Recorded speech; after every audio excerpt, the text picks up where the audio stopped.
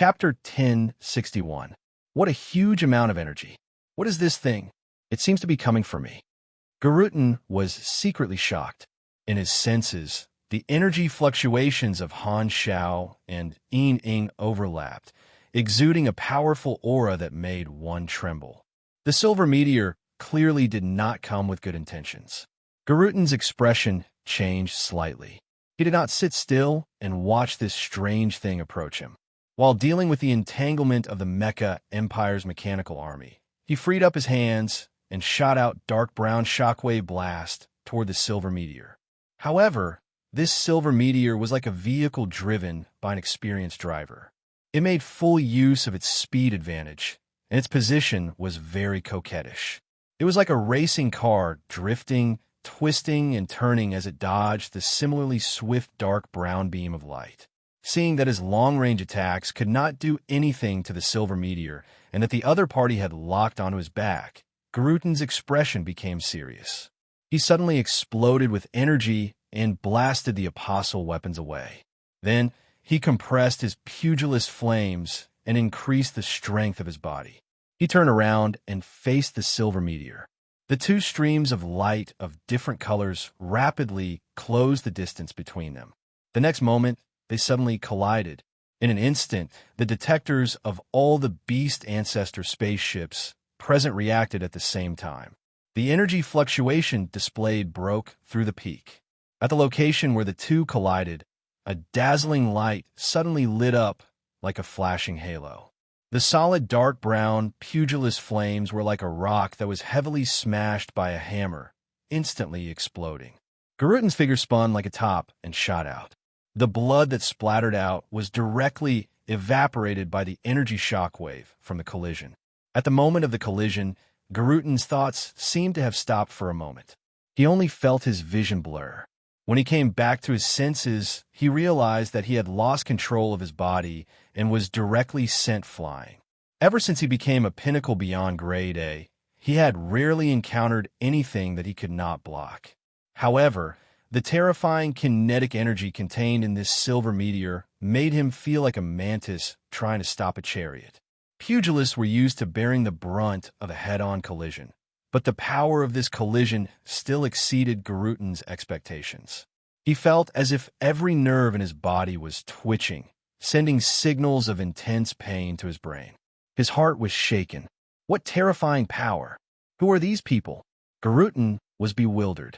He only managed to stabilize himself after flying quite a distance away. He quickly checked his body and found that he had suffered serious injuries from the collision. His mood became very solemn.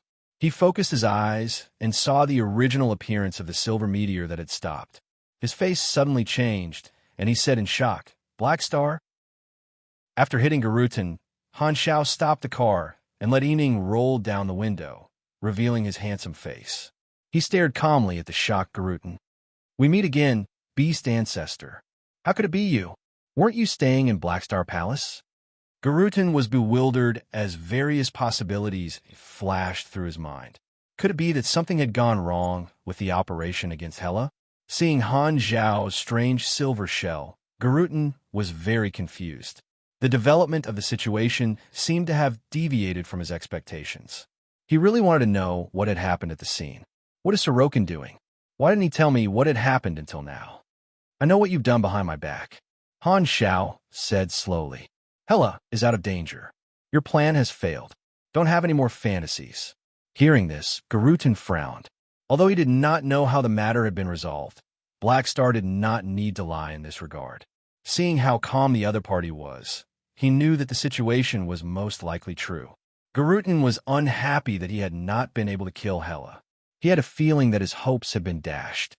Then, you're here to look for me? Han Xiao narrowed his eyes. Back then, you provoked me and suffered a loss. Then, through some channels, you leaked information to Radiance and Ethereal, wanting to kill me with a borrowed knife. Now that the matter has been exposed, you know what's going to happen next. Garutin's face darkened. His secret plan had failed, and he had been exposed by the person in question. Even if he saw Han Xiao as an enemy, he could not help but feel embarrassed. Garutin was not a person who liked to defend himself. What was done was done. Since the enemy had seen through him, there was no need for him to hide. He suppressed his emotions and snorted. What? You want to settle the score with me? I've said it before. If you want to play, I'll play with you to the end. You don't look like someone who can't afford to play. So, there's only one way to solve the problem now. I'm sure you know that. Han Zhao's tone was calm. Oomph. In the end, you're still talking with your fists. Garutin knew that a battle was unavoidable, and flames appeared on his body again. Schemes and tricks are indeed not suitable for me. Fighting head-on is the most straightforward. Although he had suffered a loss earlier, Garutin was not afraid at all. They were both peaked beyond great ass. Who didn't have a trump card? Who was afraid of who? He took a deep breath of energy and used his energy to stimulate the proliferation of cells, healing his wounds quickly. The lost HP was quickly replenished. A pugilist's control of the body was close to the extreme. At the peak of beyond grade A, his recovery ability would not be too low. I didn't fight you last time. Today, I can make up for it. Your deeds are widely spread in the universe. Let me see what you're really capable of. Garutin's eyes were bright, and his tone was filled with strong fighting spirit. He still did not know about the process of the rescue battle for Hela, and he knew nothing about Han Zhao's recent achievements. His impression of Han Zhao was still stuck at the standard of his previous strength. At this time, Garutin finally remembered Manison, and his heart skipped a beat. If his opponent was only Black Star, Garutin was not afraid. However, if the Mecha Empire also joined the battle, it would not be good. He could not help but turn around, and his heart was filled with joy. He saw that Manison's troops were no longer entangled and were retreating, showing that they had no intention of interfering in this battle. Han Zhao also looked at the Mechanic Emperor's troops that were gradually getting further away and muttered to himself, Manison sent Garutin's coordinates to me, but did not pick up my call. Is this a show of goodwill? And he want me to take over this opponent of Garutin for him, so that he can continue to stay out of this? Han Zhao shook his head. He did not care what the director Manison was planning. In any case, he was determined to fight this battle. There was no way he would let go of the initiator of this. The effect of the character summon card was still there, and it could still be maintained for quite some time. With this explosive combat strength, it should not be a problem to deal with Garutin. Swoosh! The secondary dimensional army box opened, and a sea of mech legion swarmed out, sweeping through the galaxy. Garutin was not afraid, and he charged into the endless mech legion alone. As soon as they started fighting, the pressure came crashing down, and Garutin immediately felt that something was wrong. Wait, how is your combat strength? Garutin's eyes suddenly widened, and his face was filled with astonishment. He had once felt Black Star's energy level at close range, so he had a rough estimate of Han Zhao's combat strength. However, at this moment, Han Zhao's actual combat strength was far beyond what he had guessed, giving him a huge shock. This did not make sense. It had only been a month or two. So how did Black Star's combat strength soar to a whole new level? At this time, Han Zhao's main body did not retreat, but advanced instead. He did not activate the mechanical deity and actually took the initiative to engage in close combat. Their fists suddenly collided, and a huge force was transmitted through their arms. There was actually a stalemate, and the shock on Garutin's face became more and more intense. How is your strength? Also, you asked too many questions.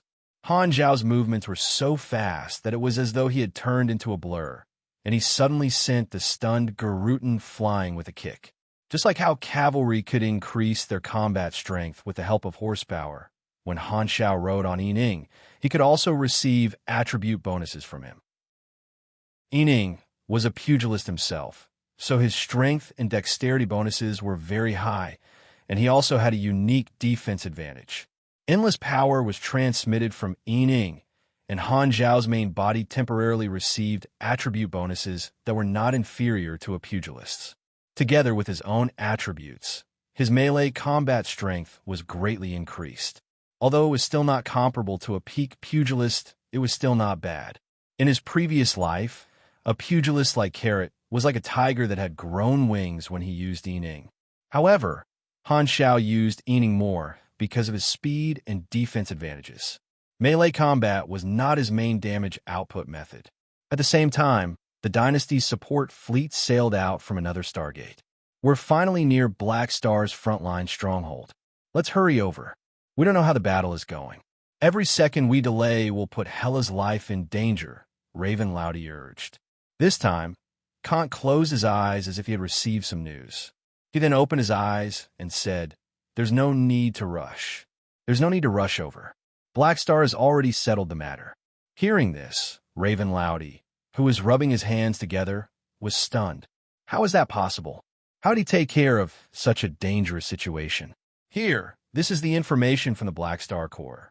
Kant showed the information, which recorded the battle process. After reading the information, Bayone's face was filled with shock. To think that Black Star was still hiding such a trump card. In his explosive state, he can actually fight against more than 10 beyond grade as unbelievable. It's mainly because Radiance and Ethereal had no choice but to run away. They even held each other back, giving Black Star a chance to take them down one by one. However, I have to say this battle record of his is really too scary to an outsider. Kant sighed. However, burning his potential is too much of a loss for someone with a bright future like him. This will definitely affect his growth. Black Star's been wrong this time. The dynasty will definitely compensate him. This time, Bayone could not help but think of Kant's joke earlier. His expression became strange. On the way, Kant had said that he could take on everyone alone. It was originally a joke, but he did not expect it to come true on Black Star. Amazing. Bayone was impressed from the bottom of his heart. On the other hand, Raven Loudy froze when he saw this news. He originally wanted to turn the tide and make Black Star owe him a favor, but he did not expect that Black Star would be able to take care of such a huge crisis alone without the help of reinforcements. Doesn't this mean that I made this trip for nothing again? I didn't even get a favor? Raven Loudy instantly lost his motivation. He only wanted to turn into a salted fish and lie in a corner until the end of time. Since the matter is settled, what should we do now? Go to Black Star Stronghold and take a look, or go back directly? Kohler asked. Kant shook his head. Neither. Black Star seems to be fighting with Garutin. Since we're already here, let's go and see if we can help. On the other hand, in Beast Ancestor's Stronghold Palace, Sorokin's manifestation held the communicator in his hand and paced back and forth, muttering to himself, "This is strange. Why hasn't Garutin replied to my message yet? Did something happen?" Sorokin suddenly had a bad feeling about Garutin's situation. Chapter 1062. Boom! The silver fist collided with the dark brown fist, and a shockwave spread out. Garutin was once again sent flying by Han Zhao's infinite charge. Han Zhao did not use the mechanical deity. Instead, he kept fighting in close combat with his original body. When the cooldown of endless charge was over, he would move to the side and farm steps, accumulating the power of his Iron Head ability. Even if Garutin wanted to stop him, he would be stopped by the huge Mech Legion. Without the restriction of the space stabilizing anchor, Han Zhao's troops kept pouring out of the secondary dimensional army box and the Dimension Factory. At this time, the Mech Legion was mainly responsible for the battle. Under the leadership of the Apostle Weapons and the mysterious energy host, they tried their best to contain and deal damage to the enemy. The peak beyond grade A pugilist had amazing individual combat strength. Garutin was not surrounded, but he was still having a hard time being surrounded by the Mech Legion. Not to mention, there's also a guy beside him who would hit him from time to time. His current situation was like he was in some sort of unbeatable game, where the difficulty level was high and he was alone in a sea of enemies. The small soldiers had long health bars, and their damage was not low either. The Apostle Weapons were like small generals in the army, and there was even Han Zhao, who was like a *T stirrer in the environment. Therefore, although Garutin's individual combat strength was much higher than the mechanical army, he could not play unbeatable at will and could only be cautious. In the encirclement of cannon fire, wherever Garutin went, dark brown flames would scatter and mechanical soldiers would be blown away. He fought left and right while urging his cells to proliferate and heal the new wounds that were constantly being created. Feeling the burning pain of his torn tendons healing, Garutin was very frustrated. When a pugilist fought a mechanic, charging at the enemy was the best strategy, but he was annoyed whenever he saw Han Zhao's main body near him. Infinite charge was really making him uncomfortable, and he could not control the rhythm of the battle. Now, whenever he saw Han Zhao moving around, Garutin could not help but roar in his mind. "Don't come over!" On the other side, although Han Zhao had a slight advantage, he was not very optimistic. Although pugilists did not have any fancy means, and their combat style was very pure, when they reached the peak of beyond grade A, this kind of purity would result in a transformation. It was as if they had been tempered thousands of times, finally making themselves indestructible. My tankiness is second to none among mechanics, mainly because of my strong recovery ability. However, the recovery ability of a peak beyond grade A pugilist is not to be underestimated, and his HP is even higher than mine. Pugilists had a lot of talents that increased their endurance, and their own class also had special bonuses. At the pinnacle beyond grade A level, no class could compare to pugilists in terms of HP. Not even OL Amos was an exception. Moreover, pinnacle pugilists might not necessarily not have a bug-level HP recovery ability similar to his own. They were the real heavy tanks, and the so-called tanky and capable of dealing damage referred to him. Before this, Sierran was constantly fighting and running, and he was dragged down by his teammates. This was the first time Han Zhao was fighting a peak pugilist who was going all out. Even if he was currently in an explosive state, it was impossible for him to easily deal with Garutin like he did with a normal beyond grade A pugilist. The two of them fought endlessly, and the scene was intense. Not far away, Beast Ancestor's fleet was hesitating. "Father is fighting. Should we help?" In the bridge of the command ship, the eyes of many crew members were focused on one of the Calamity Grade officers. This person was one of Garutin's direct descendants, and he was the commander of this fleet. His name was Byram. "That's a battle between beyond grade as. It's not suitable for us to interfere." Byram hesitated. "Black Star is here for revenge, not a duel. Father is in a tough battle, and it's not suitable for us to watch him get beaten up," another Calamity Grade officer said. "But with just us, we won't be of much use in such a battlefield. Just the shockwaves from their battle will cause us to suffer losses." Byram frowned. "At the very least, we are also combat forces. If we can help a little, it will be a little bit. Lord Father may need us." Byram turned to look at him, and, as expected, he saw fanaticism in the other party's eyes. The way Garutin raised his descendants was naturally not something that all of his descendants agreed with, and the faction was not united. Although everyone's father was Garutin, many of their brothers and sisters had different mothers. Their relationship with each other was different, causing the internal factions to be intricate and complicated, with undercurrents surging. Generally speaking, they could be divided into three types of people. Byram was a neutral person and only followed his duties. Although he called his father, he did not have any sense of belonging to the faction. An officer who urged him to participate in the battle belonged to the loyal faction. Just as Byram was thinking about how to deal with the situation, a huge fleet approached from afar. The outer armor was painted with the Beast Ancestor's symbol. This was the army that had rushed over from the stronghold to support Beast Ancestor after not receiving a response for a long time. They're finally here. Byram's spirits were lifted when he saw this. The two sides quickly converged, and many officers met. Since the reinforcements were already here, there was no point in continuing to watch the show. Byram shook his head and changed his words. "With our current strength, we are qualified to participate in this battle. We don't need to kill many mechanical soldiers. As long as we can delay a portion of them, we will be able to reduce the pressure on Father. Let's do it." The fleet spread out and gradually approached the battlefield.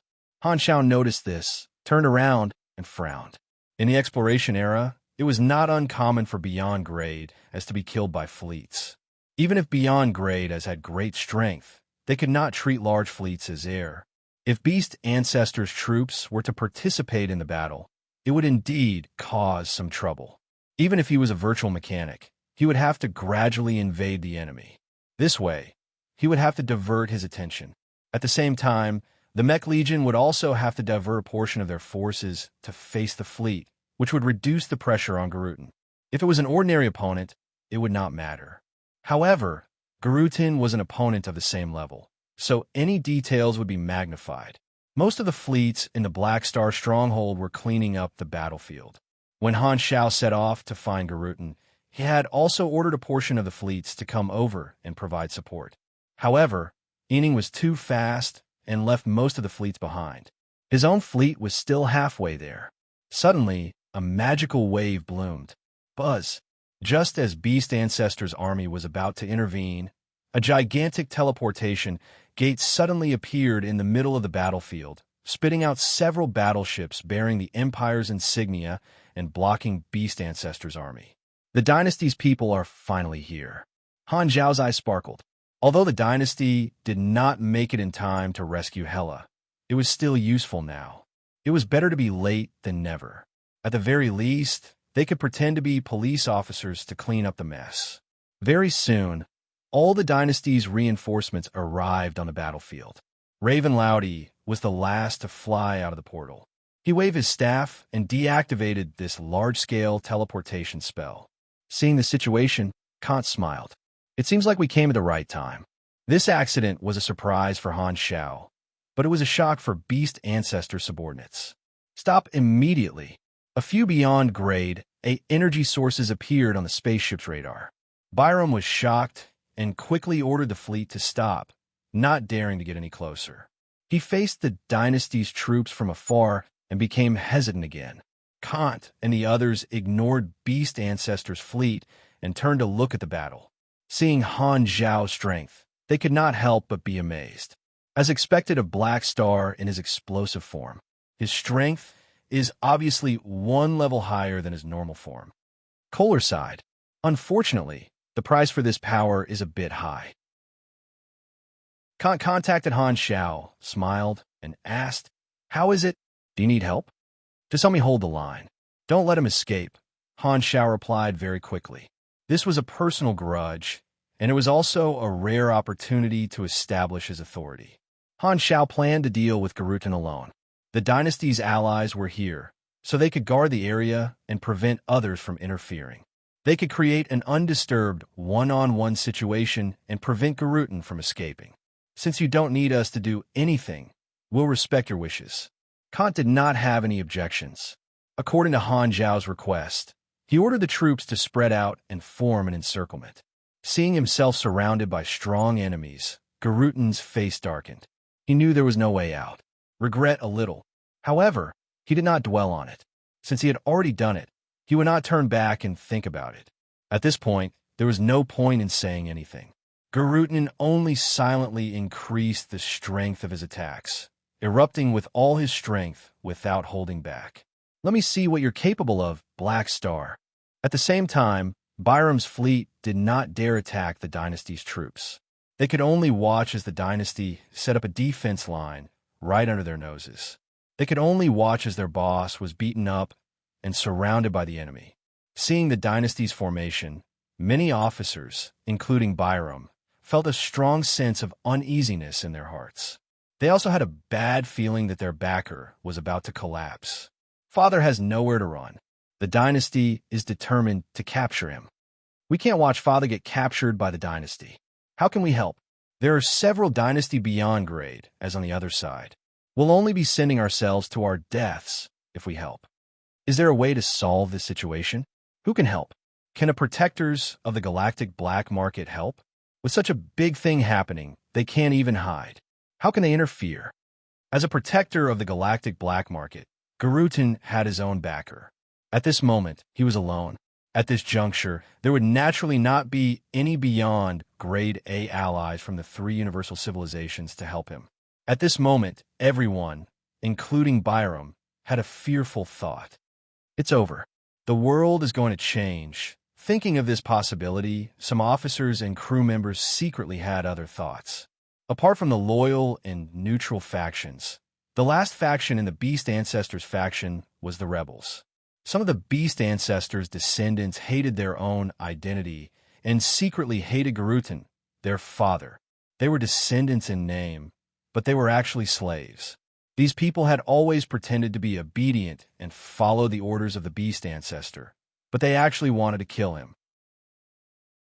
Now that they saw Garuten being retaliated against by a strong enemy, this group of rebels felt extremely happy, and the ambition in their hearts continued to grow. In a certain remote location in the flickering world, a teleportation gate appeared out of nowhere and spat out Traveler. "I'm finally out." Traveler heaved a sigh of relief. He had quite a few injuries on his body, and he looked quite haggard. He had flown a long distance before finally escaping the range of the Black Star Fleet's space-time stabilizing anchor. Along the way, he had been chased by Ames and Hela and suffered a lot of injuries. Fortunately, he had used teleportation to escape from the Black Star's territory. Traveler took out his communicator and contacted the person in charge of the Supercluster Alliance. "Things have gone awry. Hela has mysteriously returned to the Black Star Palace. My mission has failed. We've already expected this." Black Star ignited his potential and erupted with shocking strength. Not only did he force the Radiance and Ethereal troops to retreat, he even captured a few beyond grade as his captives. This news hasn't spread to the outside world yet. Currently, only the advanced organizations know the details. "Your Excellency, Traveler, it's fine as long as you're fine." "I see." Traveler shook his head.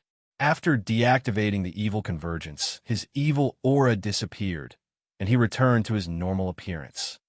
"I've offended the Black Star Core this time, so I'm going to travel in the secondary dimensions to avoid the limelight. I probably won't appear in the main universe for a long time, so don't ask me to do anything during this time." "Understood. Don't worry and go take refuge. Since we didn't provoke another conflict between the three universal civilizations, we won't be involved in this kind of thing for the time being. Just focus on developing." Black Star still doesn't know my identity. At most, he'll be dissatisfied with me, but he won't blame you. As long as I disappear, he'll stop. By the way, Sorokin thinks I was hired, but he might have noticed something. This person is not reliable, so be careful." "Understood." Traveler gave some instructions before hanging up. He sighed in his heart. Who knew how long it would take for him to come back after hiding in the secondary dimensions this time? Silently taking one last look at this universe, Traveler cast a spell, stepped into the secondary dimensions, and disappeared without a trace. Time flew by. The two of them fought for a long time, and the situation finally came to an end under the watchful eyes of everyone. A large number of mechanical troops were destroyed, and their quality dropped by several grades. 3 apostle weapons were completely destroyed, for apostle weapons were temporarily paralyzed. The mechanical deity disintegrated once, and his Mount Enying's health dropped below the danger level. Han Xiao paid a huge price to make Garuten, who was fighting with all his strength, run out of fuel. Although peak pugilists recovered their energy quickly, they did not have nearly unlimited energy like Kisui. As far as the eye could see, the battlefield was filled with mechanical wreckage, and the Dimension Factory was tirelessly recycling parts. In the center of the battlefield, Garuten's face was filled with exhaustion. His wounds were slowly healing, and hot blood was still spurting out. He was no longer recovering as quickly as he had been at the start. "You've lost. Do you have anything to say?" Han Xiao faced him, opened the mechanical suit's helmet, and stared at the other party. Although it was because of the buff, this was still the first time he had defeated a peak beyond grade A in a head-on battle. Cough, cough, a loss is a loss. There's nothing to say. Garuten grinned, revealing his blood-stained teeth. "What, do you think I'll beg for mercy? There's always a price to pay for scheming against others. Since you provoked others, you should have thought of the consequences. Don't talk nonsense with me. I can afford to play. At least I made you burn your potential, and the upper limit of your growth will forever be lowered." Han Xiao shook his head and laughed in his heart. Even if he explained, the other party probably would not believe him. Plus, he would not explain it to outsiders. He paused, changed the topic, and slowly said, "You provoked me back then. If you had endured a little loss, it wouldn't have evolved into today's situation. Compared to the lifespan you lost more things now. If I had endured it, I wouldn't be me, Garutin said with a deep voice. If I can't do whatever I want, what's the point of having great strength? Some people chased after strength itself, while others chased after the added value of strength. Every beyond grade A was the former, and only after the conditions were met did they gradually become the latter. Not only beyond grade A, the entire superclass was like this. No matter what, I'll gladly accept your body. Han Xiao raised his hand and pressed on Garutin's chest. Humph, take it. If you're so capable, don't ever let me find a chance to turn the tables. Garutin stood proudly without any fear. Hysteria was the style of a small character, and he was already mentally prepared. Even if he had lost, he still maintained his last bit of composure. Regardless of whether he won or lost, he would accept it calmly. The next moment, his stubborn expression froze, and his spurting blood froze. Beast ancestor Garutin, sealed in the space-time amber. Chapter 1063. Phew, I finally caught this guy. Garutin, who was sealed in the space-time amber and covered in wounds, looked like a specimen. Looking at the stubborn expression on his face, Han Xiao finally relaxed his tense nerves. A peak beyond grade A in a life and death battle had countless trump cards. If not for the space-time amber, the king mechanical suit, the dual mechanical senses, and the Mount Ening being strong enough, he might not have been able to suppress this peak muscular bully. After all, unlike when he dealt with the Yes God, he did not have a trump card like Esper Silence this time. He could only use all his means to fight head-on. Thus, it was inevitable that his mechanical army would be damaged, and a large number of mechanical soldiers had to be sent back to the factory to be rebuilt. Both sides were peak meat shields, so there was no chance of victory being decided in one hit. The entire battle was just a cycle of grinding each other down over and over again to see who would wear the other down. If not for the dynasty's allies, it would have definitely turned into a chase.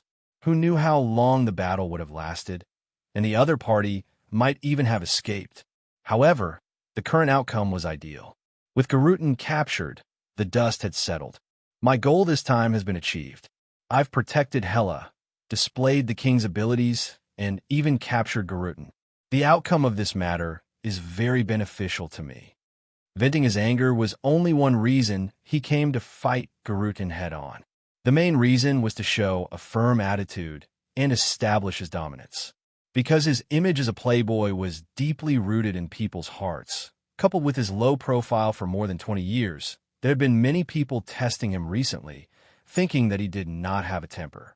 This time, he did not borrow too much strength from the dynasty and could basically be considered establishing his dominance alone, now that he had achieved such a result.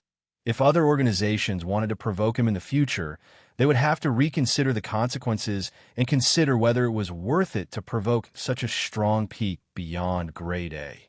The only problem was that the results of this incident were too frightening, almost unbelievable.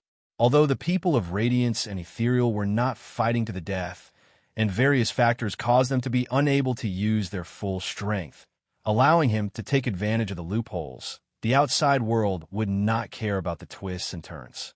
They would only see the results of a 1v12 battle. In front of this record, the fact that he had fought Garutin and taken down a peak beyond grade, it was nothing more than a bonus. Such a shocking feat was enough to rank him among the most shocking beyond grade A battle records in history. However, going too far was just as bad as not going far enough. It was not entirely a good thing for him to have such a battle record when his true combat strength had not reached that level. What made Han Xiao feel lucky was that Sieran had given him the term burning potential for this outburst of power. Only then would the various advanced organizations, including the 3 universal civilizations, be able to accept such a result. The other beyond grade, as would also believe this explanation.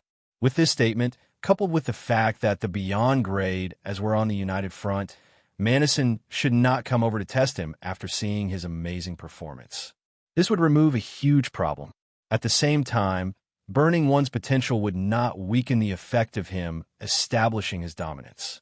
If there was a reason for this, it would be because of the many character summon cards. Although some of them could only be used once, others did not know that this was a one-time use. Han Xiao knew what those advanced organizations were thinking.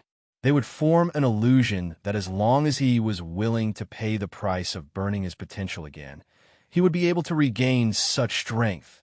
Even if he explained it, no one would believe him.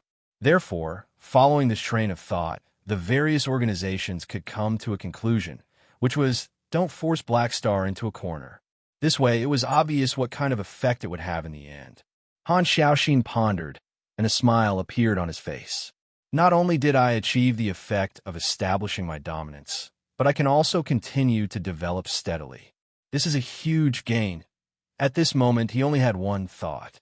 Sieran is really a good comrade. Suppressing the joy in his heart, Han Xiao told Philip to lead the troops to clean up the battlefield and put away Garutin's amber specimen. Seeing that the battle was over, the dynasty's allies surrounded him. You've done an incredible thing this time. If word gets out, it will definitely have a huge impact, Kant said with emotion. Indeed, when you're young, you have to show off your abilities. When I was famous in the universe, I was also very young. Now, I have to weigh the pros and cons of everything I do. I don't have the courage to do this. You're too humble. Han Xiao smiled. Let's not talk about the small talk. Defeating Garutin is a small matter. The question is, how do you plan to deal with him? Kant was not surprised by this result. Black Star was in his explosive state, and the battlefield environment was favorable. At the same time, he was also a peak beyond grade A and was not weak. Therefore, defeating another peak beyond grade A was very normal in his eyes. It was far less shocking than defeating the 12 beyond grade as of radiance and ethereal. Garutin has no backing, so no one will come to redeem him. I'll keep him as a collection. Beast Ancestor was one of the protectors of the galactic black market. Without a backer at the level of the three universal civilizations, there was naturally no need to hand him over. This was also one of the methods the three universal civilizations used to attract beyond grade as. No one dared to say that they would never lose. Only with the universal civilization backing them would they feel at ease. Kant nodded and said, "This incident happened suddenly. We couldn't help much, but fortunately, the result wasn't bad. The dynasty will help you deal with the aftermath. The upper echelons of the dynasty will probably come to negotiate with you soon." I know. At this time, Ening left his mount state and returned to his original state, attracting everyone's attention. Han Xiao nodded at him in acknowledgement. Thank you for your help this time. Come back with me later and be a guest at my place. I'll fulfill my promise. I should be the one thanking you. If not for you, I don't know when I would have discovered this new ability. Although Ening was heavily injured, he was in a good mood because he had developed a new posture. Kohler could not help but ask curiously, "Ening, what ability was that just now? Can you show it again?" "That's a special form that Black Star helped me discover." Ening chatted with the others enthusiastically. Han Xiao watched this scene and nodded. Under my influence, this guy is probably going to start his happy life on the bus ahead of time. However, he owes me a favor for giving him pointers, so the difficulty of privatizing the bus should be much lower. At this time, Han Xiao turned to look at Raven Loudy, who had been silent the whole time. Seeing that he was hesitating, he took the initiative to strike up a conversation. "How are you? Are your injuries healed?" "Almost." Raven Loudy recalled the experience of being beaten up not long ago and looked a little resentful. "Haha. Thank you for not caring about the past and coming to help this time." Han Xiao smiled. "Actually, I didn't help much." "You can't say that. If not for your teleportation, the dynasty's reinforcements wouldn't have been able to get here so quickly. Just treat it as me owing you a favor." Hearing this, a smile appeared on Ravenlaud's face, and he felt much better. Although Black Star is annoying sometimes, he's still quite a nice person overall. "Sorry, Tai Tai, I might not be able to join the Anti-Black Alliance. You continue to persevere on your own." Suddenly, everyone sensed something and turned to look. They saw that the Beast Ancestor fleet, which had been watching for a long time, was retreating quickly.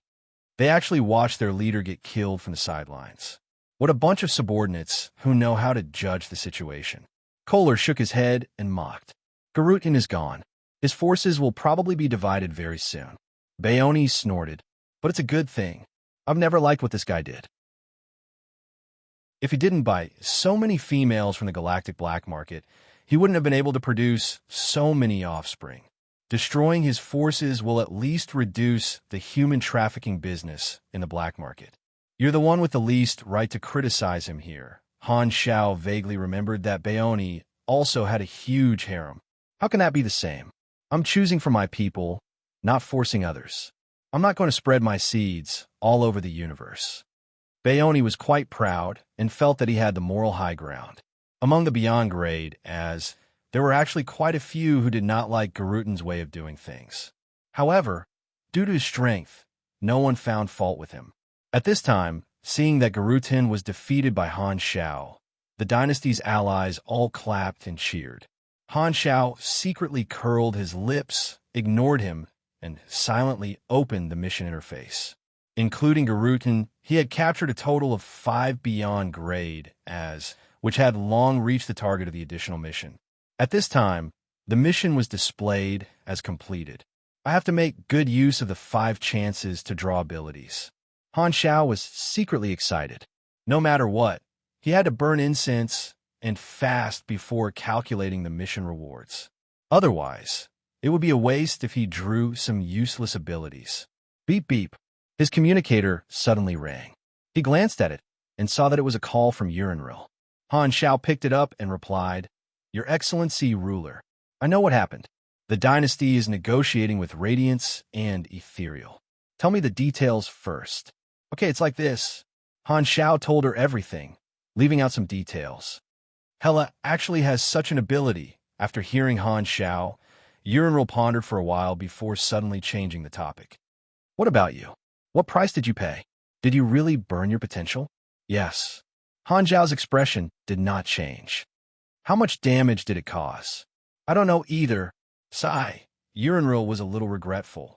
You were too impulsive. You could have wrapped Hela in the space-time amber, and the dynasty would have gone to ransom her. This matter could have been avoided. You're the super with the most potential in history. It's not worth it to make such an unwise move just to vent your anger. No, if I did that, it would be the same as helping the enemy destroy Hela's ability to resist. The uncertainty of ransoming her is too high. Ethereal might not be willing to make the deal and might freeze Hela forever. Radiance would also ask me to unseal the 10,000 deity scepter. Furthermore, Hela isn't the dynasty's ally yet. The dynasty won't be able to justify ransoming her. Hearing this, Unravel frowned slightly. What you're saying is, even if something like this happened, you're still not willing to let Hela join the dynasty. Hela has her own will. You make it sound like I can force her. Han Xiao laughed. Joining the dynasty can prevent something like this from happening again. You should persuade her. I'm sure she doesn't want to see you burn your potential for her a second time, Unravel said. Got it. Han Xiao's eyes flashed. If the dynasty used this reason to persuade Hela, with Hela's personality, she might really agree. Unravel reminded him. Han Xiao shook his head and hung up. Suddenly, a new communication request came in. He took a look. This time, it was from the headquarters. The scene of the Black Star Palace command room appeared. Hela stood at the front, with Ames and Aurora beside her. Around them were many army officers, all looking at Han Xiao with concern. Black Star, are you okay? I'm fine. The matter has been resolved. Garutin has been captured by me. Hela, he's the one who leaked the information and wanted to take revenge on you. You don't have to worry about him now. Han Xiao smiled. Hela pursed her lips with a complicated expression. Black Star had protected her at all costs, and even gotten rid of the culprit. Looking at Han Xiao pretending to be relaxed and imagining how tough of a battle he had gone through, Hela's gratitude was stuck in her throat, and she could not say it out loud. Her words were too light and could not bear the gratitude she felt in her heart. Seeing this, Han Xiao could not help but tease. If you have something to say, just say it. This hesitant look isn't like the Hela I remember. Hela took a deep breath, stared into Han Xiao's eyes, and said word by word, You'll always be my army commander. She did not say any more words of gratitude. It was more like a statement, a declaration, a promise. Hearing this, Han Xiao stopped smiling, looked into Hela's eyes seriously, and nodded slowly. Okay. At this time, Ames opened her mouth and said softly, I heard from Hela that you burned your potential. Don't worry, it's all fake. I didn't lose anything.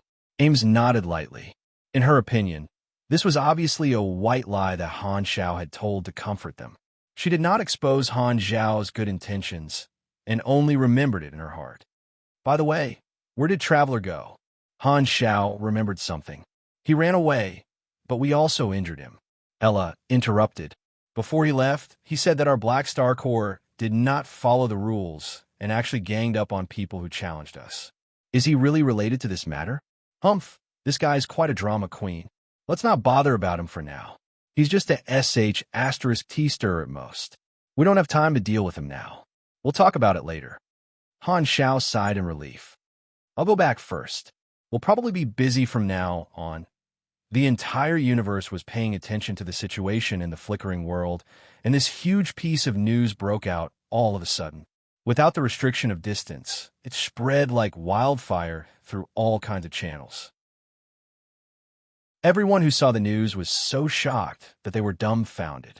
Radiance and Ethereal gathered 12 beyond grade, as and tried to kill the second-in-command of the Black Star Corps, but they were beaten back by Black Star's main body and even captured a few captives. Not only that, even the beast ancestor of the galactic black market, Garutin, was held responsible by Black Star because he was involved in this matter and was directly captured alive. This meant that Black Star had fought more than a dozen beyond grade as alone, and even one. F***CK, this has to be a joke. So far, all the news that had happened since the opening of the flickering world could not compare to this. The entire universe was shocked. P.S. Pure Xiaolong has started a new book called Demon Descents. It's still very young, and I feel that it's very interesting. If you're interested, you can go and take a look. Introduction. There has always been a legend in this world. One day, the Demon King will descend upon this world. Under the Demon King, there will be 7 terrifying demons. They will bring despair and darkness to this world. Chapter 1064. Central Galaxy, Radiant Federation Territory, Abyss of Stars. A small spaceship with the Army's emblem slowly moved through the vast galaxy. This was a Black Star Corps branch stationed in the Abyss of Stars. This was the territory of the Radiant Federation. The Black Star Corps had been invited to establish a branch here more than 20 years ago, but the market here had long been divided up by many organizations. Coupled with the sensitive relationship between the Radiant Federation and the dynasty, the branch's development had been limited over the years, and its business share was very small. The Black Star Army was not popular everywhere. At the very least, they did not have much prestige here. The members of the Black Star Army that were sent to the Abyss of Stars could not enjoy the reputation halo of the Army, so they could not feel the benefits of the Black Star Army's influence. They were even often ostracized by some of the local beyond grade A organizations. However, today everything had changed. At this moment, in the hull of this small spaceship, all the crew members were gathered together, silently watching the virtual screen in the hall. A piece of news was being broadcasted on it. This station has learned that an unexpected incident occurred in the flickering world yesterday. A total of 12 beyond grade, as from the Arcane Church and the Radiant Federation, attacked the frontline stronghold of the Black Star Corps in the free competition zone, attempting to kill the deputy commander of the Black Star Corps, Goddess of Death Hela. After the incident, Black Star had rushed to the scene and fought against 12 beyond grade as. In the end, he had chased away all the enemies and captured 4 of them. Among them, 1 was from the Arcane Church and 3 were from the Federation of Light: Red Devil Tolian, Energy Soul Wumra, Lone Ranger Jackernitz, and Hades. After that, Black Star traveled a long distance and captured another beyond grade A who was suspected to be involved in this matter, Beast Ancestor Garutin. His performance was shocking, and the cause of this incident is still under investigation. As soon as he said that, cheers suddenly sounded in the cabin. Oh! All the crew members present raised their hands and cheered. Their excitement and ecstasy were beyond words. Ha ha! We finally taught the Radiants a lesson. The Legion commander is invincible. Many of them had come because of Black Star's reputation. Now that they saw their leader achieve such a shocking result, they couldn't help but feel fanatical admiration for him. This piece of news boosted morale and had already become the hottest topic within the army. The subdivision crew members present were even more elated. They were stationed in the abyss of stars and were often ostracized. Now that their boss had captured 3 beyond grade as from Radiance, one of them was the leader of the organization that ostracized them. Everyone felt that their army commander had helped them vent their anger. The excitement did not dissipate for a long time.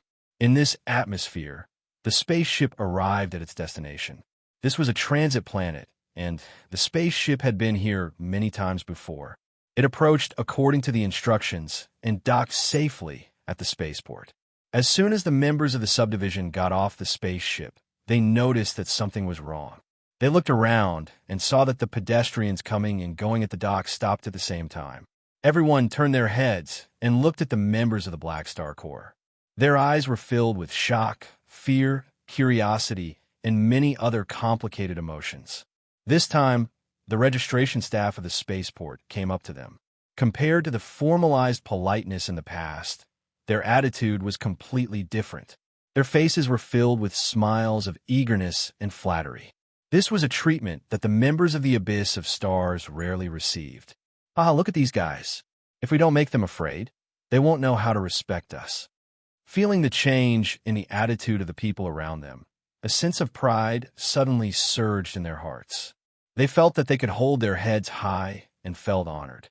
They didn't regret their choice to join the Black Star Corps anymore. The reason for these changes was naturally the shocking battle results of their army commander. He had established his prestige in the entire universe, and the prestige of the faction had suddenly risen to the peak. With such a leader, the future of the organization was limitless. Similar scenes played out frequently in various regions of the universe. Now, almost all the players were in the world server. The players at the frontline strongholds uploaded the battle videos one after another.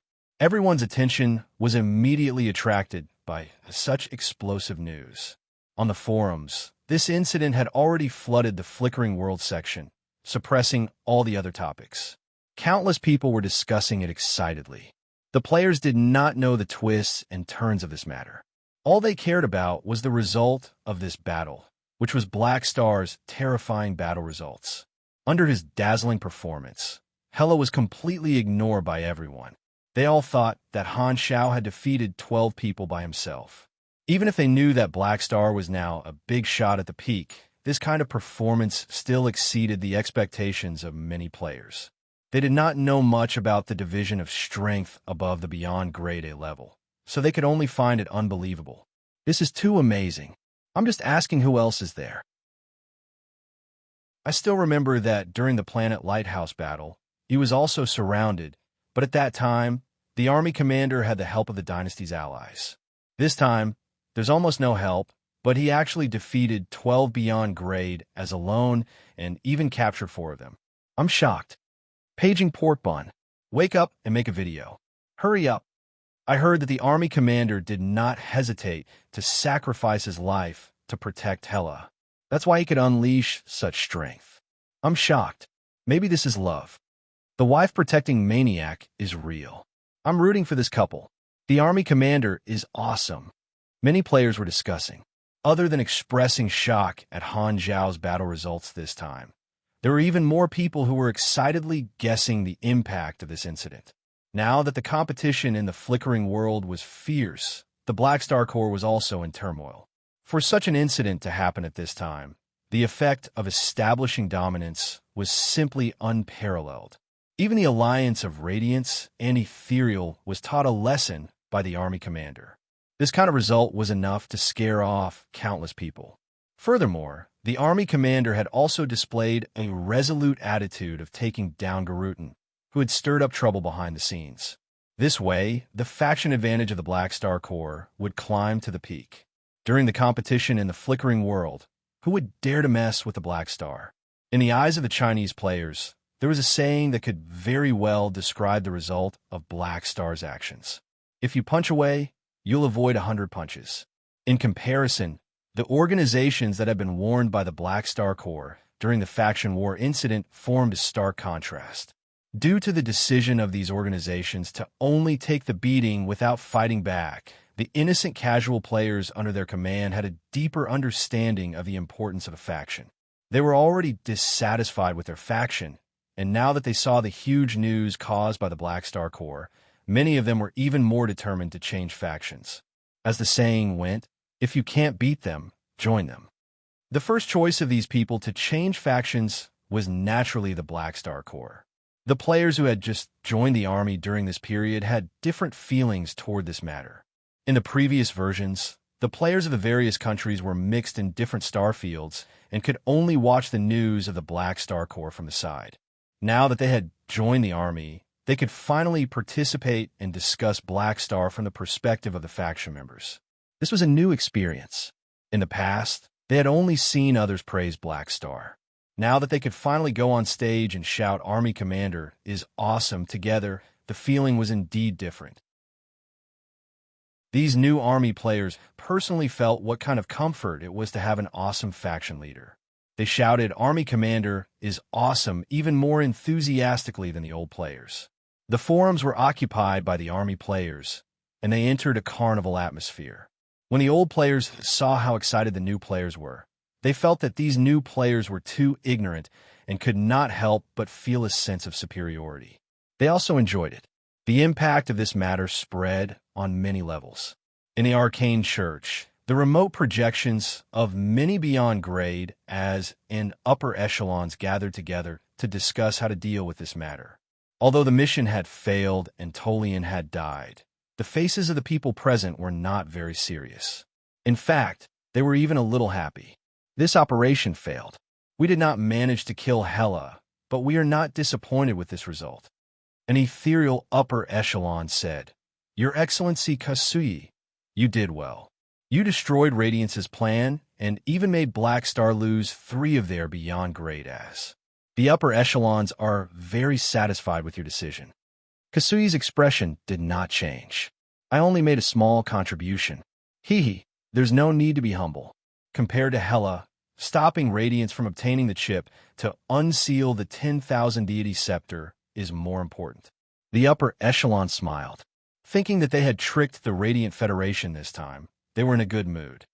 However, the 10,000 deity scepter is still in Radiance's hands, so it's best to negotiate with Black Star or the Dynasty and see if we can exchange the captives of Radiance for the 10,000 deity scepter.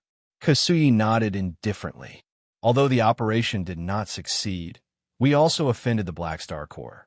The chances of success are not high, but we can give it a try.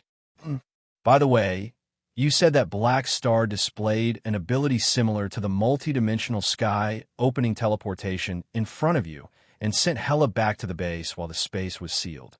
Is that true? Of course it's true. I won't be wrong.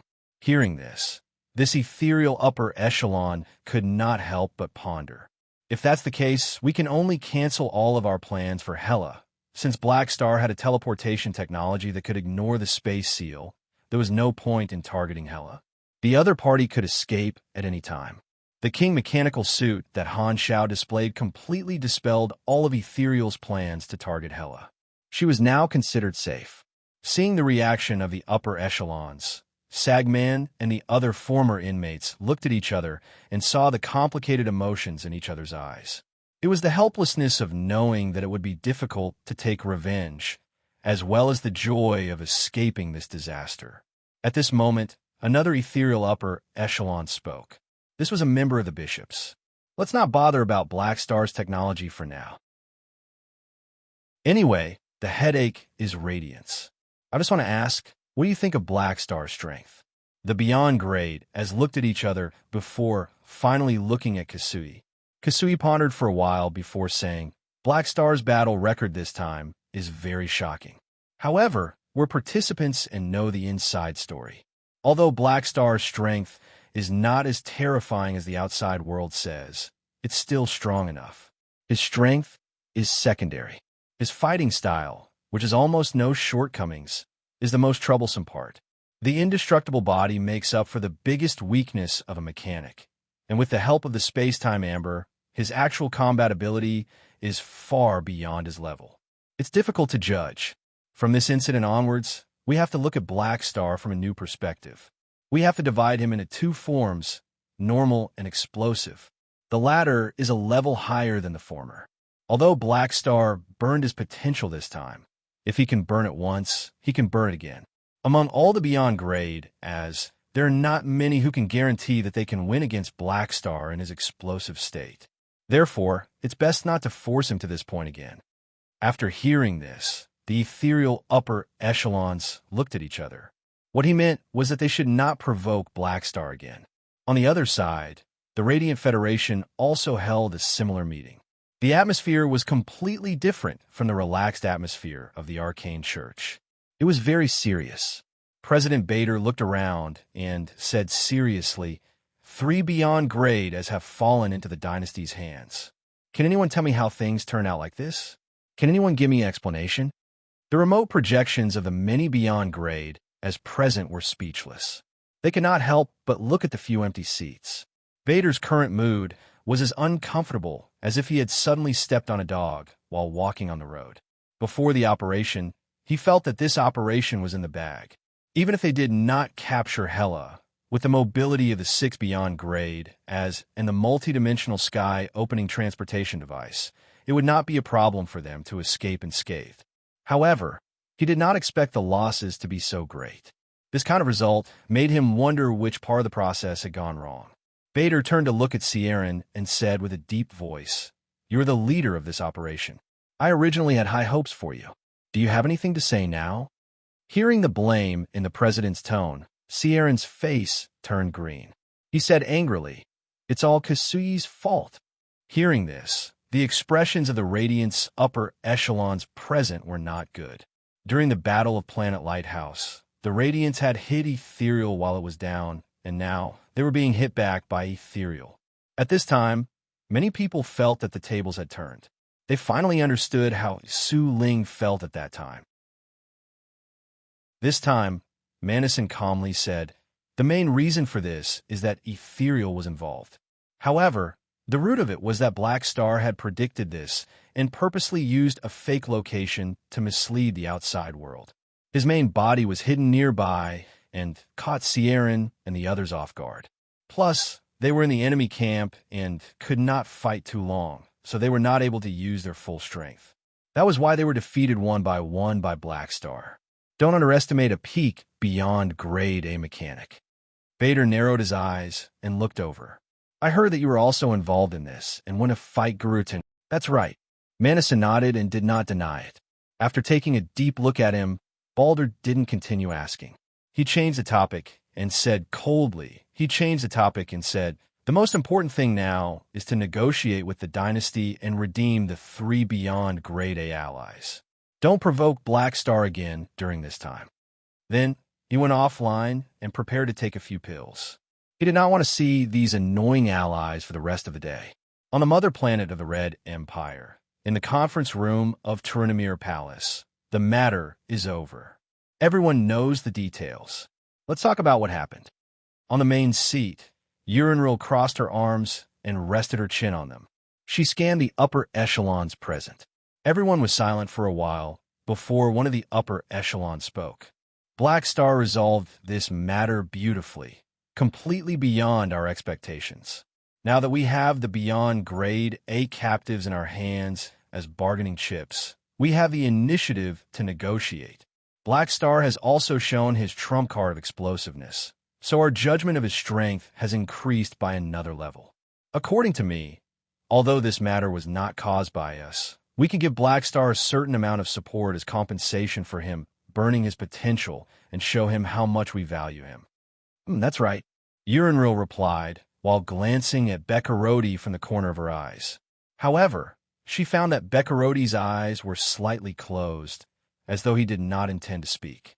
Originally, Bekarodi thought that Black Star would have to rely on the dynasty's support to get through this difficulty, so he insisted that Hela join the dynasty. However, Black Star had basically solved the problem on his own, and the dynasty did not help at all.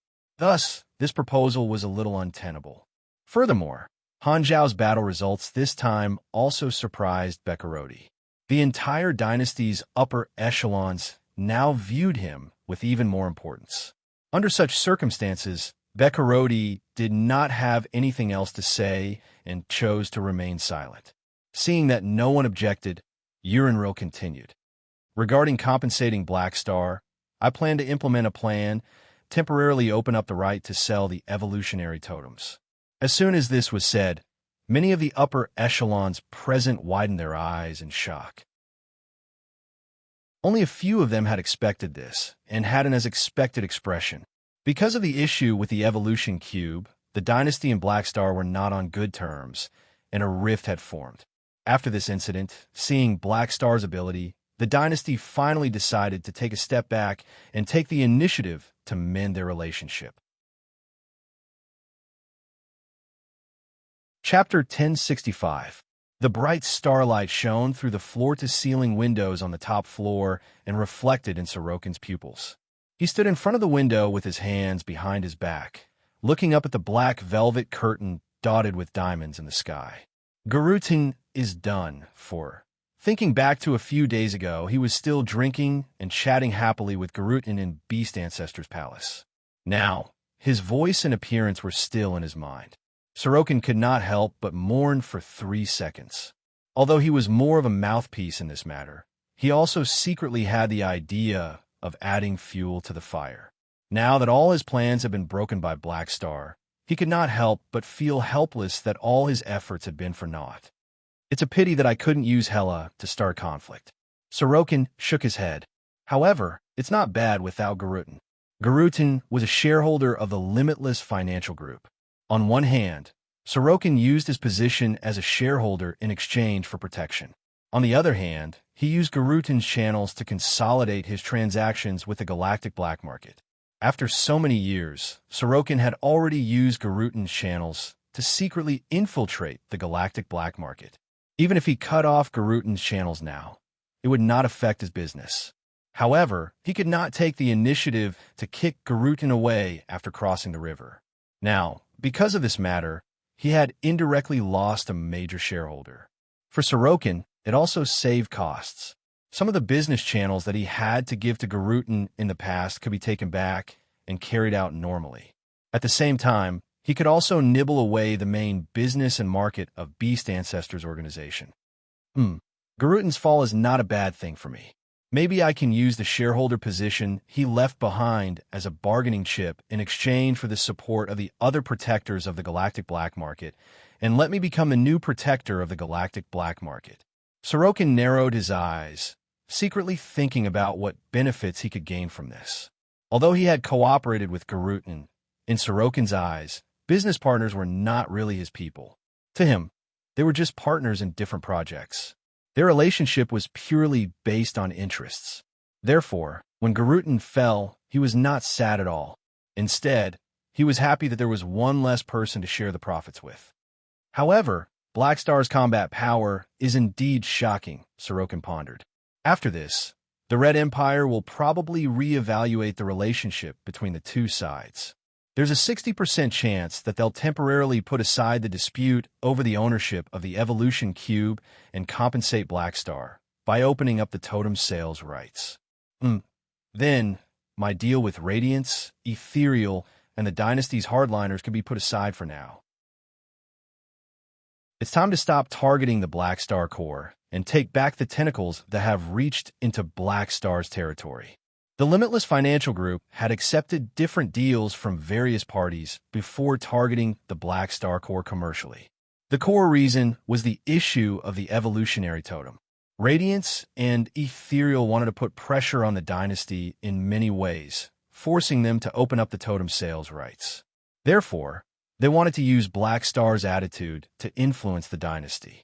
The Dynasty's hardliner's goal was to put pressure on Black Star and make him have the inclination to hand over the Evolution Cube in exchange for other universal treasures. If the Dynasty opened up the totem sales rights, these two problems would be easily solved, and the Limitless Financial Group would naturally have no need to continue pressuring them. Putting aside the consideration of benefits, Sorokin actually had plans to lie low. Black Star had achieved a battle record that was enough to be recorded in history. It was now the time for him to be domineering. If the Limitless Financial Group went too far, they would most likely be targeted by Black Star even more fiercely. Therefore, there was no harm in keeping a low profile. Sorokin did not want to fall out with them. After all, Black Star was a local dragon in the flickering world. It was fine if they had small conflicts, but it would not be nice if they had a huge conflict. Even he had to deal with Black Star seriously in his explosive state. He did not want to expose his strength and lose his disguise as a weakling. There's also Traveler. Sorokin's eyes flickered. It's best to get rid of him. I didn't expect Black Star to get rid of Garutin so decisively. It seems like there's a reason for my reminder. Somewhere in the flickering world free competition zone, Secret Master looked at the news on his communicator. His forehead, which was full of colorful magic patterns, was filled with wrinkles. He and Garutin had both been protectors of the galactic black market for many years, and there had been many battles between them. He had a deep understanding of Garutin's strength and knew that he was no match for him. Otherwise, the shareholder of the Limitless Financial Group would not have been Garutin. Seeing that Garutin was finished off by Black Star, Secret Master was both surprised and fearful. At the same time, he also lamented that he had lost an old rival. Of course, although he was sad, if anyone wanted to redeem Garutin, he would be the first to kill them. A moment later, Secret Master adjusted his mentality and thought about how to profit from this. The organization left behind by Beast Ancestor is a piece of fat meat. It's just nice to divide it up and use it to strengthen my own organization. Among his descendants, there are some rather talented fellows. I can recruit them to work for me. If I bring them to Black Star to see Garutin's specimen, it'll be quite interesting. Thinking of this, Secret Master could not help but smile. Black Star has done something big this time. It's best to keep in touch with him in the future. Black Star will lead the Beyond Grade A United Front. I should pay more attention to this matter. In the Red Empire territory, somewhere in the Constellation Corridor, a Dynasty patrol ship was leisurely moving. On the observation deck of the cabin, a Dynasty male in a low-level officer uniform had his arms on the railing. He was holding a communicator and staring at it with a silly grin on his face. This person was muscular and looked simple and honest. The first impression he gave was that of a soldier. If not for the special position mark on his uniform, it would be hard to imagine that he was a Grade C supercombatant of the pugilist class. This time, a few of his colleagues who were patrolling walked over. Seeing this muscular man, someone shouted, "Yo, yo! Carrot, what are you looking at? Why are you smiling so brightly?" I'm watching the news." Carla turned his head and smiled foolishly. This person was the Beyond Grade, a potential stock that Han Xiao had once paid attention to, the Dynasty's peak muscular bully in his previous life. More than 20 years ago, he was still a teenager studying in the Dynasty's Super Academy. He had not even awakened. Now, 20 years had passed, and he had turned from a young and naive man to a middle-aged naive man. His strength had only reached Grade C, and his growth was not fast. Because of Han Zhao's interference, his growth path was different from his previous life. However, there were no major changes. Carrot still joined the Dynasty's military after graduation. After more than 10 years, he was still a low-level officer and had almost never been promoted. This time, a few of his colleagues came over. When they saw the news about Han Xiao on the communicator, they could not help but laugh. News about His Excellency Black Star? I guessed it right away. One of his colleagues winked and joked, "Sigh, what a pity. You know Black Star, but Black Star doesn't know you, his #1 fan." "He knows me," Carrot said. "When I was young, His Excellency Black Star personally tried to recruit me." Before he could finish his words, his colleagues were already convulsing with laughter. "Ha! It's starting again. Continue bragging, don't stop. The legendary talent personally recruited by Black Star. I can't take any more. Let me laugh for a while more." Seeing this, Carrot was not angry. He scratched his head and smiled helplessly. Ever since he came into contact with Han Xiao when he was young, he had been paying attention to Han Zhao's news and gradually treated him as his idol. Once, a colleague asked him the reason, and he told them about it. However, he did not expect that no one would believe him, and he became the joke and bragging king among his colleagues. An ordinary grade C dynasty low-level officer. Blackstar personally recruited him. Who would believe it? It sounded like bragging. Status depended on strength. Even if Han Xiao personally recruited him, 20 years had passed, and Carrot's growth was not worthy of the word talent. This matter was also forgotten and not written in his resume. His colleagues did not believe him, and he had no intention of proving himself. He did not care whether others believed him or not, and he did not care about being teased. In the beginning, because of Blackstar's attention, the Academy had high hopes for him. Later, when they found out that his talent was mediocre, they gave up on focusing on him. However, Carrot did not have complicated thoughts, nor was he in a hurry to prove himself. He just slowly trained and enjoyed it. These years, Carrot would occasionally wonder if Blackstar had made a mistake, but this kind of doubt did not bother him. The cold eyes and disappointment of others did not affect him much, and he did not feel that there was anything to be angry about. If he was destined to be mediocre, then he would just embrace mediocrity and do his own things. There was no need to force others to think highly of him. This had always been Carrot's way of life. Helplessly shaking his head, Carrot ignored his colleagues who were laughing at him and looked at the communicator again. Looking at the image of Han Xiao, he could not help but smile from the bottom of his heart. Galaxy calendar year 730, February 18th. This was a day that would go down in history. On this day, Blackstar fought a battle that was rarely seen in 100 years in the flickering world. Originally, Radiance and Ethereal's hunting operation against Hela was very likely to become the fuse for the conflict between the three universal civilizations again. However, Blackstar almost single-handedly suppressed this storm, shaking the entire universe. This big news even suppressed the limelight of the entire flickering world, forming a silent effect. Even the competition temporarily stopped. The various organizations in the free competition zone were silent for a while, waiting to see how things would develop. Countless galactic residents knew that Blackstar was a top powerhouse in the universe, but Han Xiao was a newcomer who had only appeared a few decades ago. In terms of prestige, there was still a gap between him and veteran peak beyond grade, as like Manison and Kasui. However, this news refreshed countless people's impression of him. His image became even bigger and more mysterious, and his prestige in the entire universe skyrocketed. What happened on this day was also given a name by the outside world, Blackstar's godlike battle. It surpassed all his previous achievements and became the most representative beyond grade A achievement in Han Zhao's resume. At the same time, it also became the topic of conversation for countless people. At the same time, the super popular Wayne cards made another announcement, saying that in the next revision, they would make an epic enhancement to Blackstar's character summon card. They would also release a commemorative card set with the theme Blackstar's godlike battle. The other neutral beyond grade, as were also shocked by Blackstar's achievements.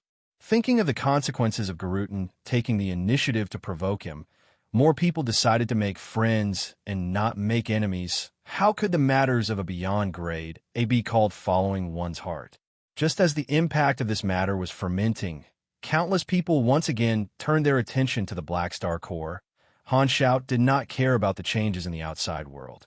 He directly returned to Blackstar Palace and made an announcement to the outside world, saying that he would be going into seclusion to rest for a period of time.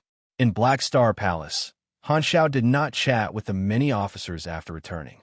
He only greeted them briefly before rushing back to his private training ground.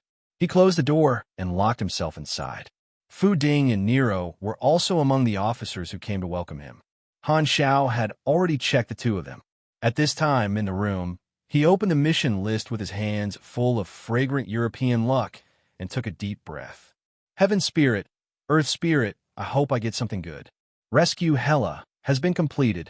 You have received 920 billion EXP for random rewards and 1 blank character summon card. You have received 1 universe legendary point. Indeed, this legendary point is related to this. Han Xiao was not surprised. He rubbed his hands and looked at the notification with anticipation. There were 4 unknown character summon cards in the reward. With so many strong people participating in the battle, he did not know who he would get. If he got a few noobs, it would obviously not be worth it. If he got a group of strong people, the chances of him getting a powerful character summon card would be much higher. You have received character summon card Kasui. You have received character summon card Serene. You have received character summon card Garuten. You have received character summon card Hela. Chapter 1066. Character summon card Void Overlord Kasui. Artificial Psychic Undercurrent. Uses a large-range psychic attack to form a long-term offensive psychic undercurrent. Can be simply controlled. Will deal multiple damage to all living targets in the area. 3 damage tests per second. Base damage per test is INT plus MYS, X1, 8. At the same time, it has 170% psychic resistance penetration and a random chance to inflict a negative mental status on the target. Uses 0/2. If the test fails, 500,000 to 800,000 true damage will be dealt to the target. Uses 0/2 character summon card. Beast Ancestor Garuten. Body of the Beast Ancestor. Plus 20% STR, plus 20% DX, plus 40% Yendi, plus 300% Pugilist Flame damage, plus 2. 5% HP recovery per second. This effect is not affected by combat status. Uses 0/2 character summon card. Goddess of Death, Hela. Revival of Death Resistance. When your HP reaches 0, you will be immune to this death and immediately recover 25 to 50% of your HP. At the same time, you will refresh your status. This ability can be given to other life forms, but it can only be effective once on the same target. Uses 0/6. Wow, this batch of goods is good. After looking at the effects of each character summon card, Han Xiao could not help but be overjoyed. As expected of someone with Pinnacle Beyond Grade A and super high risk Esper abilities, the quality was very high. The Kasui character summon card was a pure attack skill, and its basic attack power was not bad. Han Xiao's current intelligence and mystery attribute added together was close to 30,000, and multiplied by 1.8, it would be more than 50,000 basic damage. If it was judged 3 times per second, it would be around 150,000 theoretical damage. Moreover, the 170% spirit penetration could greatly weaken the effect of the target's psychic barrier. If it encountered a weaker opponent, it could even deal damage that was close to true damage. If it was just a one-time psychic attack, it would not be a big deal. The power of this character summon card was that it could create a destructive psychic current, and this thing would not dissipate easily. As long as it was controlled well, it would be equivalent to having a large moving circle on the battlefield, causing continuous psychic damage. Calculating it this way, the damage would be off the charts. Seren's character summon card was also an attack skill. However, unlike Kasui's AoE skill, this was a single target attack. Needless to say, the Judgment of Death was extremely powerful. The only downside was that the conditions were too harsh. However, the true damage after failing the judgment was also very high. If he could deal the highest 800,000 true damage each time, he would be able to send Cisco to hell in just a few hits. However, this skill would not be very effective against targets who were immune to true damage. If Seren used this ability on me, it would be no different from tickling me. The single target damage of a peak pugilist is still very strong against a proper Beyond Grade A. Han Xiao nodded. Garuten's character summon card was an all-round buff. It was very effective and very suitable for pugilists. It was also useful for Han Xiao. The basic attribute buff and recovery bonus would be of some help to him. The last thing that surprised Han Xiao the most was Hela's character summon card. This was the effect of instant death immunity after it was upgraded, which was equivalent to a chance to be reborn. Even though he was very tanky right now, this character summon card still gave him a layer of insurance. The shocking thing was that it could actually give others the chance to resist death, making them immune to death once. The character summon card was the embodiment of the character's ability, which meant that Hela herself had such an ability. However, Han Xiao had seen her interface before. She clearly did not give others the ability to resist death. Could it be that this battle forced out her potential and allowed her to awaken a new use for her Esper ability? Han Xiao guessed. Based on the actual situation, the possibility was not small. In this battle, Hela and Aurora had established a distance-less connection. Perhaps the appearance of this ability had something to do with that. It was not hard to explain why Hela did not have this ability in his previous life. Outsiders could only be revived once and could not be revived by Hela indefinitely. However, at least they had an extra life, which was great news for the officers of the Black Star Corps. I used quite a number of character summon cards this time, including Cisco, Ames, Mecha Empire, and Ening.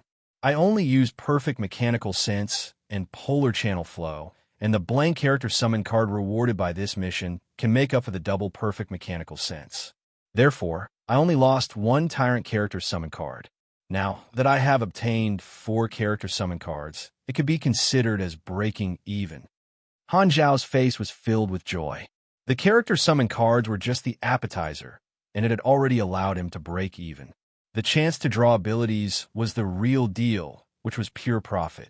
He suppressed his excitement and nervousness and looked at the notification on the interface. Additional mission requirements completed. This time, he had captured 5 people: Tolian, Wumra, Jackernitz, Hades, and Garutin. They were all targets of the mage, mechanic, pugilist, and psychic systems. Although their average strength was not as good as the 4 of them, the abilities he would draw were permanent. 2 of them were noobs, but they were still beyond grade A, so there was still a chance for him to draw a good ability. Rice has to be eaten one bite at a time, and the road has to be taken one step at a time. The best should be left for last. Han Xiao hesitated for a moment before deciding to start with the noobs. Hint: Hades is a psychic. Some of the available abilities have been automatically adjusted according to your class. Randomizing complete. Please select one from the following 5 abilities as the reward. 1.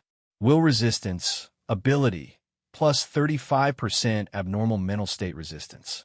Cost none. Cooldown, 160s. 2.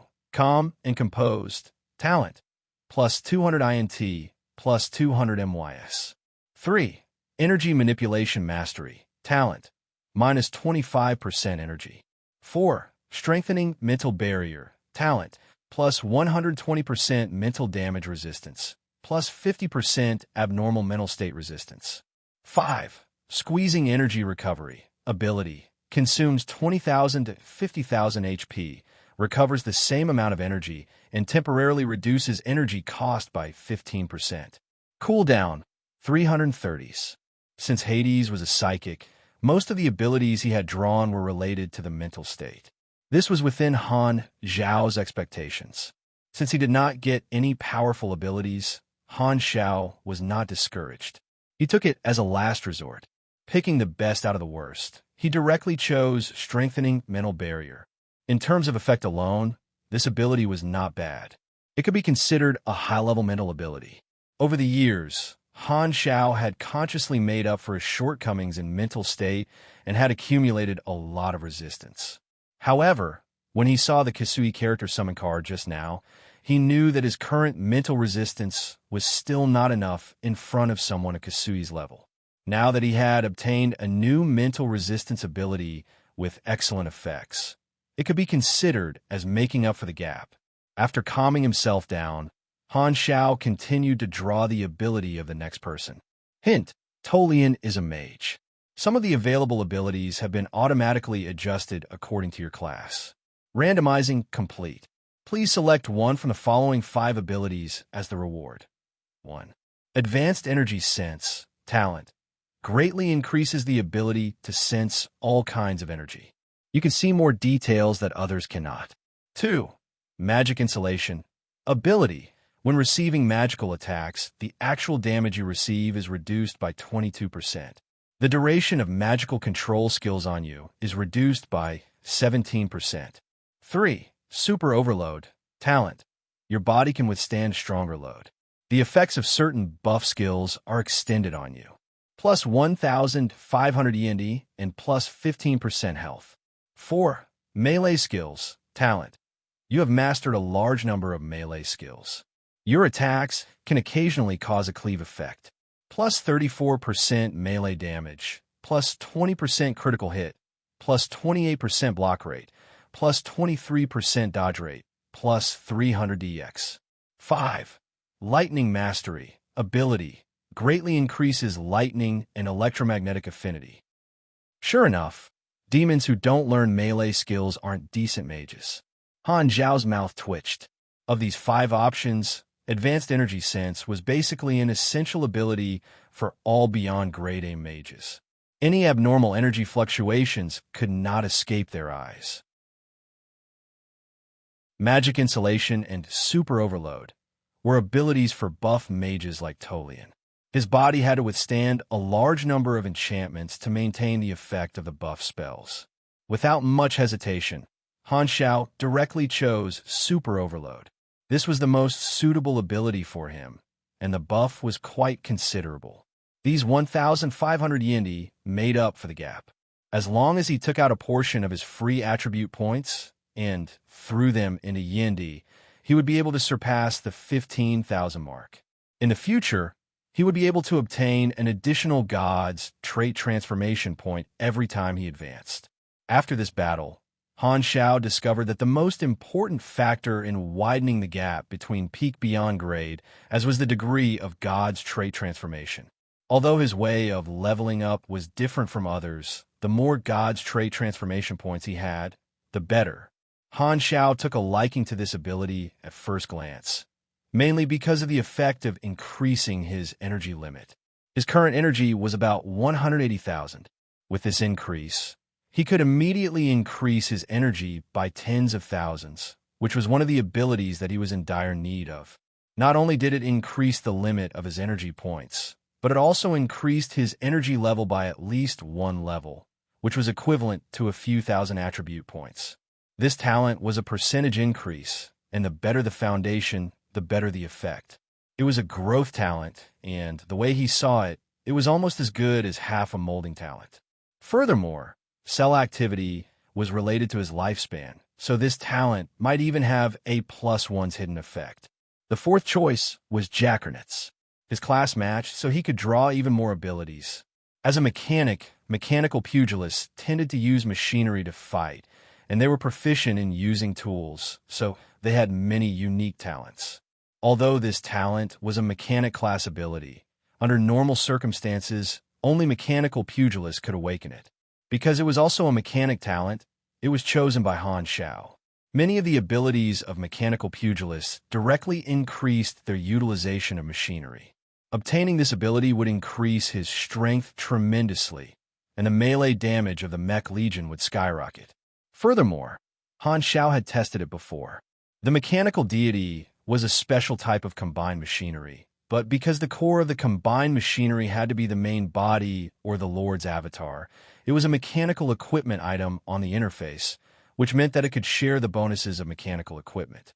This way, the actual combat strength of the mechanical deity would receive a terrifying bonus, and its power would increase by a level. Under normal conditions, the mechanical deity would have the combat strength of double mechanical sense mode.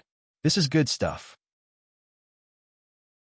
If I can obtain the unique talents of mechanical pugilists and launchers, the combat strength of my Mech Legion will probably increase by a few levels.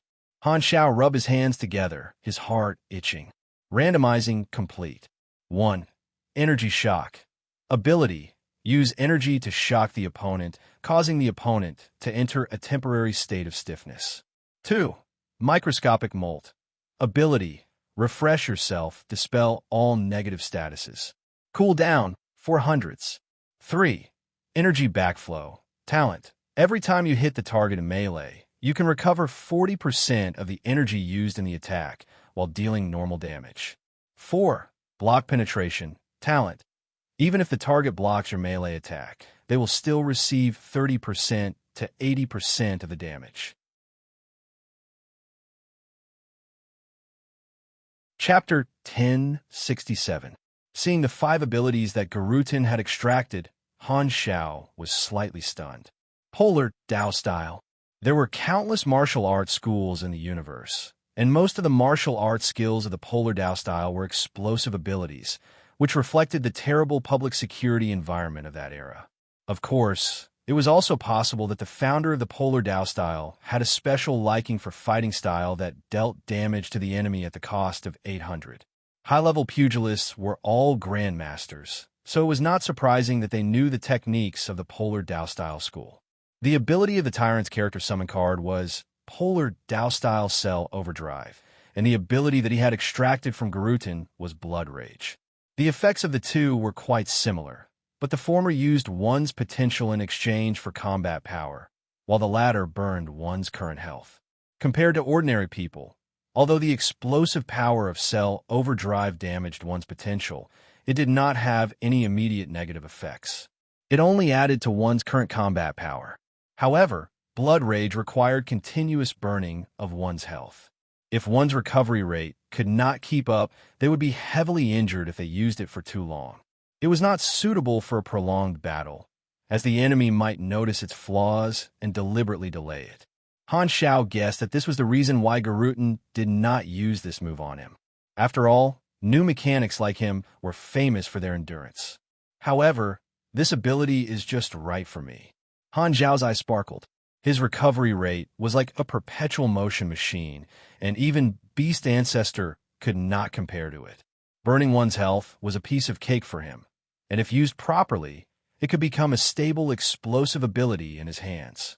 In comparison, although microscopic molt and block penetration were not bad, they were not as valuable as Blood Rage. Without the one-time character summon card of Cell Overdrive, I've exchanged it for a long-term, stable, explosive ability. TSK, this feels good. Han Xiao smacked his lips, overjoyed. Even if the explosive effect of Blood Rage was lower than Cell Overdrive, he could accept it. It was a huge gain. At this moment, Han Xiao only wanted to raise his hands and praise Fu Ding. Oh, and Nero, you have received Polar Dao-style Blood Rage. The new abilities extracted from the 5 Beyond grade as immediately affected Han Xiao's body, changing every cell in his body. An intense pain swept through his entire body, and it took a while before it gradually subsided. Han Xiao had already adapted to the pain of rapid evolution. He exhaled and felt the changes in his body. My energy is obviously much more plentiful.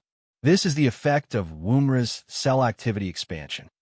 My physique is much stronger, as if I have taken off an invisible weight. This should be the effect of Tolian's superload. My willpower is slightly stronger, which comes from Hades' mental barrier strengthening.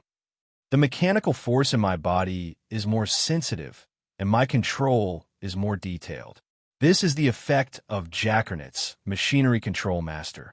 Han Xiao went through the changes in his body and felt refreshed. A new notification popped up on the interface. The rescue of Hela had created a new dungeon. Han Xiao did not need to look to know that the challenge level of this dungeon was probably even higher than the battle on Planet Lighthouse. To the players, it could only be seen from afar and not played. After reading the notification, Han Xiao looked at the mission list. At this time, the mission, the rescue of Hela, had disappeared, which meant that the reward had been calculated. Han Xiao curiously tested the effect of Polar Dao-style Blood Rage. This ability allowed him to customize the amount of health he burned. The upper limit was not shown, but it could not be less than 1% of his maximum health per second. He activated the skill according to the minimum limit. Boom! A blood-red halo suddenly bloomed in front of Han Xiao's chest, where his heart was, and spread out like ripples. The next moment, he felt as if all the blood in his body was boiling.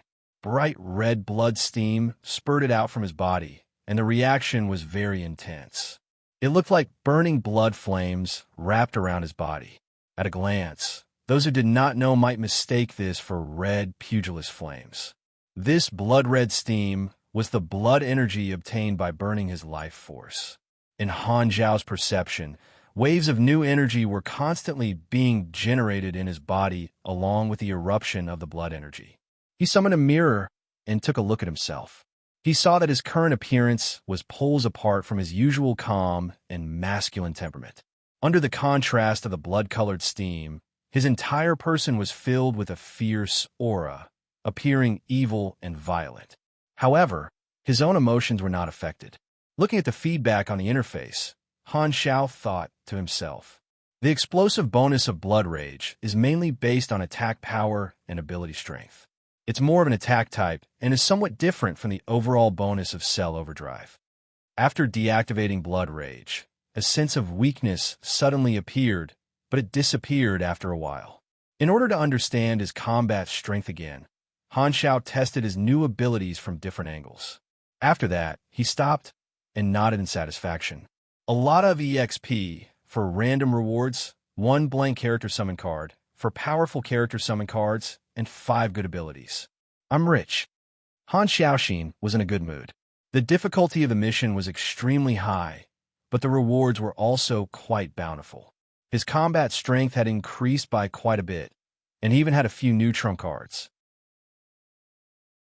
Suppressing his excitement, Han Xiao stopped smiling and thought about the practical impact of this matter. The change in the views of the major organizations toward him was nothing more than more attention and fear.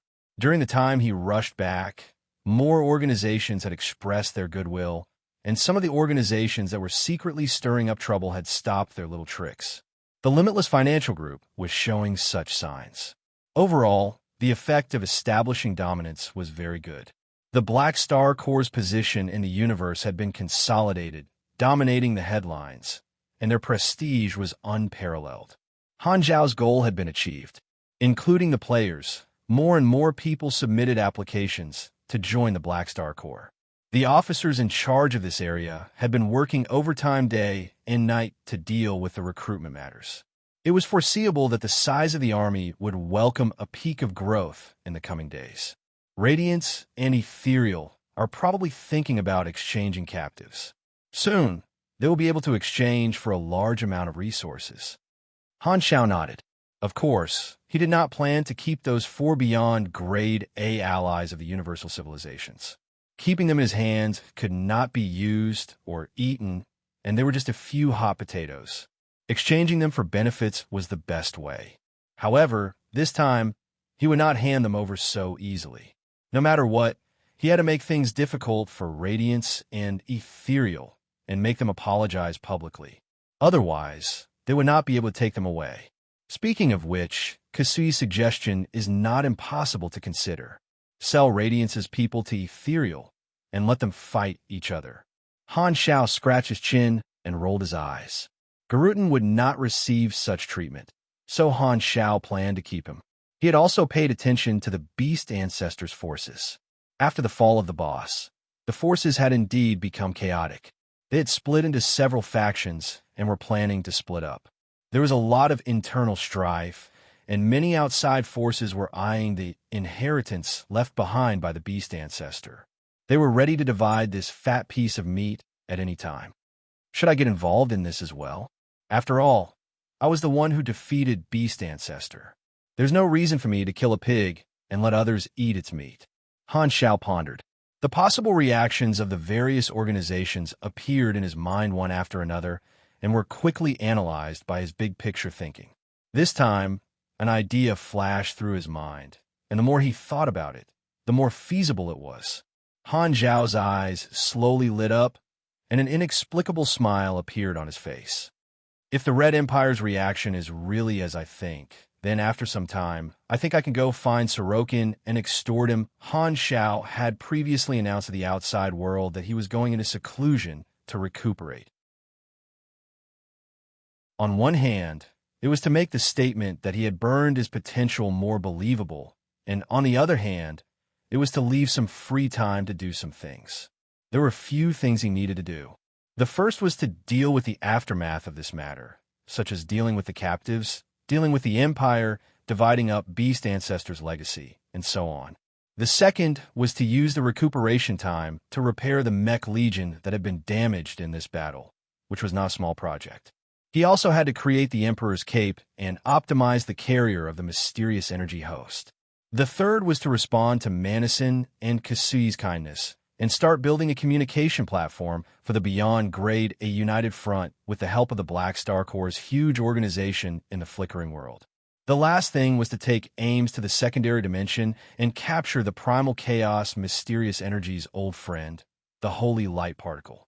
Looks like there are a lot of things to do, Han Xiao thought to himself. However, after this battle, I won't have to worry about the development of the Black Star Corps for a long time, so I'll have a lot of time to do my own things. After making some plans in his mind, Han Xiao put away his thoughts and walked out of the room. After returning to Touch Ding, he went straight to the training ground to settle the rewards.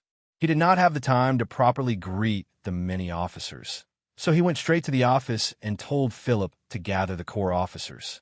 Han Xiao walked into the office. Everyone was already waiting there, and Ames followed.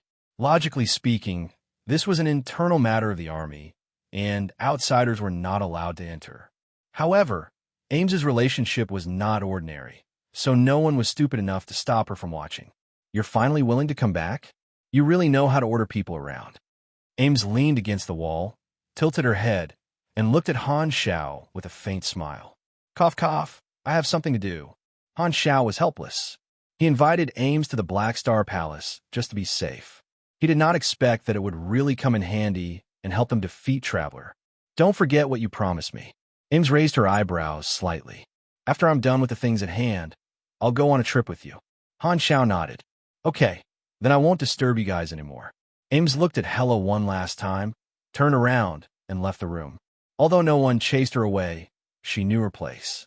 She would not stay there and listen to the internal affairs of the Black Star Corps. Han Xiao returned to his seat and sat down. He first looked at Hela. After some time, you'll still be in charge of the frontline exploration.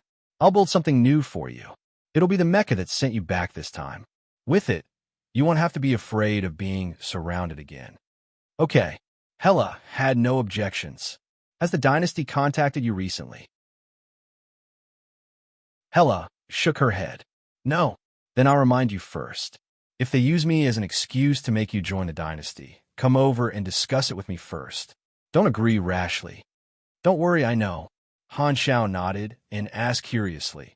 By the way, how's your connection with Aurora? It's already stable. Hela paused and said, however, I can still sense the existence of that special secondary dimension. Can you bring me on a trip to the secondary dimension this time? I want to take a look. I'm afraid I can't this time. After I go out, someone has to be in the army. Han Xiao shook his head and added, I'll go with you next time. Hearing this, Hela nodded to show that she understood. The corners of her mouth curled up slightly. She seemed to be in a good mood. After chatting for a while, Han Xiao looked at the other officers and glanced at Fu Ding with admiration. After making him feel uncomfortable, Han Xiao stopped smiling and told them to report on their work. Sylvia, Haluz, Reynold, and the others summarized their work during this period. During the reporting process, many Calamity-grade officers could not help but secretly size up Han Xiao. This wave of results also shocked many officers. Many of them admired, respected, and were even more loyal to Han Xiao. After listening to everyone's report, Han Xiao nodded and said, the situation is very good now. After this incident, the Black Star Corps will have a much smoother time in the flickering world. No one will casually test us anymore. Next, expand your recruitment. After this, the army might welcome some huge business opportunities. Be prepared. Han Xiao reminded them of the things to pay attention to in the development of the army. Seeing everyone nod, he suddenly thought of Evans. Evans had also returned with the spaceship that transported the throne. Han Xiao asked Philip to arrange a place for him to stay and hide him. Before Evans, this secret weapon, grew to a certain level, Han Xiao would not let him be exposed in front of others. Putting away this thought, Han Xiao leaned back in his chair and said, that's all. If there are no more questions, you can go back. Sylvia said, by the way, there's something you need to deal with. A great director wants to meet you. Han Xiao was stunned. Great director? Who is it? Manison? Seeing Han Xiao's confused expression, Sylvia explained. He's the famous master director Bennett Laver from the Red Empire. He wants to obtain your authorization to shoot a documentary about you. That's interesting. Han Zhao's interest was piqued.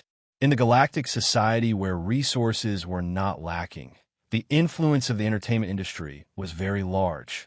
A famous galactic star might be sought after by billions of people in countless civilizations. Fu Ding was once a regional star. A great galactic director like Bennett Laver was extremely famous and influential. He enjoyed an extraordinary position in the industry and was considered a well-known figure in the entire universe. However, the entertainment industry and an armed warlord like him were people from two different worlds.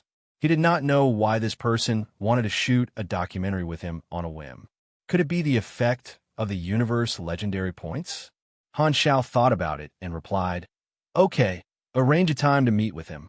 "Okay, I'll contact him personally." Sylvia nodded. Han Zhao nodded and glanced at everyone. Seeing that no one spoke, he said, "Is there anything else? If not, the meeting is adjourned." At this time, Hela suddenly thought of something. She took out a small box from her arms, placed it on the table, and pushed it in front of Han Zhao with two slender fingers. Han Zhao looked down. It was a red box with a ribbon tied to it like a gift. He could not help but look up at Hela in confusion. Today is your birthday. This is a birthday gift for you, an amulet. Remember to wear it," Hela said softly. Han Zhao was stunned. "It's only February.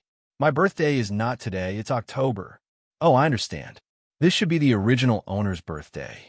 When I was at Blue Star, the German organization must have investigated me. Hela probably saw the original owner's birth file." Understanding this, Han Zhao swallowed the words at the tip of his tongue, put away the gift, and said with a smile, "Thank you. I didn't expect you to remember. I remember everything about you." Hela lowered her eyes. After saying this, she did not wait for Han Zhao's reply and left the room. The officers around looked back and forth between the two of them. They all had meaningful looks in their eyes and left one after another. Only Han Zhao was left in the room. He played with the gift box for a while before gently opening it to reveal the item inside. A small dark gold coin lay quietly in the box. A thin silver chain passed through the coin and made into a necklace. Han Zhao picked up the coin and suddenly felt a special energy on it. It had the aura of both Hela's power of the dead and Aurora's Esper ability. Han Zhao had a flash of inspiration. He opened the interface and looked at Hela's character summon card. If I'm not wrong, this coin is the carrier of some kind of ability, and this ability is probably Hela's newly awakened ability. No wonder it's called the amulet. Did she give me a resurrection token? The character summon card did not reflect the restrictions and consumption of Hela's ability, but Han Zhao estimated that Hela would not casually give the opportunity to resurrect to an outsider. It should cost a lot. Han Zhao put the amulet around his neck, stood up, and walked to the window, looking out at the scenery of Black Star Palace. If Hela had not suddenly mentioned it, he would not have thought of it at all. After so many years in Galaxy, this seemed to be the first time someone celebrated his birthday for him. Although the birthday of the original body was not on the same day as his own, Han Zhao still felt an inexplicable sense of melancholy. Once the floodgates opened, the memories could not be stopped. The scenes of the past came one after another, as if it was a lifetime ago. Birthday. There was a soft sigh in the room. P.S. Originally, I was short of a lot of character Starlight points to hold the birthday event 2 days ago. Thank you, Big Boss 3 important things for your generosity yesterday, allowing Han Zhao to celebrate his birthday this year. Also, thank you to all the brothers who have been sending gifts to Han Zhao. There have been a lot of big bosses sending gifts recently, but my production is limited. Normally, I can only write 400 to 500 words a day. Even if you whip me with a whip, I can't write too fast because our models are different. Some people can easily release chapters with quality and quantity, but some people can't guarantee the direction of the plot once they release chapters. I belong to the latter type. At this point, I can't just release chapters whenever I want to. If it was at the beginning, where there were infinite possibilities and direction, and my condition was good, then I could write faster. But the plot has developed to a certain point, and there are too many clues tangled together, and I have to consider the rhythm of my writing every day. Plus, there are the occasional visits from my period, so a writer like me can't help but slow down. Although brothers often say that I'm not good at writing, every page has a different point. It's just that the person who gets the point is different every time.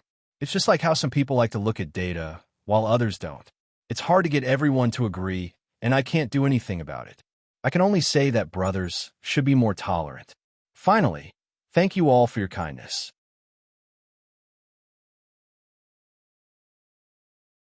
Chapter 1068. Emerald Star Cluster, Beast Ancestors' Stronghold Planet. Two fleets that also had the Beast Ancestors emblem were facing each other outside the atmosphere.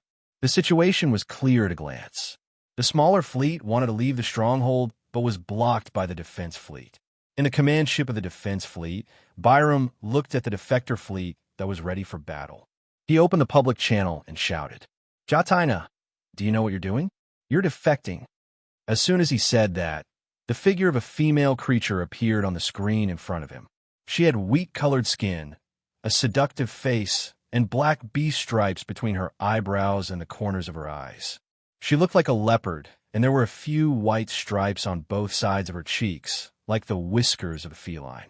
She was dressed in a wild outfit, showing off her astonishing figure and giving off a wild sense of beauty. At this moment, this woman had a determined look on her face, and her tone was resolute. "Garutin has fallen, and we've decided to go. If you want to stop us, you can try." Looking at the woman on the screen, Byram sighed inwardly. This person was called Jataina, and she had a certain beast bloodline. She was one of the 4 great generals under Beast Ancestor, similar to the Vanguard official and Hanzhao's Black Star Guards. She was an ace combatant, and her strength was among the best among her brothers and sisters. She was a beyond grade A seed, and many of her brothers and sisters were afraid of her. However, many people knew that Jataina was from the rebel faction and had always hated Garutin. On the other hand, Garutin did not care if his children hated him. His children were just tools to him. As long as he was alive, he was not afraid of others escaping his control. He had relied on his own strength to maintain control of his forces.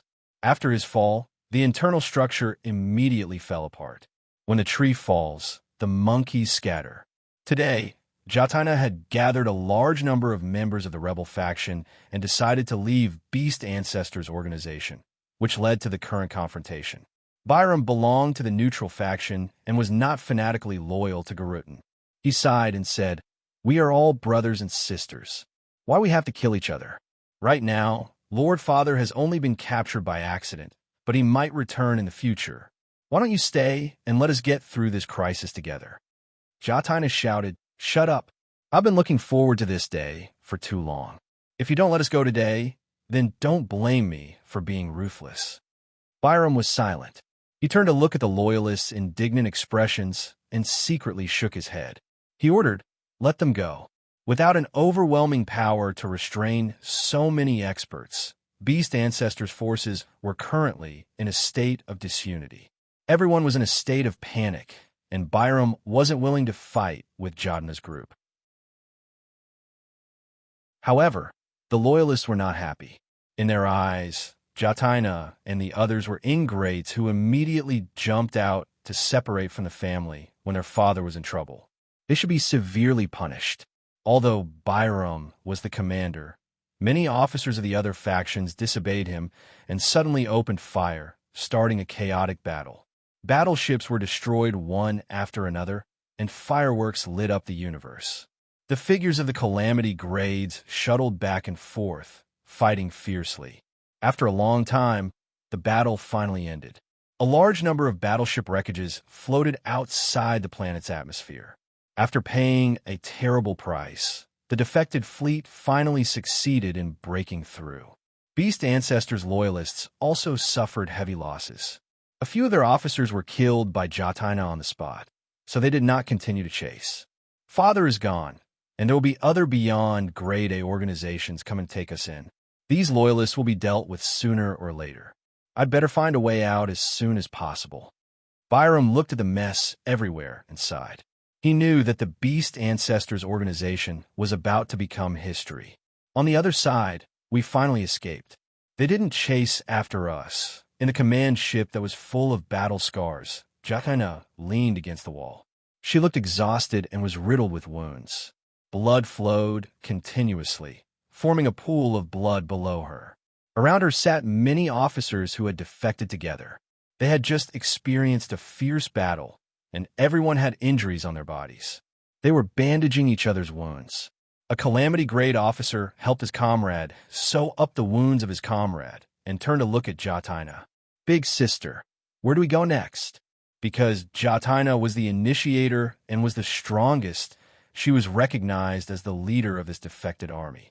Escaping is only the first step. Don't forget our goal. We can't do it alone. We have to join a large organization, Jataina said while panting.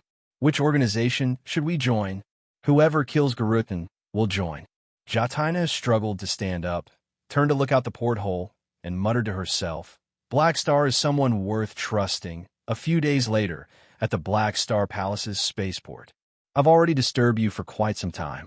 It's time to leave today. Thank you for your help." Ening stood in front of the spaceship's cabin door, nodded, and expressed his gratitude to Han Xiao. He had used the evolution cube some time ago, and then he had been a guest in the Black Star Corps. He had been in contact with Han Xiao, and their relationship had warmed up quite a bit. They had upgraded from acquaintances to good friends. After staying for a few days, he still had things to do. Thus, he bid farewell and left today.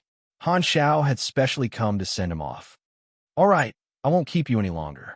There's still a long way to go. Come and play with me when you're free." Han Xiao smiled. Ening nodded and shook hands with Han Xiao. He then led a group of subordinates onto the spaceship and closed the hatch. The thrusters spewed out flames, and the spaceship accelerated in the blink of an eye. It rushed out of the spaceport's orbit, turned into a stream of light, and quickly disappeared into the universe. Han Xiao watched the spaceship leave and nodded with satisfaction. During this period of private interaction, his progress in conquering Ing had increased by a lot. With how much the other party owed him, he could borrow the spaceship at least 3 more times. Han Xiao turned around and left the dock. He returned to his office and summoned Philip. "Any news from the 3 universal civilizations?" "Not yet, It's been so many days. They should be contacting me by now." Han Xiao shook his head. He had been waiting for Radiance and Ethereal to contact him these past few days. It seemed like these two were still considering what attitude they should use to contact him, so no one had called yet. During the battle on Planet Lighthouse, he had handed the captives over to the Dynasty, and the Dynasty had come forward to negotiate. This time, the captives were basically captured alone, and his own strength had reached a new level. Therefore, Han Xiao told the Dynasty that he would personally negotiate with Radiance and Ethereal. At this time, Philip suddenly paused and reported, "Master, there's a new communication request from the Arcane Church." "Oh, speak of the devil." Han Xiao perked up and had Philip connect. Very soon, a remote projection appeared in the room. This was the Ethereal senior official in charge of diplomacy. As soon as he appeared, he bowed to Han Xiao with a respectful attitude. "Your Excellency Black Star, I'm a diplomat from the Arcane Church. First of all, I apologize on behalf of Ethereal for this operation." Let's cut the small talk and get down to business." Han Xiao put his hands on his nose and stared at the Ethereal diplomat in front of him, saying in a deep voice, "If you want to get Tolian back, it depends on how sincere you are. I emphasize that the compensation terms must include a condition for your public apology." Hearing this, the Ethereal diplomat blinked and whispered, "That's easy, but we can put the matter of Tolian aside for now. I want to talk about Radiance's captive." Han Xiao raised his eyebrows. The Arcane Church was not in a hurry to redeem their own man, Tolian. Instead, they wanted to get a captive from Radiance first. Although he could understand Ethereal's approach, Han Xiao could not help but complain in his heart. Tolian was too difficult. Shaking his head, Han Xiao asked, "Ethereal wants to buy a beyond grade A captive from Radiance. Not just one, but the more the better." I'm sure His Excellency Kasui has told you that Ethereal wants to get a bargaining chip to exchange for the 10,000 deity scepter. Your Excellency Blackstar, we are very sincere this time and are willing to offer a very high price. How high? Han Shao raised his eyebrows. These are our initial conditions. The diplomat brought up a list and showed it to him. Han Shao quickly skimmed through it. Not only did the terms include a huge amount of resources as compensation, but Ethereal was also willing to take out non-strategic universal treasures to exchange for the captive. The conditions were quite generous. However, he would not agree so easily. He pretended to ponder for a while before slowly saying, "If I sell you a captive from Radiance, I will have to bear the pressure from Radiance. Is that all? It doesn't seem to be enough. Why don't you take the initiative to state the conditions, and we'll—" Han Shao snorted and interrupted the other party's words. "Think about it yourselves. Change the terms until I'm satisfied." He did not take the initiative to raise the conditions because he wanted to use Radiance and Ethereal to wear down the other party. Otherwise, he was afraid that they would not learn their lesson, and at the same time, it would not be good for public opinion. "All right, we'll change the terms later. Then, are you not going to refuse to sell Radiance's captives?" The ethereal diplomat asked. "Depends on my mood." Han Xiao's attitude was ambiguous. Seeing that Han Xiao was stubborn, the ethereal diplomat had no choice but to go offline and report to the upper echelons. As soon as he left, Radiance's communication request came. How could it be so coincidental? This pair of fellow sufferers is quite fated. Han Xiao mumbled to himself before connecting to the Federation's communication. "Hello, Your Excellency Blackstar. I'm Radiance's. All right, I know who you are. Cut the crap and show me the terms of your ransom." The Radiance diplomat choked and swallowed the lines he had thought back into his stomach. He could only obediently show the terms. Looking at the list, Han Xiao secretly shook his head. Radiance's price was not as good as the arcane churches. After all, they were only ransoming the captives normally. Radiance was as sneaky as ever. They had lost 3 people, and they still did not want to spend a lot of money. They were really ugly, but in their dreams. A toad wanting to eat a swan's leg. One word, bah. Han Xiao narrowed his eyes, tapped his finger on the table, and slowly said, "Just now, people from the arcane church contacted me and proposed an interesting condition." "What condition?" "They want to buy Radiance's beyond grade A captives from me. They're very willing to pay." Han Xiao looked at the other party meaningfully. Radiance's diplomat was shocked and hurriedly said, You didn't agree to it, did you?" "Well, I'm still thinking about it, but Ethereal's price is very tempting." You can't decide on your own and sell an important ally of Radiance to Ethereal, or else. Radiance's diplomat originally wanted to threaten him, but he realized that he was facing Blackstar, who had just made them suffer, so he quickly changed his words and said weakly, "Anyway, as long as you don't agree to Ethereal's request, we will definitely do something. That depends on your sincerity. How much are you willing to pay to make me reject Ethereal's proposal?" Han Xiao smiled faintly. Understood. I'll immediately pass on your message to the higher-ups and change the compensation terms immediately." Radiance's diplomat wiped his sweat and hurriedly went offline. He knew that Blackstar was raising the price, but he had no choice. Even if he saw through it, he could only obediently do as he was told. He felt helpless and depressed. After sending his 2 stinky brothers away, Han Xiao leaned back in his seat and chuckled. If it were in the past, doing so would have been very risky. However, after this battle, he had shown enough strength and power. Only then could the Federation and the Church sit down and negotiate with peace of mind, instead of continuing to plot against him. With a few captives in his hands, he had room to ask for more. Even if it was clear that he wanted Radiance and Ethereal to compete with each other, they would have to accept it. This feeling of being in control was indeed wrong. Han Xiao laughed in his mind. Just as he was thinking, his communicator rang again. Han Xiao looked at it and saw that it was a call from Sylvia. "Army Commander, the Galactic Director I told you about a few days ago has arrived at Black Star Palace." So fast. They were originally in the Flickering World. I've already sent someone to receive them. Will you bring them directly to the guest room later? I'll go meet him. Han Xiao stood up. A civilian spaceship docked at the dock outside Black Star Palace, and a group of people walked down from the spaceship. The leader was an old man with a big beard. His head was round, and he looked rich. He had long hair that gave off an artistic vibe. This person was the galactic director from the Red Empire, Bennett Laver. Once they got off the spaceship, everyone looked around cautiously and whispered, "This is the base of the Black Star Corps. Are these people mercenaries? They're all looking at us." "Lower your voice." Hearing the chatter of his assistants behind him, Bennett Laver frowned and whispered, "This is not any other place. Don't talk nonsense. Think about the consequences if you offend Black Star's people." Hearing this, everyone hurriedly shut their mouths and put on a cautious look. They had followed Bennett Laver for a long time and could be considered senior in the entertainment industry. Who knew how many people tried to curry favor with them? Although they were not arrogant, they were still arrogant. If they were facing the younger generation in the entertainment industry, they would be even more arrogant. However, these people did not dare put on airs there. The Black Star Corps was a super warlord at the top. They were on a completely different level. Now that they had come to the nest of an armed warlord, they naturally felt afraid. They knew very well that their little influence was nothing in front of these big shots who had real power and armed forces. Everyone put away their usual airs and behaved with their tails between their legs.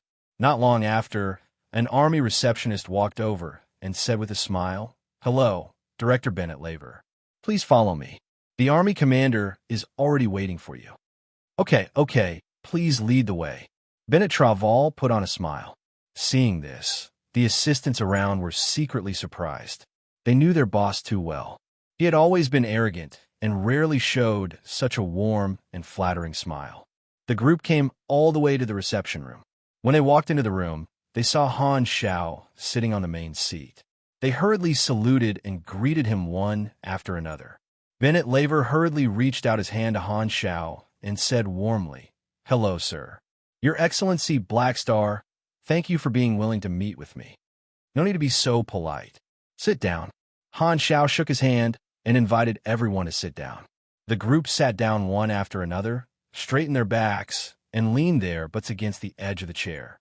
They did not dare to sit down and were extremely cautious. At the same time, everyone stared at Han Xiao in awe and respect, showing a stiff and flattering smile. Many of them were people with status, but they could only smile at this time. Han Xiao shook his head. Status was a halo. Even if he did not do anything, others could not help but feel nervous. He turned to look at Bennett Laver and asked with a smile, "Director Bennett, I heard that you want to shoot a documentary about me." "That's right. I've seen your file. You started from nothing and rose to the top of the galaxy. You're a living legend. Those deeds have inspired my creative desire. It would be my honor to shoot an adapted biopic for a big shot like you." Bennett Laver did not follow the procedure and directly bragged, explaining his creative motivation.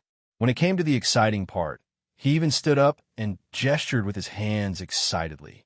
His face was flushed with excitement. Han Xiao observed for a while and found that this director was not there to flatter. It seemed that he had really inspired his creative desire and wanted to adapt his deeds. It should be the effect of the accumulation of legendary points. It was not surprising. In the eyes of outsiders, his deeds were indeed legendary. It was normal to be seen by the director. Originally, many films were adapted from real people. It was common for directors to come to seek permission from the original story. After being praised for a while, Han Xiao was quite comfortable. He waved his hand, interrupted the speech of the director, and said, "So, you came here just to ask me to give you authorization to shoot a film about me?" "It's more than that." Bennett Laver suddenly became nervous. "I have another request. I hope you can appear as an Easter egg in the film." It took courage to say this because he knew very well that Black Star status was too high. When the warlord level reached a certain level, he would become a political figure. This was like asking the head of state of the empire to make a guest appearance in a film. Hearing this, Han Xiao narrowed his eyes, tapped his fingers slowly on the table, and did not answer immediately. With the change of his expression, the atmosphere instantly dropped to the freezing point. Everyone's heart beat faster and faster, and they did not dare to breathe. The room suddenly became so quiet that a pin drop could be heard. Han Xiao was about to speak, but at this moment, a mission notification suddenly popped up on the interface. Director's invitation, mission introduction. A famous director in the universe has taken a fancy to you and hopes to invite you to participate in the shooting of a film. Mission requirements. Act in the film. Reward. 1,800,000 experience. Random increase in popularity in various star fields. Special reward. Star effect. Talent. Star effect. It is easier for others to have a good impression of you and forgive you more easily. Seeing this, Han Zhao's mouth twitched. What? Do you want to debut?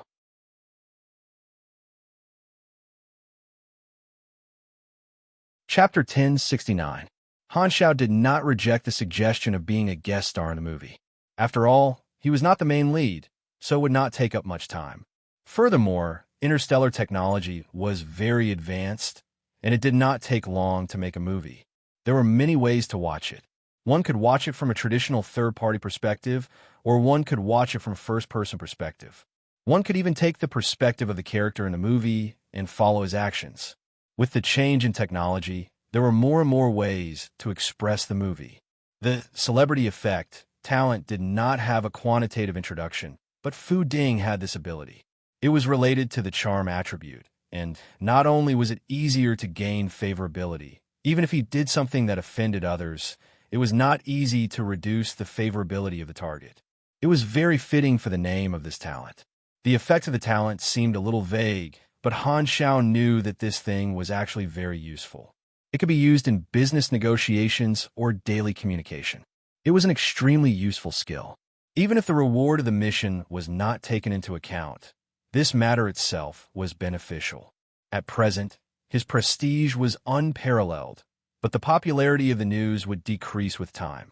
Furthermore, with such an amazing battle record in front of him, it would be difficult for some ordinary deeds to continue to increase his influence and popularity. Using the entertainment industry to continue to increase his popularity was a feasible way. After all, the entertainment industry had a unique advantage in terms of attention. This would not hurt his image, and it could even increase the outside world's understanding of him. Furthermore, this seemed very suitable for preaching.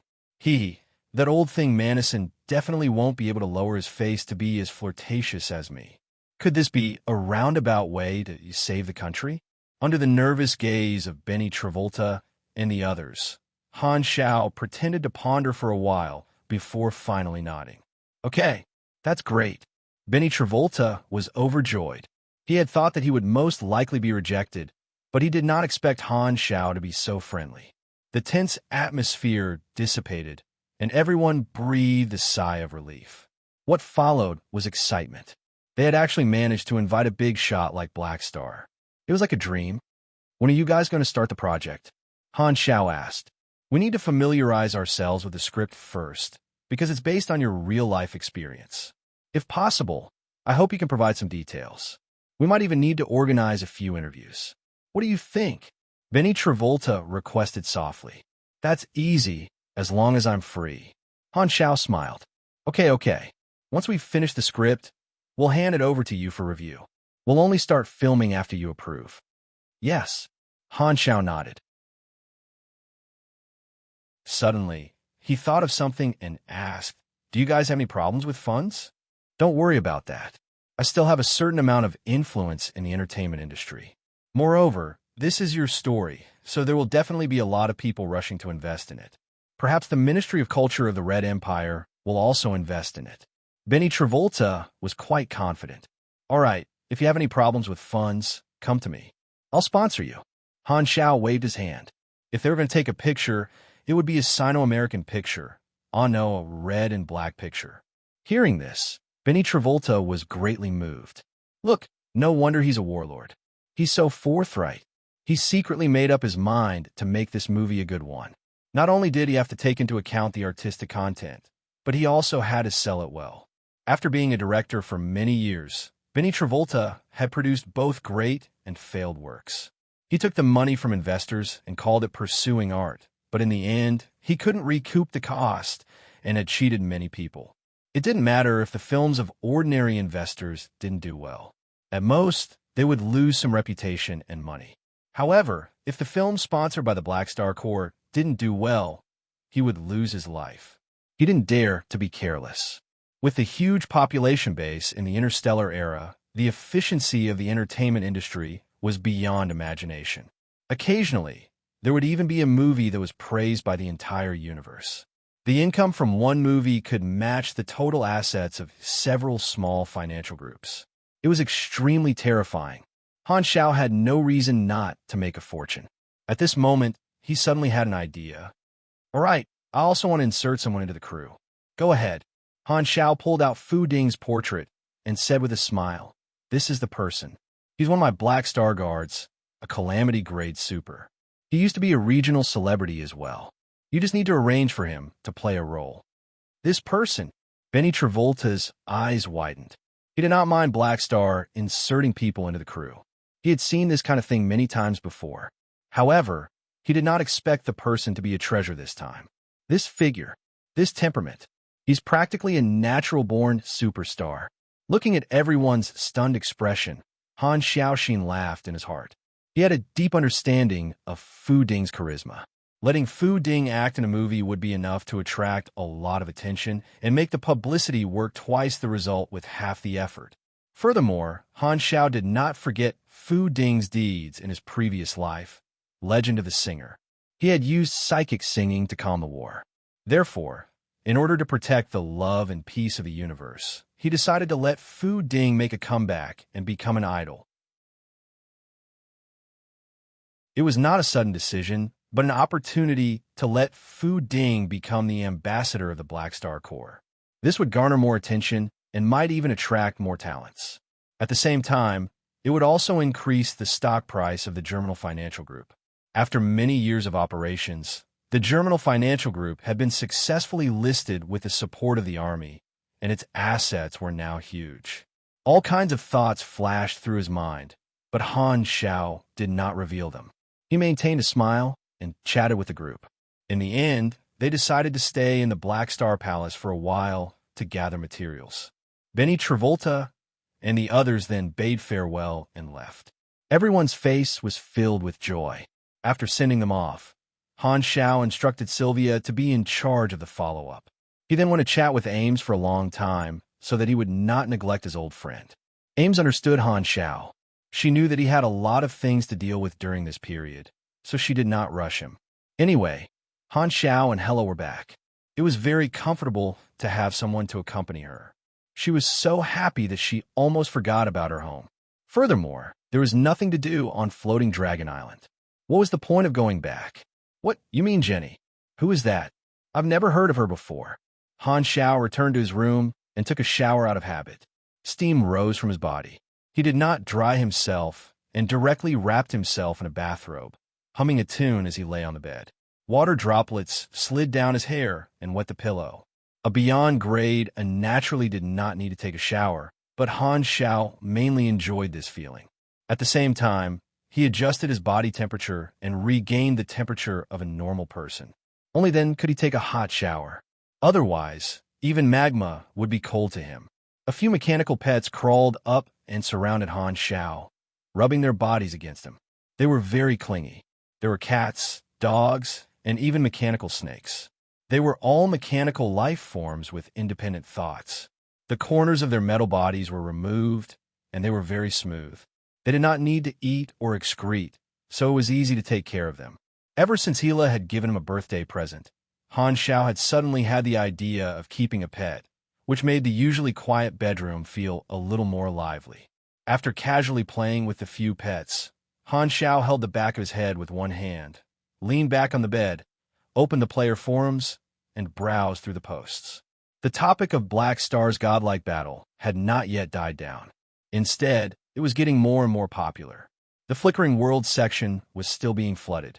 Not only were there discussions, but many players left their original factions and ran over to join the Black Star Corps, causing a new wave of growth in the army's new players. The one-sided faction war had been going on for some time. Due to the named enemy faction giving in, the army's opponents could not fight back at all.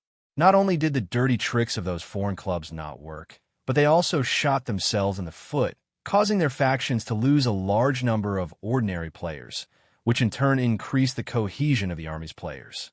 To a certain extent, the gap between the new and old players in the army was removed. Now, the atmosphere within the Black Star Corps was much better. Although the players of the various countries were not harmonious, they had accepted each other. On the forums, there was another matter that caused discussion. After Han Xiao formed the Rescue Hela Dungeon Crystal he put in the faction store. Over the past few days, a large number of players had bought dungeon crystals and used their lives to admire the army commander. After unremitting efforts, there was already a famous dungeon raiding team that raised the survival record to 29 seconds, earning the admiration of countless players. Rescue Hela was also officially on par with Battle of Planet Lighthouse, and they were known as the 2 CG-type dungeons of the army. To explain, it was play your head, just watch and be done with it. Han Xiao happily browsed the forums for a while. Suddenly, he realized that Philip had sent a new message. Master, a fleet that betrayed Beast Ancestors organization has visited the frontline stronghold of the Free Competition Zone. Among them are 7 Calamity-grade officers under Beast Ancestor, and the leader is one of the 4 generals under Garutan, Claw, Concubine Athena. She wants to see you by name. See me? Han Xiao raised his eyebrows, closed the player forums, and quickly looked through Jotana's information. He did not know much about Garutan's subordinates. Most of them were tools, and only a few had left an impression on him in his previous life. Jotana was one of them, but it was not because of her achievements. In his previous life, Jotana had secretly colluded with other organizations and issued a mission to the players. She wanted to destroy all the offspring breeding warehouses in Beast Ancestors headquarters while Garutan was not home, freeing all the mothers that were imprisoned as breeding machines. Although the operation did not succeed, it still caused huge losses to Beast Ancestor. She originally wanted to use a psionic bomb to die together with Garutan, but it failed. In the end, she was torn apart by Garutan in front of everyone. Thinking of this, Han Xiao roughly guessed the purpose of this muscular woman's visit. Okay, I'll see her. In the Emerald Star Cluster, the Black Star frontline stronghold had already repaired the damage caused by the rescue of Hela, and the fleet was patrolling step by step. At this moment, the spaceship of Jotana and the others was welcomed into the dock. Due to the Beast Ancestors organization emblem on the exterior armor, they attracted the attention of all the army members on the way. The spaceship docked and the hatch opened. Jotana and her companions walked out of the spaceship, ignoring the strange gazes of the army members around them, and followed the mechanical receptionist to the guest room. We're finally here. I wonder if Black Star will take us in. After all, we were enemies not long ago. Black Star is not someone without magnanimity. I'm just afraid that he won't like us. Jotana did not participate in the discussion. With a tense face, she followed the receptionist into the guest room. The room was empty. At this moment, Han Zhao's remote projection appeared in the room. With his hand behind his back, he scanned everyone with a cold gaze. You guys want to see me? That's right. We're all Beast Ancestors officers. We've been dissatisfied with him for a long time, but we couldn't resist. Now that you've defeated him, we're here to seek refuge with you, hoping to serve the Black Star Corps. Jotana did not bother with pleasantries. She stared straight at Han Xiao. Clearly, she was a straightforward girl. Although Han Xiao had some guesses, he could not help but think of an idiom. Is she acknowledging a thief as her father? Pooh, I'm not a thief. I'm clearly abandoning the darkness for the light. Han Xiao did not intend to reject. After all, 7 Calamity-grade officers were not small force. Furthermore, Jotana was a rare beyond grade A seed with extraordinary potential. She could compete with his subordinates, Hardaway and Lothair. Of course, Han Xiao was happy to see such a high-quality leak take the initiative to uproot itself. However, he could not agree too easily. He still had to ask the usual questions. Why are you dissatisfied with Garuten? Hearing this, Jatina took a deep breath. Her face was filled with grief and indignation. In order to cultivate high-quality offspring, Garuten purchased countless female creatures from various races from the black market. They did not even have the freedom to die and could only serve as mothers. My mother was one of them. I watched her give birth to offspring one after another over the years before finally dying of exhaustion. The high-quality offspring were focused on nurturing, and the inferior ones were made slaves. Although we were related by blood, most people were indifferent to each other. That place was like a cold grave. Everyone could only please Garuten. There was not a day that I did not hate him.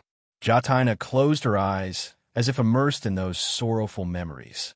After a while, she opened them again and said with a deep voice, "My companions and I had the same experience. My companions and I had the same experience.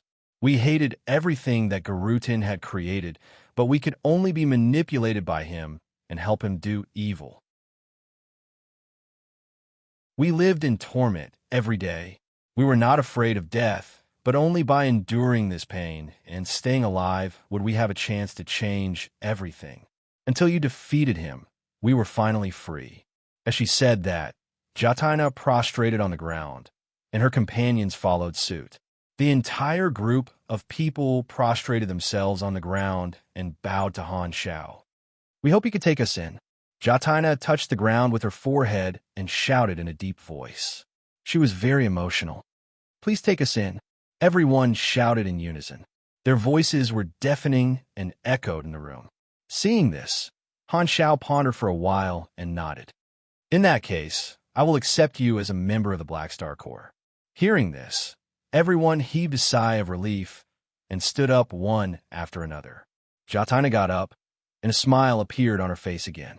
Her expression changed from heavy to relaxed, as if the rain had washed away the dust, making her look beautiful and moving. Just like her wild temperament, her emotions were also exposed. Han Shao nodded, and his tone became amiable. He said with a smile, "Then we are all family now. Come to Black Star Palace. I want to see you with my own eyes and arrange positions for you. Also, if you want to see Garutin's specimen, you can also..." At this time, Jatina interrupted Han Shao. She stopped smiling and said seriously, "Your Excellency Black Star, I have a gift and a request." "Tell me about it." Han Shao raised his eyebrows. Jatina nodded. "Beast Ancestors' forces are in a state of disunity now. It's a good opportunity to divide them up. I am willing to help you obtain Beast Ancestors' inheritance. This is my gift. What about the request? I hope that you can destroy Beast Ancestors' base, completely destroy all the descendant breeding libraries, release all the mothers, and adopt all the young Beast Ancestors' descendants. This is both my request and my gift. Although I hate Garuten, these young descendants are innocent. Their thoughts are not formed yet, and they can still be molded. If they are nurtured well, they can become the fresh blood of the army." Jatina finished speaking resolutely and looked up at Han Shao, as if she wanted to see the answer she was looking for from his eyes. Han Shao opened the interface and took a look. As expected, he had triggered a mission, but it was not one but two. The first mission was liberate Beast Ancestors' forces. The content was the same as what Jatina had said. He needed to liberate Beast Ancestors' base, and the reward was Jatina's favorability and her character summon card. The End of Darkness Mission Introduction. Human trafficking is the source of countless tragedies. Jatina hates it, and destroying this phenomenon has always been her lifelong wish. Mission details. In the human trafficking phenomenon in Galaxy Reward, 10,000 billion experience, 15 random rewards, 3 universe legendary points, 5 blank character summon card special reward, Liberator of the Slaves, milestone Liberator of the Slaves. Your relationship with all the Order factions will always be reverence. 1 trillion experience. Han Shao was stunned.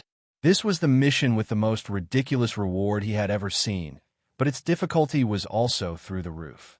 In the human trafficking of the entire universe? Judging from the population of the entire universe, this was an impossible mission. As the saying went, if there was no trade, there would be no killing, and if there was no demand, there would be no market. If even the three universal civilizations could not do it, who else could? No wonder Jataina only asked him to liberate beast ancestors' forces. She probably knew that this wish was impossible. Han Shao naturally would not expose her. He shook his head, put this matter in his heart, and slowly said, I agree to your request to liberate beast ancestors' forces. Then, I'm willing to serve you until the end of time. Jataina lowered her head, and admiration appeared in her eyes. Ever since Han Shao got rid of Garuten, she had regarded Black Star as her idol. Before meeting Black Star today, she had also been nervous, afraid that the true face of her idol would disappoint her. She was also afraid that Black Star would mistake her for a fence-sitter who was afraid of death and see her actions as betraying her old master to join the winner, which would make her very sad. However, at this moment, she only felt that Black Star was indeed the person who got rid of Garuten. Her admiration for him was not in vain. Her heart palpitated like an electric current running through her body. She was a straightforward person, and her emotions were easily agitated. However, at this moment, she felt that she was moved.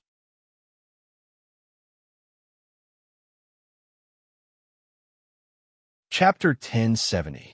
Retracting the remote projection, Han Shao opened his eyes in the camp. He was in good mood. 7 Calamity grade officers joined, including a beyond grade A seed. The quality of this batch of talents is not bad. He was only interested in the resources that Beast Ancestor had accumulated and did not have much thoughts about those descendants. After all, both sides were enemies. Even if he forcefully accepted the troops and forced all the descendants of Beast Ancestor to work for him, they would definitely be conflicted. Those loyalists would also pollute the purity of the army and form a new faction, which might become a time bomb one day. Furthermore, the Black Star Corps was a lawful faction on the surface, so some things could not be done too obviously. At the same time, the army was not lacking in manpower. Thus, he was not interested in accepting all the old subordinates of Beast Ancestor. It looked like he was increasing his strength on paper, but in reality, he was burying hidden dangers. Of course, if they were like Jataina who abandoned the beast and joined him willingly, he would naturally not reject them. Most of the people in the rebel faction are still observing. Jataina is only the first batch. There will definitely be a second and third batch in the future. I wonder how many people will want to join me. Han Shao pondered. He did not think of getting rid of all these people. After all, everyone had their own ambitions. Some of them betrayed Beast Ancestors organization, but they might not necessarily join others. Some might want to retire and live in anonymity. Shaking his head, Han Shao temporarily put this matter aside and summoned Philip. Inform Herluz and Sylvia to mobilize the main forces of the Shattered Star Ring and send a fleet to Beast Ancestor's base. Liberate all the slaves and destroy the assembly line of his descendants. The difficulty of End of Darkness was too high, and he did not know where to start. However, the other mission was not difficult for him. Since he had promised them, Han Shao put into action. With Jataina as his backer, he had a reason to do so. Furthermore, Garuten had brought out a large number of elites, so his base was rather empty. As long as the fleet brought along his lord's avatar as protection, there would not be any accidents. This group of people who had abandoned the dark for the light brought good news, but there was one detail that Han Shao was rather concerned about. He felt that there was something wrong with the way Jataina looked at him. She seemed a little too eager. He felt like he was looking at Fu Ding. The Emerald Star Cluster was Beast Ancestor's stronghold. Ever since Jataina and the rest broke out of the encirclement, the atmosphere here had become strange. It was silent and cold, and there were fewer and fewer people talking. Although they were brothers and sisters, there was more vigilance in their eyes when they looked at each other. More and more thoughts were hidden behind each of their expressionless faces. People's hearts changed, and undercurrents surged. Jataina was the first effector, and there were even more cautious members of the rebel faction who were observing the situation. Seeing that she had made a good start, more and more people became restless. In a secret room, a group of people from the rebel faction quietly gathered. The leader was a Calamity Grade officer who had always had a reputation, Great Python Schneider. Although he was not at the level of one of the four great generals, he was still an elite combatant who had fused his pugilist techniques with his poison talent. His combat strength was extraordinary, and he was one of the commanders of the fleet. I'm sure everyone knows why I've gathered all of you here. Schneider looked around, and his gaze paused on a few powerful officers. He slowly said, Big Sister Jatina has sent news that Black Star has already accepted them. They have found a good home. Everyone present did not speak, staring at him and waiting for him to continue. Schneider saw this and continued. The die-hard loyalists have suffered heavy losses in the battle with Jatina, so they probably do not want to waste any more energy dealing with the defectors. We have been observing for a long time, and it is time for us to leave. I know that some of you here are not willing to join others and want to establish your own faction. Everything will wait until we join hands in the defection. Those who are not willing to follow me, we will go our separate ways in the future. If we meet again in a universe, perhaps we can still remember the friendship between brothers and sisters. The moment he finished speaking, the room was silent for a while before someone spoke in agreement. That's right, we should leave. In a few days, it will be my troops' turn to patrol. This is an opportunity, and it is best to avoid conflict with the die-hard loyalists. Once the chatterbox was opened, everyone began to talk at once. Everyone present was a figure of real power, and they all offered suggestions for the defection plan, brainstorming for the benefit of the masses. On the other side, some of the die-hard loyalists had also quietly gathered in another secret room to discuss another matter. Have you heard? Jatina and that group of traitors have joined the Black Star Corps. Where did the news come from? Is it reliable? Many people witnessed their spaceship flying toward the Black Star Corps stronghold, and they never came out again.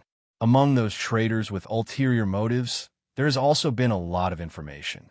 It should be reliable. Someone's eyes flashed, and he said with a deep voice, If the situation is true, we can implement a bold plan. Let our people pretend to defect and join the Black Star Corps to find a chance to save Lord Father. But Black Star is a beyond grade A mechanic. It will be very difficult to steal from under his nose. Plus, it is said that the space-time amber is unsolvable. Even the three universal civilizations are helpless against it. Lord Father raised us and is our respected elder. Now that he is in trouble, only we can help him. No matter how slim the hope is, we have to try, someone said firmly. All right, but there's still a problem. Those traitors definitely know about us. If we, the loyal subjects, pretend to defect, they will definitely see through it. This is indeed a problem. After being together for so long, we know each other very well.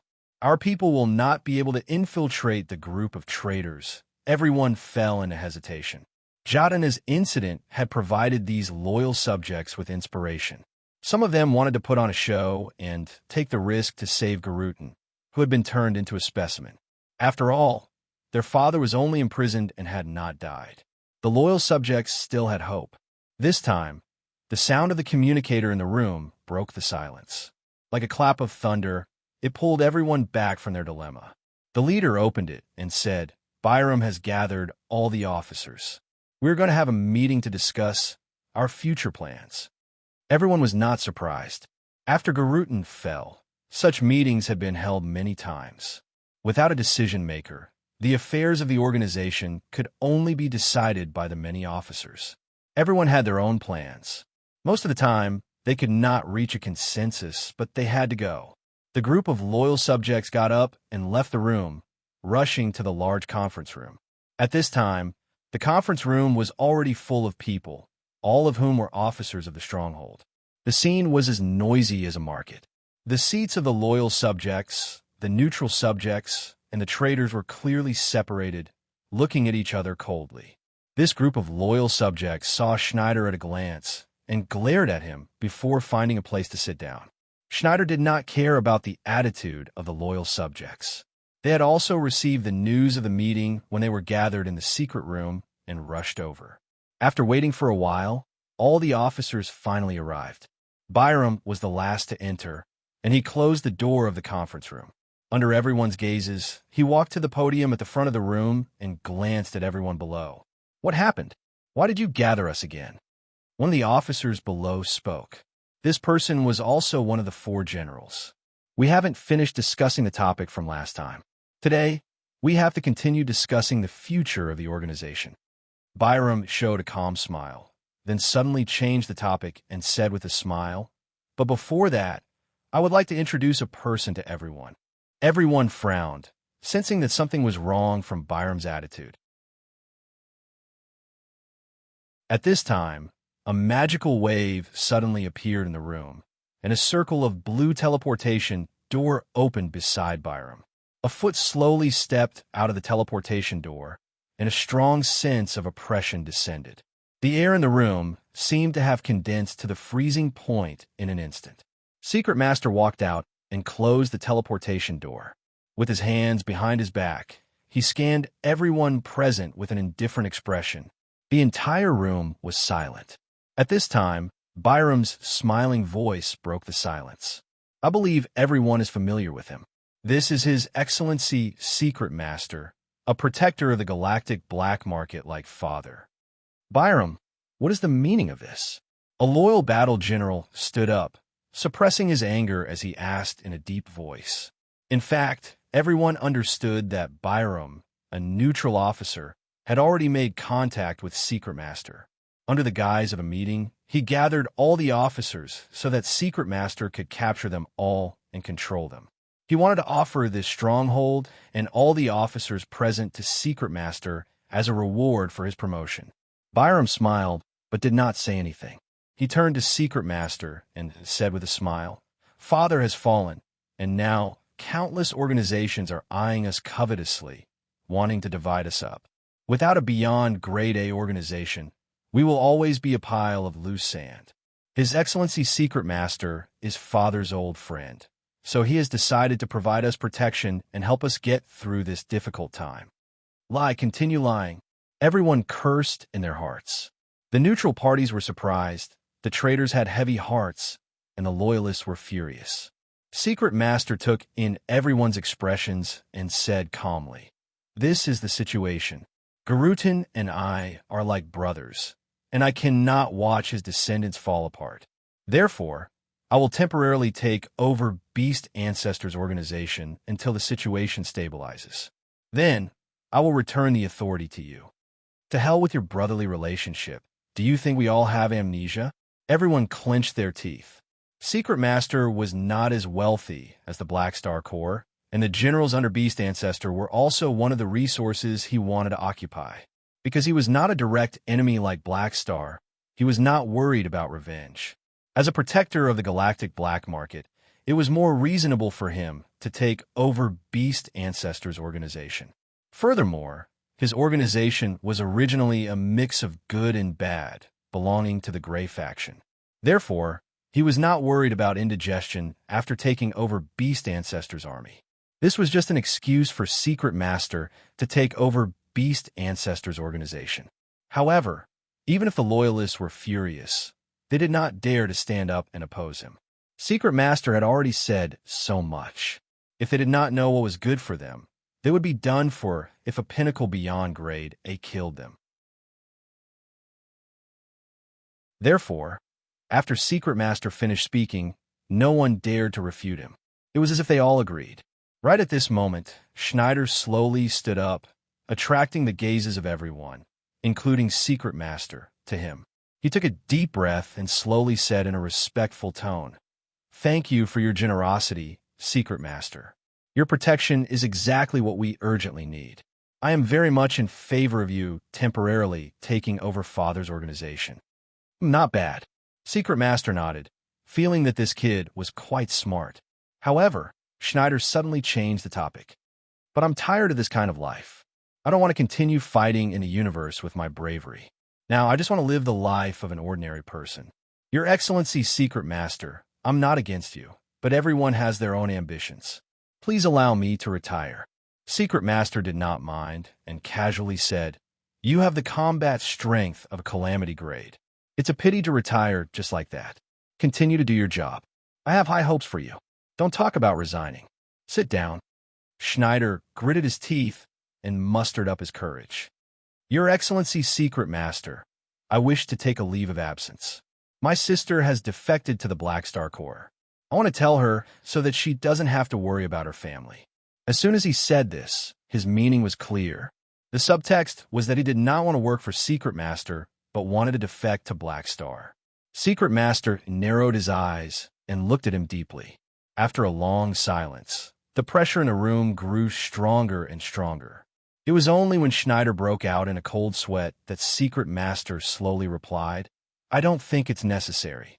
When I officially take over, the outside world will naturally receive the news. There's no need to do this. Hearing this, the people of the rebel faction, including Schneider, all sighed in their hearts. Secret Master's attitude was already very clear. Even if he knew that they wanted to defect to Black Star, he would still detain them and not allow any officers to leave. Who knew how long he would control them? Sigh. Schneider sighed and sat down, feeling rather regretful.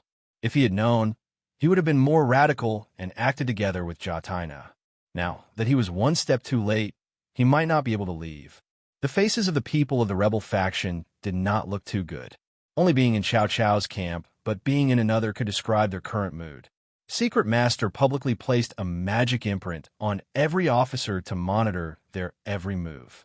He then said a bunch of pompous words, emphasizing how deep his relationship with Garutin was, how strong their relationship was, and how happy they had been together. He was just short of saying that the two of them were blood brothers. Everyone rolled their dead fish eyes as they listened to Secret Master's nonsense. When he announced the end of the meeting, everyone could not wait to get up and leave the room. Only Byram and Secret Master were left in the conference room.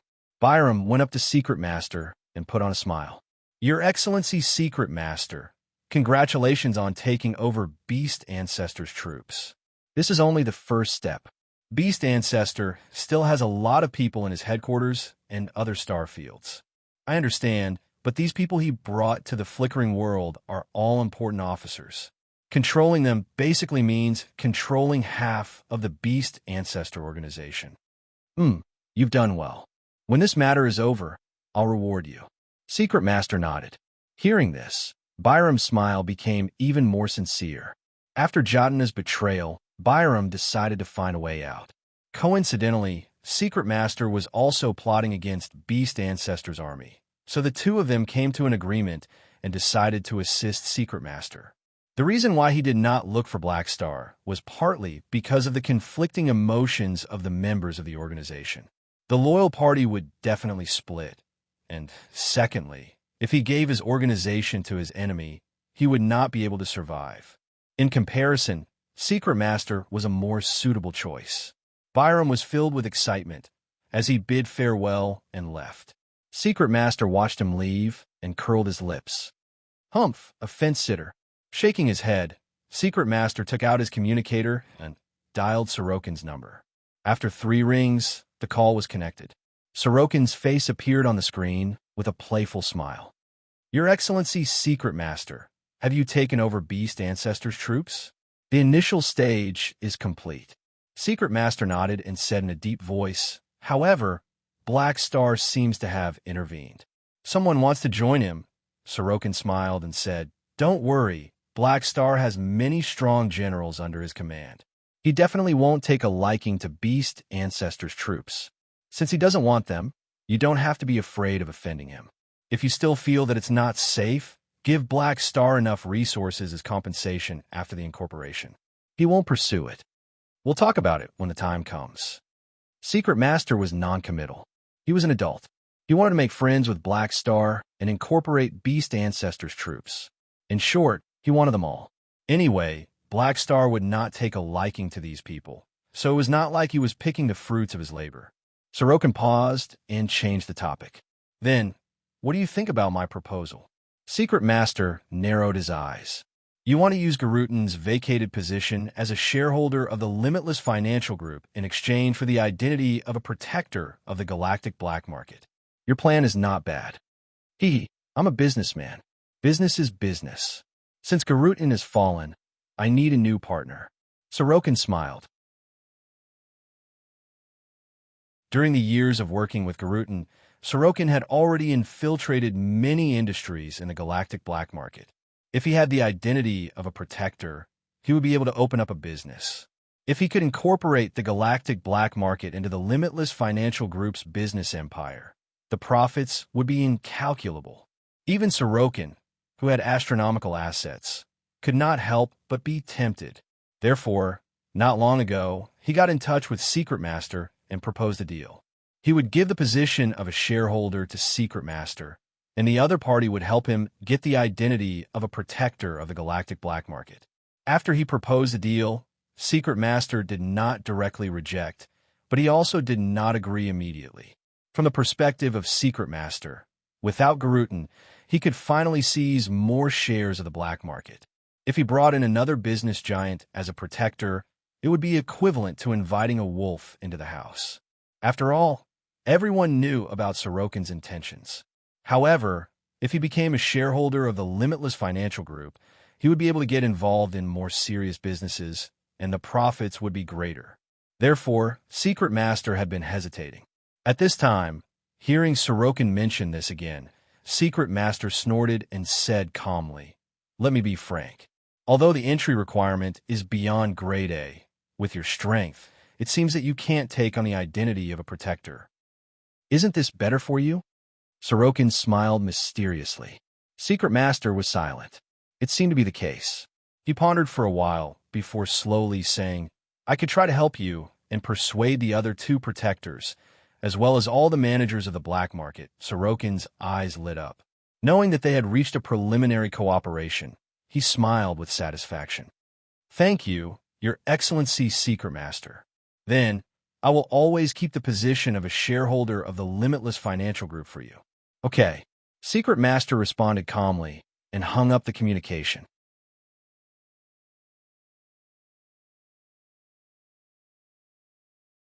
Chapter 1071. Click, click, click. The sound of mechanical assembly echoed in the private workshop. Mechanical force flashed like blue tentacles, controlling the mechanical arm to build a new king mechanical suit. Han Xiao was fully focused, watching the details of the mechanical suit being perfected step by step. The last piece of armor was embedded in the chest of the king, and a notification popped up on the interface. "You have created a gold-grade equipment, universal treasure." Phew! Han Zhao's tense expression relaxed, and he slowly exhaled. This was his second gold-grade king mechanical suit. Even with his previous experience, spirit instrument, and universal treasure creator bonuses, he still had to try 5 times before finally succeeding. However, the number of failures was much lower than the first time. Han Xiao planned to give this new king mechanical suit to Hela. Although it was a mechanic-exclusive equipment, and Hela could not enjoy the bonuses, Han Xiao only needed its directional teleportation function to provide Hela with security. Furthermore, 2 pieces were not enough. Han Xiao still had to create a few spare kings for himself, and he might even prepare one for Ames. The amount of work was secondary. The main thing was that the cost was very high. A king was equivalent to the cost of an entire fleet. If it did not reach gold grade, it would undoubtedly be a loss. Currently, he could not guarantee that he would be able to create a universal treasure grade king every time, so he would definitely waste several times the amount of anus. Even if the Black Star Corps could afford it, this part of the cost would make him feel the pinch. Sigh, as a mechanic, it's not like I don't have the ability to make money. Han Xiao sighed. He glanced at his attribute interface. Because this was the second time he had created the king, the spirit instrument did not give him new gods trait transformation points, nor did it unlock a new layer of bonuses. It only gave him the ability to reload points. Because it was the same blueprint, the efficiency of the reload this time was reduced from 200 points to 160 points. It was a pity that he didn't redeem his luck this time. His hopes for a free ticket were dashed. However, he did redeem his charisma attribute, which wasn't bad. Anyway, he was always shameless, cough. He didn't care about appearances. The 160 free attribute points continued to be saved. Han Xiao stuffed the second set of king into the special maintenance box for the mechanical suit and found a mechanical soldier to send it along with the box to Hela. It was worth mentioning that this special mechanical suit maintenance box was also an orange equipment. It could nurture the mechanical suit and increase a certain basic attribute of the mechanical suit after a long time. As a pinnacle beyond grade A mechanic, Han Xiao was currently wearing and using all the good stuff. After settling all of this, Han Xiao rubbed his eyes and stretched. It was not that he had nothing to do in the base camp. Apart from dealing with daily affairs, he had been in the workshop repairing apostle weapons and forging universal treasures. He had worked overtime for many days. Relax a little and watch them play cards. Han Xiao patted his back and was about to open the door and walk out when his communicator suddenly rang. It was a call from a high-ranking official of the Red Empire. The dynasty is finally willing to call. Has they finally decided on how to deal with me? Han Xiao's eyes flashed, and he accepted the call. The remote projection of a high-ranking official appeared before him. This was the person in charge of liaising with the Beyond Grade as all year round, so he could be considered familiar with Han Xiao. Your Excellency Black Star. The dynasty official nodded and said, "Long time no see." "Hello." Han Xiao nodded and pretended not to know. "What's the matter?" I know you like to be direct, so I won't waste your time. The dynasty's upper echelons are preparing to announce a plan related to you, and they want to ask for your opinion." "What plan?" "The dynasty intends to temporarily open the right to purchase the evolutionary totem. It will no longer be limited to allies, but freely sold to the entire universe. Because the evolution cube is an energy source and is in your hands, the dynasty wants to know your opinion." The dynasty official smiled. Han Xiaoxin's heart skipped a beat, and he was filled with ecstasy. Although he had guessed this possibility long ago, he was still very excited when it was confirmed. All along, the Red Empire had controlled the sales channels of the evolutionary totem and did not allow it to enter the free market. They could only sell it to allied civilizations. This was the agreement between Han Xiao and the dynasty. If the sales restrictions were lifted, every civilization in the universe would become a customer, bringing in immeasurable profits. Furthermore, this was not a one-time deal. The evolutionary totem could only operate for 20 years at most. After its energy was depleted, it would need to be recharged with the evolution cube, just like refueling. Thus, the subsequent maintenance costs would be a huge source of income. It was a super profitable business opportunity. The Red Empire held the right to purchase the evolutionary totem because they wanted to control this profit, which was to obtain the energy source, the evolution cube, from Han Xiao. They were not willing to let a non-direct ally control such an important strategic treasure. Thus, the two sides had been arguing over this issue, and a certain crack had formed in their relationship. Now that the dynasty was willing to open up the sales channels of the evolutionary totem, they had finally made a concession and taken the initiative to ease the relationship between the two sides. The reason was undoubtedly the influence of Black Star's godlike battle, and they were willing to temporarily hand over the huge profits to Han Xiao. Although he was very excited, Han Xiao still caught a phrase. "Temporarily open? How long will it be?" The dynasty official shook his head. "I don't know. The higher-ups should not have set an end date." In other words, if he did something bad, it could end at any time. Han Xiaoxin understood. The dynasty's move was not only to rope him in, but also to control him indirectly.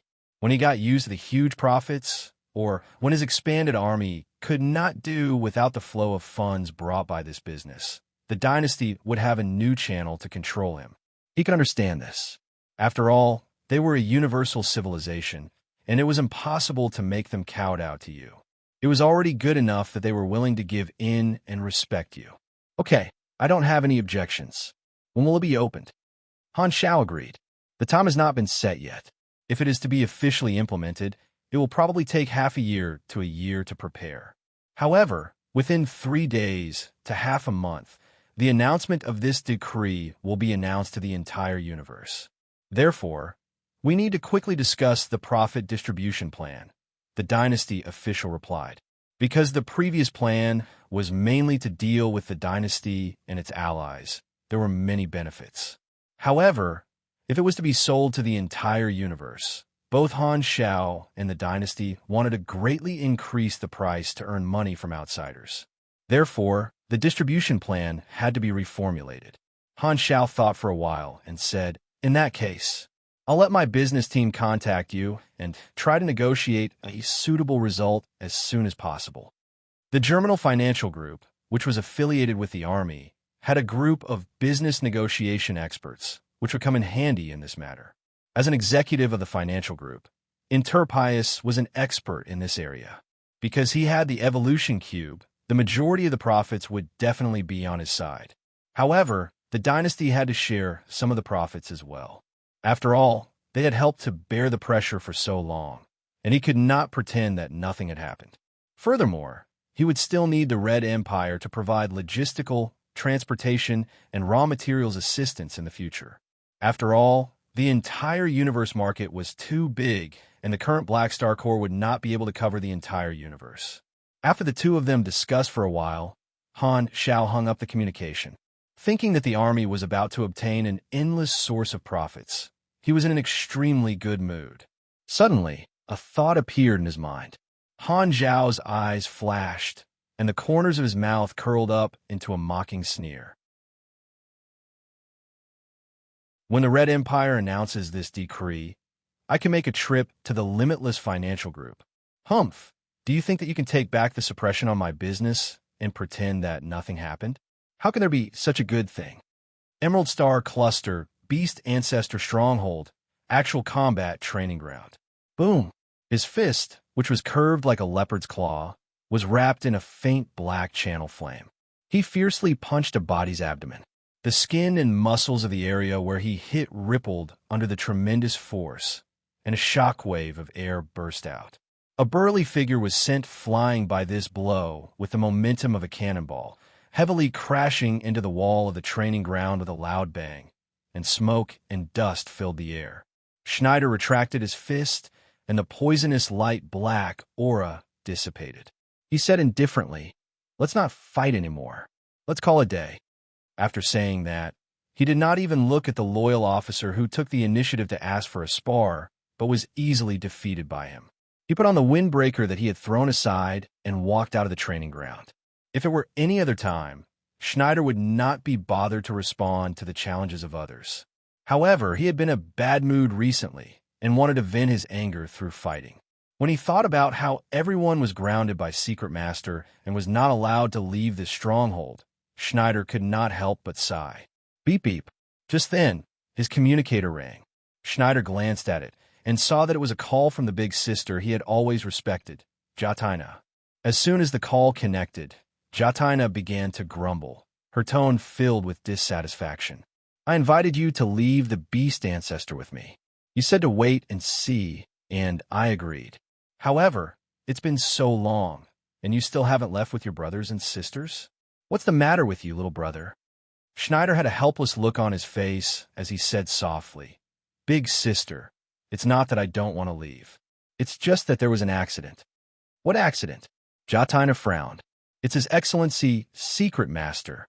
Schneider thought of the surveillance magic brand on his body and suddenly paused. After a mental struggle, he gritted his teeth and decided to tell the truth. He said that he wants to take over the Beast Ancestor's troops and wants all of us to work for him. Now, no one can leave the Beast Ancestor stronghold, and I'm also trapped here. Jatina was furious, exasperated at his failure to live up to her expectations. "I told you to leave earlier, but you didn't listen, you coward. Look at you now, what a piece of trash. Trash! You're a disgrace to this old lady." She scolded him, and Schneider was a yes man, unable to refute and not daring to talk back. The hatred of the people of the rebel faction toward Gruten basically stemmed from the tragic fate of their birth mothers, so they were more humane than the other two factions. Some of them even had true brotherly and sisterly relationships. Schneider and Jatina grew up together, and he had been afraid of this big sister since young. Even now, there was still a shadow of his childhood. Jatina scolded him for a while. Seeing Schneider's dejected expression, she couldn't bear it and said, "If you're not willing to continue working for Secret Master, escape when you find a chance in the future." Schneider shook his head and sighed. Secret Master said that escaping without permission is considered betrayal. He left a magic brand on us, so even if we dare to escape, how can we escape from the pursuit of a beyond grade A? Jatina had a warm heart toward the brothers and sisters she recognized. She couldn't bear to see Schneider being forced to serve Secret Master. After hesitating for a while, she suddenly said, "Let me ask you, are you willing to join the Black Star Corps?" "Of course, but I don't have a chance now." Schneider sighed.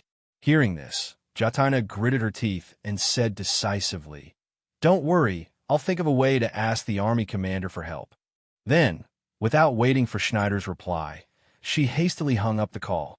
Schneider held up the communicator with a helpless expression. "Ask Black Star for help? How is that possible?" He sighed, not holding any hope at all. They were Beast Ancestor subordinates, but although they verbally expressed the intention of joining him, they were not part of the Black Star Corps. How could Black Star offend another peak beyond grade A for a few calamity grades like them? Beast Ancestor's former palace had become Secret Master's residence. Garutin's huge throne had been stored in an alchemy storage bottle by Secret Master as a trophy. His own throne had replaced Garutin's seat. At this moment, Secret Master was sitting on the throne, flipping through the information of Beast Ancestor's officers. Byram was by his side, answering any questions at any time. At this moment, Secret Master's communicator rang. He glanced at it, and his expression suddenly became serious. This expression, as if he was facing a great enemy, stunned Byram. He secretly guessed who had called to make Secret Master's expression change so drastically. This time, Secret Master waved his hand and coldly said, "You can leave first." Hearing this, although Byram was curious, he could only leave. Although he thought that he was Secret Master's new confidant, he did not dare overstep the rules. Now that he was the only one left in the room, Secret Master picked up the call with a serious expression. "Black Star, why are you looking for me?" As soon as he said that, Han Zhao's hearty laughter came from the communicator. "Ha ha, Secret Master, you seem a little nervous. You're thinking too much." Secret Master's brain worked quickly. Although he wanted to make friends with Black Star, he could not help but feel guilty when he received a call from the other party at this moment. Han Zhao smiled. Although we had a conflict over the primal chaos mysterious energy, it's already been resolved. There's no grudge between us, right? Speaking of which, I did you a big favor. What favor? Do you still have to ask? Of course, it's Beast Ancestor. Didn't you remind me back then because you wanted to make things difficult for Garutin? You and he are both protectors of the black market, so there must be some conflicts of interest. I helped you get rid of him so that you could take over his market. Isn't that a big favor for you? Indeed, you helped me indirectly. Secret Master did not deny it. Since I did you a favor, I happen to need you to do me a favor as well. Han Zhao blinked and said with a meaningful smile, "I heard that you're taking over Beast Ancestor's army. Don't worry, I'm not interested in those crooked people who view me as their enemy. If you want to take them in, it's up to you. However, there seem to be some decent people among them who want to join me. Don't stop these people." Secret Master's eyes changed slightly. He was a little reluctant to part with these calamity-grade officers. Furthermore, if he made this request, there would definitely be some officers who would use joining Black Star as an excuse. Should he let them go or not? This way, his gains from taking over Beast Ancestor's troops would be greatly reduced, and he would definitely lose many calamity-grade talents. However, since Black Star had called, it meant that he knew that he was detaining people. If he did not agree, he would probably offend Black Star. Furthermore, Black Star would definitely be very unyielding recently, and it might even worsen the conflict. He still wanted to befriend Black Star and was not willing to lose the big picture for a small gain. Although Secret Master felt that it was a pity, he did not hesitate at this time. He was not willing to offend Black Star for some calamity-grade officers. He said with a deep voice, "Okay, as long as there are people who want to join you, I'll let them go." "That's great," Han Zhao then laughed. The two of them suppressed their inner emotions and pretended to be good brothers. They chatted for a while before hanging up. As soon as he put down the communicator, Secret Master's expression turned ugly. He summoned Byram and ordered, "Get out of here." He ordered Byram, "Bring Schneider and his group over." Byram was a little confused, but he still did as he was told. Very soon, Schneider and the other officers of the rebel faction gathered in the palace, staring at Secret Master on the throne with complicated, helpless, and unhappy gazes. Secret Master was expressionless as he slowly asked, "Who wants to join the Black Star Corps?" There was a slight commotion in the crowd, and they looked at each other, not knowing what Secret Master was doing. Could it be that he was testing them, wanted to make an example out of them, and completely dispel their thoughts of joining someone else?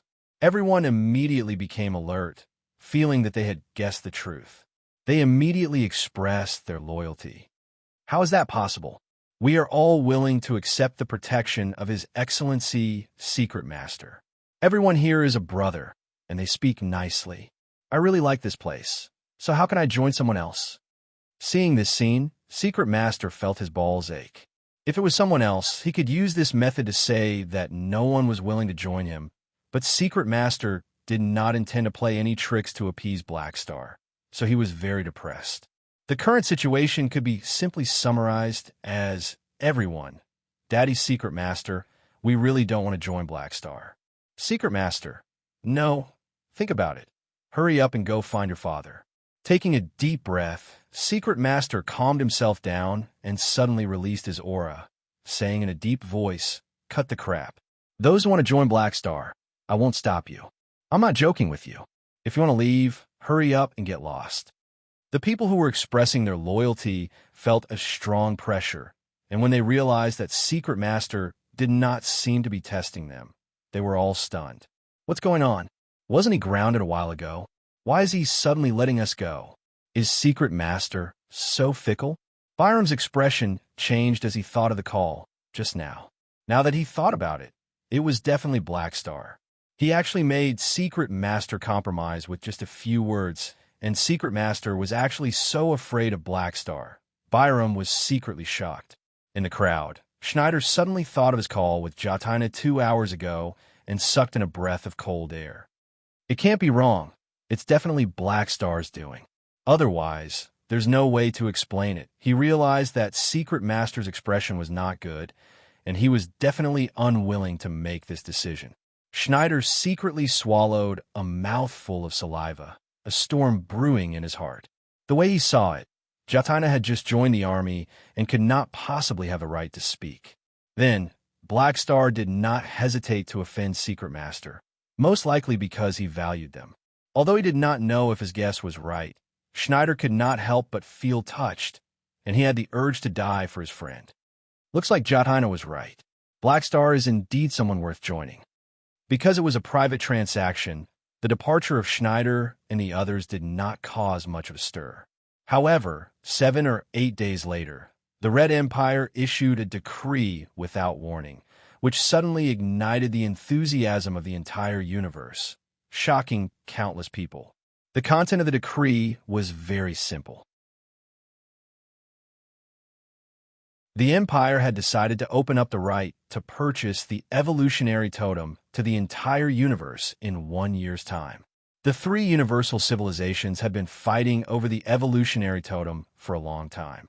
As soon as this announcement was made, it caused a huge uproar, and countless civilizations went crazy with excitement. Oh my God, the Empire has finally been enlightened. The entire universe knew that the Red Empire would not make such a decision for no reason. For them to suddenly make such a decision, it definitely had something to do with recent events. And everyone knew that the only major universe-level event that had happened recently was Black Star's godlike battle. Even ordinary people could understand the cause and effect between these two events. The Empire suddenly opened up the right to purchase the evolutionary totem because they were shocked by Black Star's battle results. Thus, they compromised with Black Star and took the initiative to give in, allowing Black Star, who had the evolution cube, to control the evolutionary totem business. A universal civilization, especially one as stubborn as the Red Empire, actually gave in to a beyond grade A. How many years had it been since they had seen such a scene? After figuring this out, countless galactic residents and civilizations were shocked beyond words. On the other side, Radiance and Ethereal were not shocked but overjoyed. Black Star had shown his might and moved the Red Empire to open up the evolutionary totem. For this, it seemed worth it even if they lost a few beyond grade As. We've taken a wrong path. If they had known this would happen, they would not have pressured the dynasty in Black Star. They would have sent a bunch of heads to Black Star so that he could show off his godly performance. Then, wouldn't their plan to obtain the evolutionary totem have succeeded a long time ago? The dynasty's decree set off a frenzy of public opinion in the entire universe. Han Zhao's battle results were already very popular, and now it skyrocketed again. His personal prestige suddenly soared to a shocking level. Before the popularity of this matter died down, he alone suppressed the radiance of all the other beyond grade As. While the outside world was abuzz with rumors, the Limitless Financial Group's branch in the flickering world quietly welcomed an uninvited guest.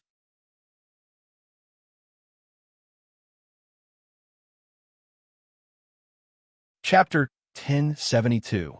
This was a large commercial planet located in the Dawnstar cluster. Anti-gravity flying vehicles shuttled back and forth in the sky like rivers of steel hanging diagonally in the air. In the center of the planet's core city, there were many tall buildings. One of them was very eye-catching, towering into the clouds and standing out from the crowd. The entire structure was like a vertical gene chain, resembling a twisted 8. The outer wall of the building was pure white, and the corners would flash with a blue light every once in a while. It had a certain technological and artistic feel to it. At the top of the building were 8 anti-gravity hovering aprons that formed a circle, like floating islands, surrounding the infinity building sign in the middle. This was the emblem of the Limitless Financial Group. The entire building was a branch of the Limitless Financial Group. Without special circumstances, commercial organizations would not build armed bases everywhere like warlords. A small aircraft in the atmosphere slowly landed on the apron at the top of the Limitless Financial Group's branch. Han Xiao walked out of the cabin and stepped onto the platform. "Welcome, Your Excellency Black Star." The receptionist, who had been waiting for a long time, immediately welcomed him. Black Star had already informed the Limitless Financial Group about his visit, and the financial group had already arranged for the receptionist. Han Xiao nodded and said expressionlessly, "Where's Sorokin?" "Your Excellency Sorokin is already waiting in the reception room. Please follow me." The receptionist respectfully replied and led the way. Han Xiao followed him into the Limitless Financial Group's branch, took a private elevator, and stopped on a floor. The elevator door opened, and a spacious space appeared in front of them. There was a sofa and table in the center of the room, and there were unknown species of blue and green plants in the 4 corners. The surrounding walls were all floor-to-ceiling windows, and there was no extra furniture. The entire floor was a reception room. Sorokin was waiting on the sofa. At this moment, he stood up and welcomed Han Xiao with a face full of smiles. "Your Excellency Black Star, please take a seat." The elevator door closed, and only the 2 of them were left in the room. Han Xiao sat opposite Sorokin, and only then did Sorokin sit down again. He smiled and said, "What a rare guest. When you said that you were visiting me, I didn't believe it. Why would a busy person like you suddenly come to my place?" "Why, don't you welcome me?" Han Xiao tilted his head. "Ha, you must be joking. Of course I welcome you." Sorokin maintained his smile as he secretly sized up Han Xiao. Unfortunately, he couldn't see anything. On the surface, Sorokin appeared to be hospitable, but in fact, he was full of doubts. He was secretly guessing the reason why Black Star had come to visit without warning. Recently, the news of the Empire giving in to Black Star had spread like wildfire. Sorokin had naturally heard of it. Although he was surprised, he wasn't shocked. After all, when Han Xiao had just finished the rescue of Hela, he had already guessed this possibility. His surprise came more from the fact that the Empire had really done so. Now that Black Star was in the limelight in the universe, at such a crucial moment, this guy suddenly came looking for him. Who knew what he was planning? Could it be that he wanted to cooperate on the evolutionary totem? That didn't seem likely. The Empire had no reason to let an outsider interfere. Furthermore, the Limitless Financial Group and the Black Star Corps had always had a business conflict. Although he did not mention it, he did not forget about it in his heart. Sorokin was secretly very vigilant at this time. Han Xiao appeared very relaxed, as if he was just here to catch up. He smiled and said, "This is the first time I'm here as a guest. It's really prosperous. It seems that the Limitless Financial Group is developing very well in the flickering world. This is all thanks to our partners." Sorokin picked up the wine bottle on the table, opened the cap, and personally poured a glass for Han Xiao. Good wine. This seems to be a premium product from Radiance. Han Xiao picked up the glass, swirled the amber wine inside, and listened to the crisp clinking sound of ice cubes hitting the glass.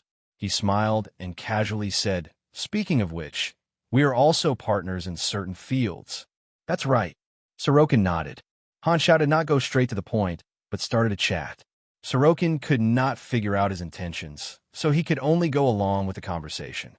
After taking a sip of the wine, the clear and fragrant wine flowed down his throat. Han Xiao smacked his lips, reminisced about the taste, and suddenly sighed. Sigh.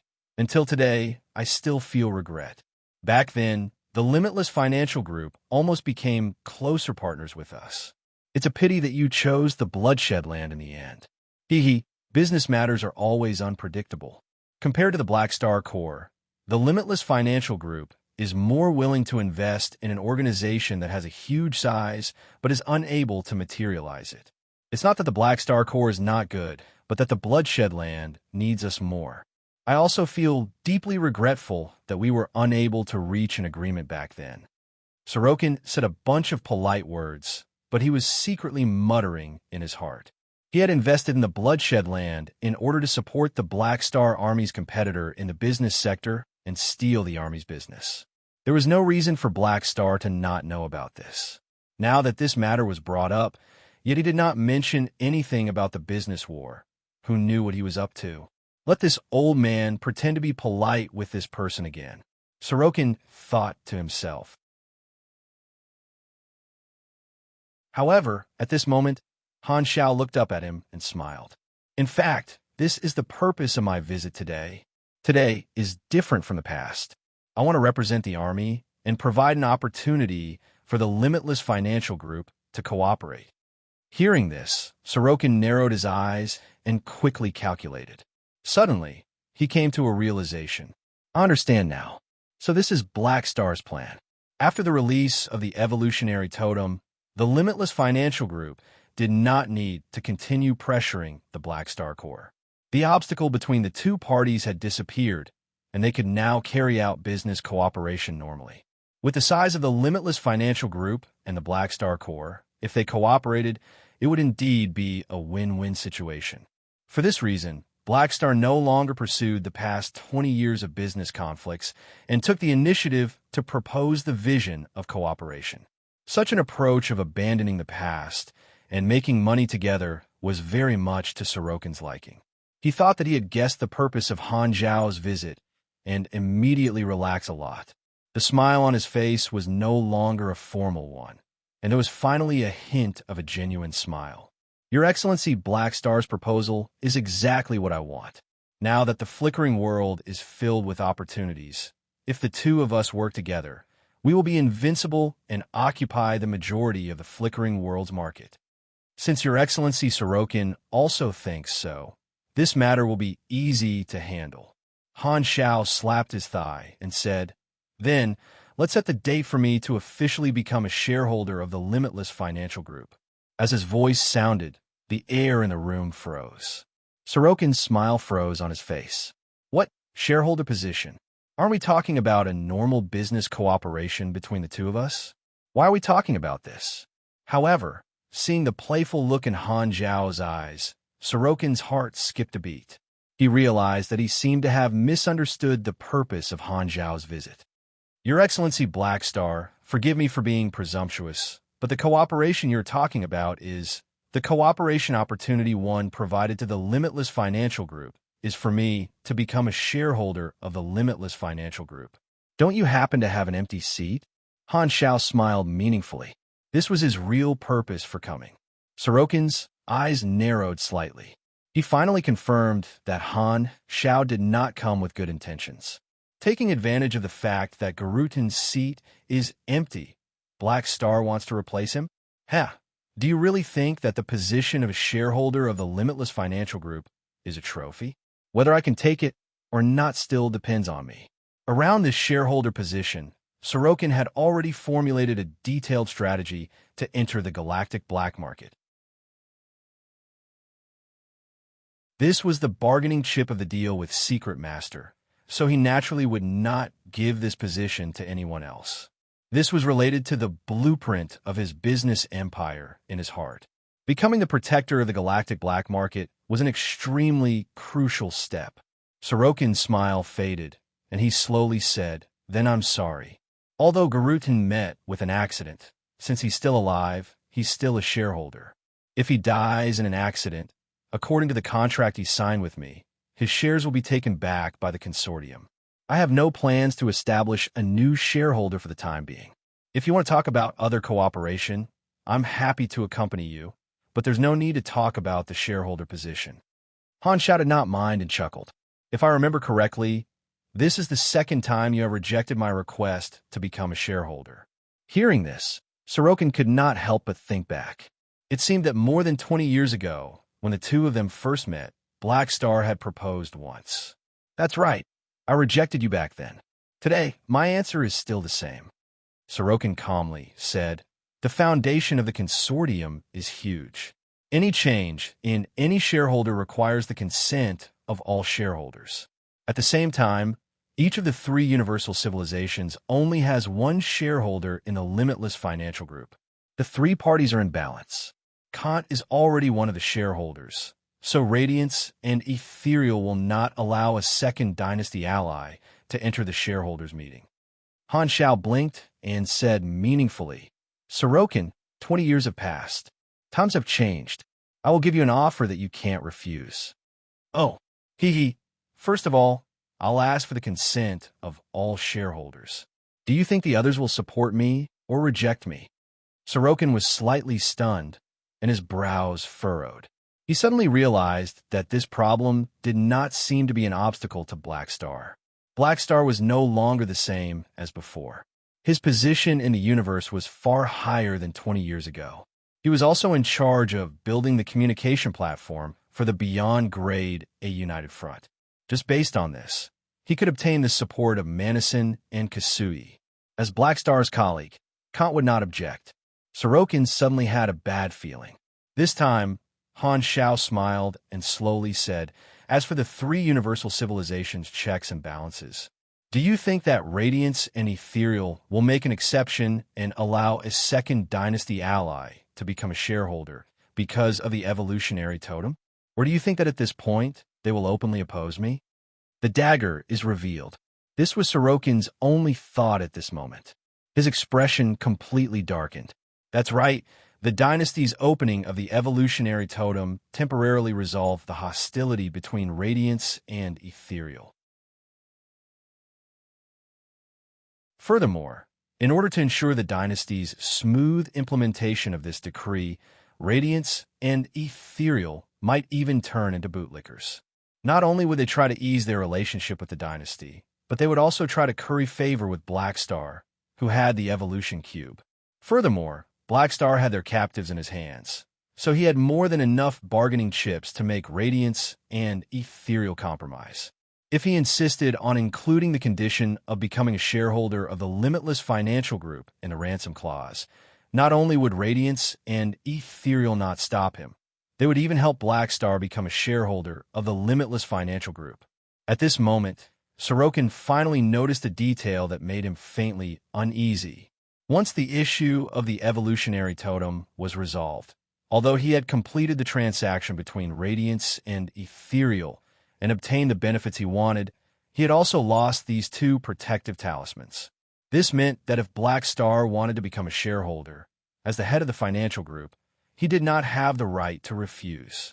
He could either pinch his nose and let Black Star become a shareholder and let this guy eat an astronomical amount of dividends for free, or wait for the three universal civilizations to help Black Star and punish the limitless financial group in the commercial field, forcing him to submit. He had no choice but to give it up. Thinking of this, Sorokin took a deep look at Han Xiao. What a good move, completely using his own influence. Could it be that Black Star had already predicted this? Han Xiao only smiled and slowly sipped his drink, looking fearless as he waited for the answer. Seeing this, Sorokin's expression kept changing. After a moment of silence, he slowly spoke again.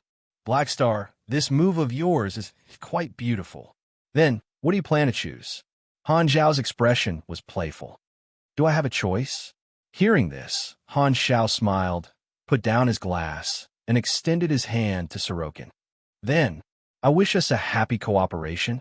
Looking at Han Xiao's hand, Sorokin took a deep breath, suppressed his feelings, and squeezed out a smile. He reached out and shook Han Xiao's hand. Happy cooperation. Clenching their fists tightly, their gazes collided in mid-air as if sparks were about to fly. Seeing the playful look in Han Xiao's eyes, Sorokin could not help but have the urge to attack. However, this thought was extinguished as soon as it appeared. He recognized the reality. Since he could not resist, he could only enjoy it.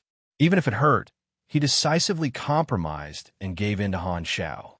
Han Xiao was keenly aware of Sorokin's killing intent. At this moment, he felt as if he had seen a mountain of corpses and a sea of blood. His killing intent was even stronger than Hellas. He did not believe that he did not have tens of billions of lives in his hands. This old guy really used to kill without batting an eyelid. However, Han Xiao did not care. He smiled and withdrew his hand. He knew that Sorokin was used to pretending to be a pig to eat a tiger.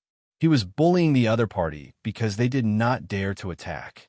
After all these years, Han Xiao had a good understanding of Sorokin's style. This person did not care about personal reputation at all. If he took the initiative to attack and dared to attack, Sorokin would dare to pretend to be defeated and let him beat him up. Then, he would use propaganda tools to make the whole universe know. That way, he would not be in the right, and his position as a shareholder would be ruined. His positive reputation would plummet, and he would lose a lot of financial groups. Although he did not have the support of Radiance and Ethereal, the identity of the head of the limitless financial group was also a protective talisman. This was not some random gray organization, but the head of a legal, galactic business organization.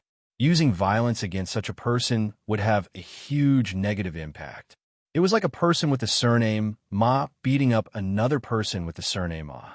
Whether it would make the headlines or not, it was obvious. After getting what he wanted, Han Xiao stopped teasing Sorokin. He put away his smile and said, "Since we have reached a consensus, please announce this to the outside world as soon as possible. I won't disturb you anymore." "Okay, take care." Sorokin forced a smile and sent him off. After Han Xiao left the room, Sorokin's face turned completely sour. This time, he had screwed up.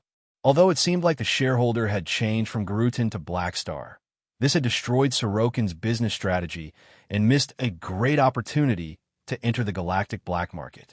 As a businessman, watching an important business opportunity slip through his fingers, the pain could not be described with words. It was unforgettable. Furthermore, with Black Star's vigilance against him, he would not sincerely cooperate with the limitless financial group.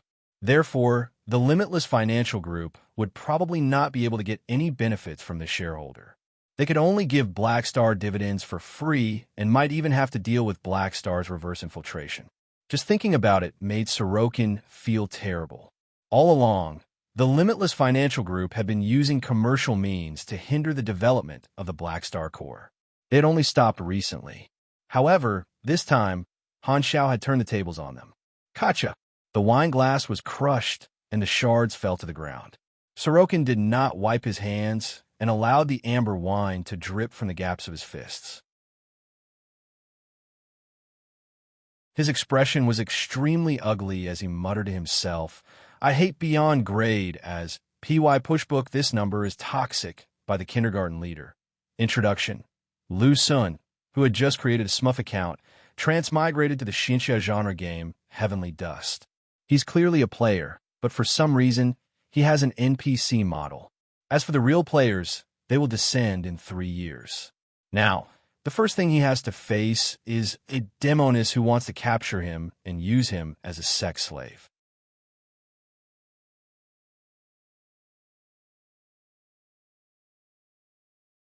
Chapter 1073.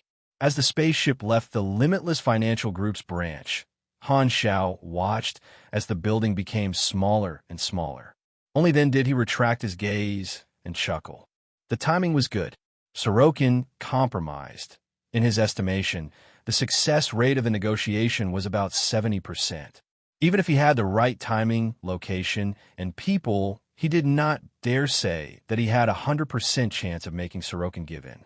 Fortunately, his judgment of Sorokin's character was not wrong, and the result was not bad. If it was any other beyond grade A with a violent temper, they would have probably fallen over with him. However, Sorokin was good at enduring, and this was probably not the first time he had encountered such a situation. After weighing the pros and cons, he chose to compromise. Speaking of which, Sorokin is avoiding showing his strength. There must be a lot of tricks behind it. Han Xiao stroked his chin and muttered to himself. This guy was not like the other beyond grade A organizations, who relied on the influence of their individual strength to develop their organization. He had almost no achievements worth mentioning. The huge foundation of the financial group today was because Sorokin had managed it well, and it was all normal and legal business.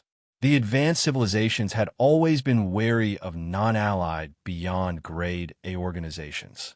As one of the top super corporations in the universe, the stronger Sorokin was, the more people feared him. Business organizations were not warlords and had their own industry rules. Once targeted by the 3 universal civilizations, it would be difficult for the financial group to continue operating steadily. Furthermore, if others suddenly found out that he had been hiding his strength, this fear would multiply. However, this was only one of the reasons. Han Xiao still remembered some of the information displayed on Sorokin's interface. This guy had probably changed many aliases and lived in a universe with different identities. No matter how many times Sorokin changed his aliases, his abilities would not change.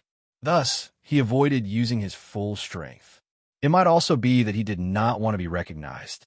Perhaps he had done something big in the past, so he deliberately changed his name.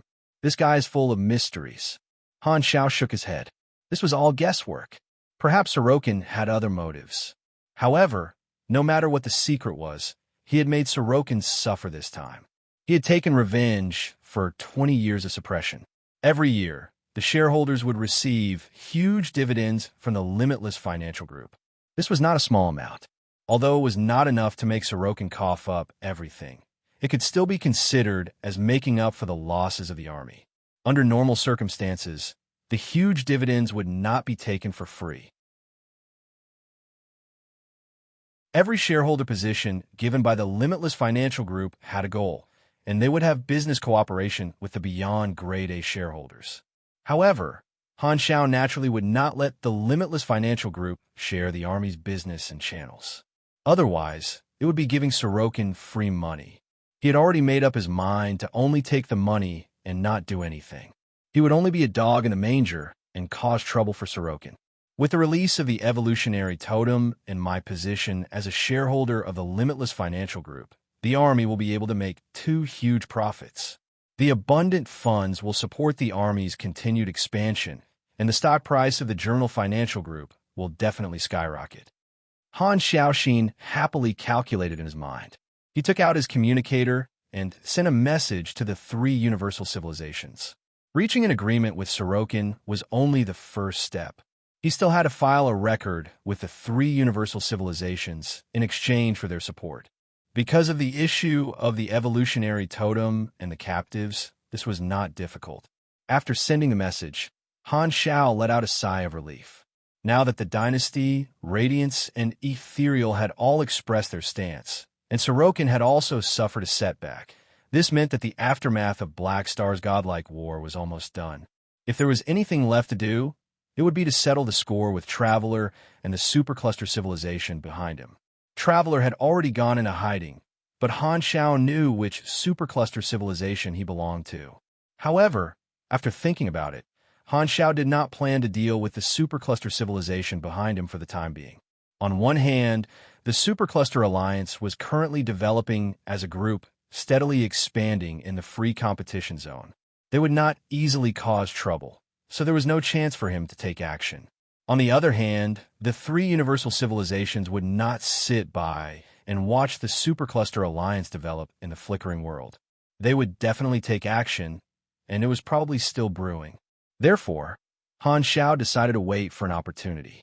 When the time came, he would cooperate with the three universal civilizations to give the Supercluster Alliance a head-on blow. It would be much easier than the army doing alone. Things are almost done. The construction of the Beyond Grade A United Front platform should also be put on the agenda. Han Shao rolled his eyes. Manison and Kasui, one a director and the other a movie king, did not rush him after everything was done. No matter what grudges they had in the past, at the very least, he owed them a favor during the rescue of Hela. Therefore, he still had to pay more attention to the United Front. The purpose of this platform is to use the opportunity of the flickering world to unify the forces of all the Beyond Grade, as in give everyone a reasonable platform to communicate with each other, becoming the bridge that binds the Beyond Grade as together. It can't be built in secret behind the three universal civilizations, nor can it be built too openly. United Front, United Front. Wait, United Front? Han Shao suddenly had an idea. He hurriedly recited a few socialist mantras to suppress some subtle thoughts. Can't say. I should go back and think about it.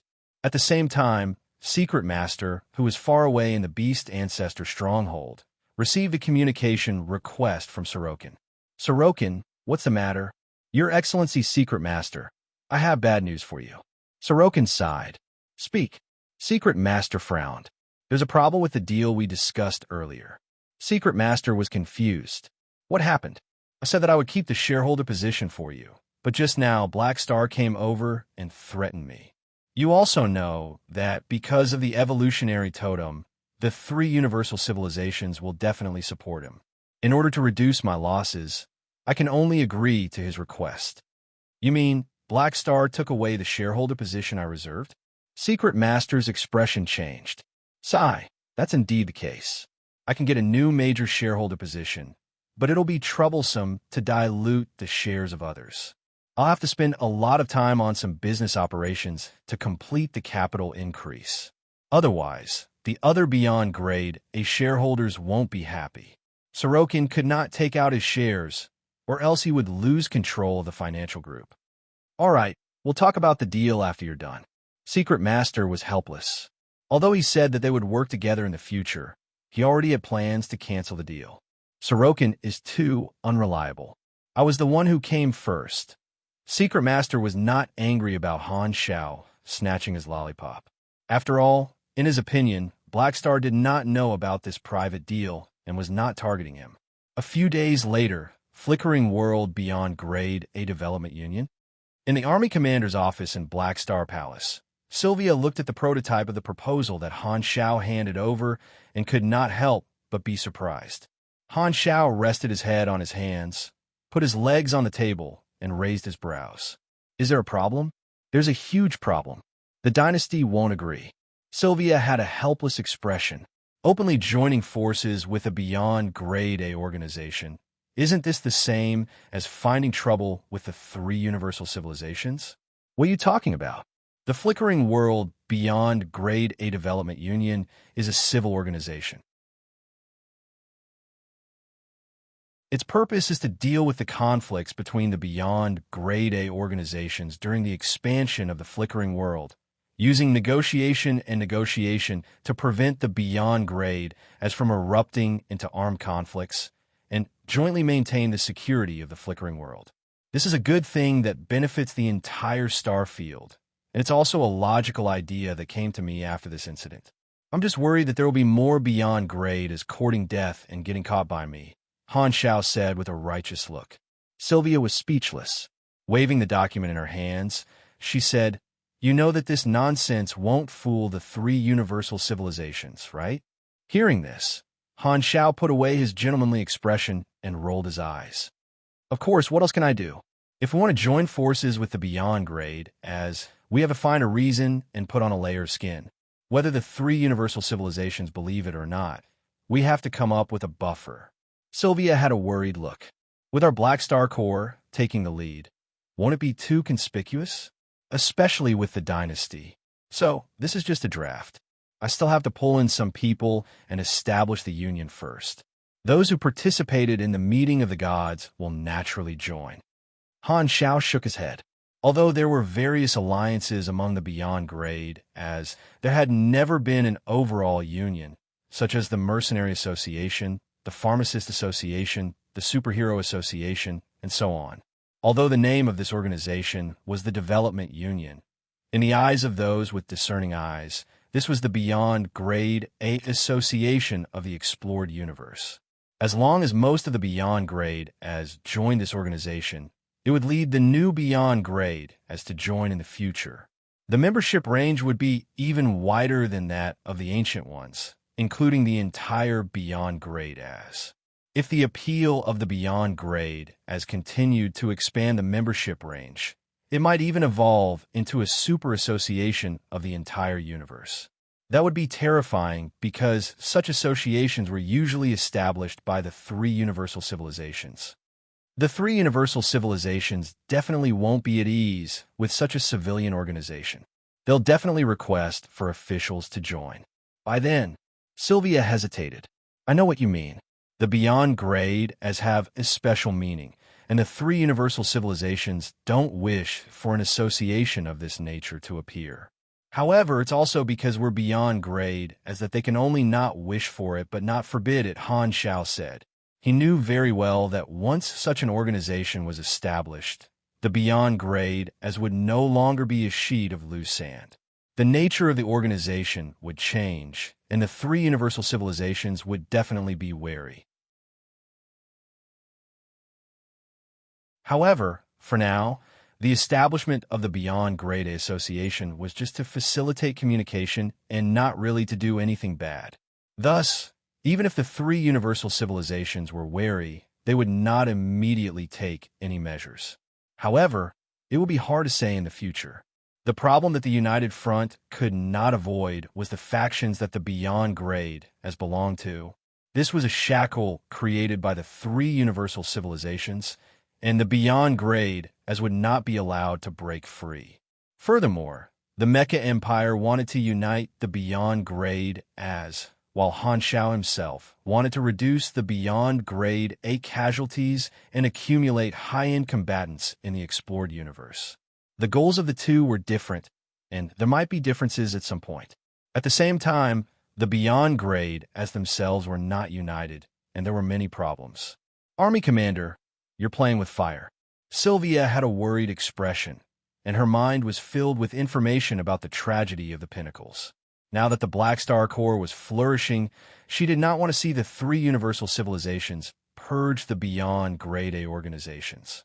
If that happened, the Black Star Corps might even be included in the purge list. The reason why the three universal civilizations' dominance was unbreakable was because the three of them combined were enough to overturn the entire explored universe. She had no doubt that the three universal civilizations were willing to pay the price to kill all the disobedient Beyond Grade as in the universe, even if they were allies. Without a universal civilization backing them, a Beyond Grade A would still be a Beyond Grade A, and vice versa. Without a Beyond Grade A ally, a universal civilization would still be a universal civilization. You're overthinking it. Everyone knows what they're doing, and it won't come to that. This is just a test. Han Xiao sighed. The existence of a Beyond Grade A is too sensitive. Now, we can only take one step at a time and observe the three universal civilizations' reaction. All right, then I'll go perfect the plan. Sylvia had no choice but to agree.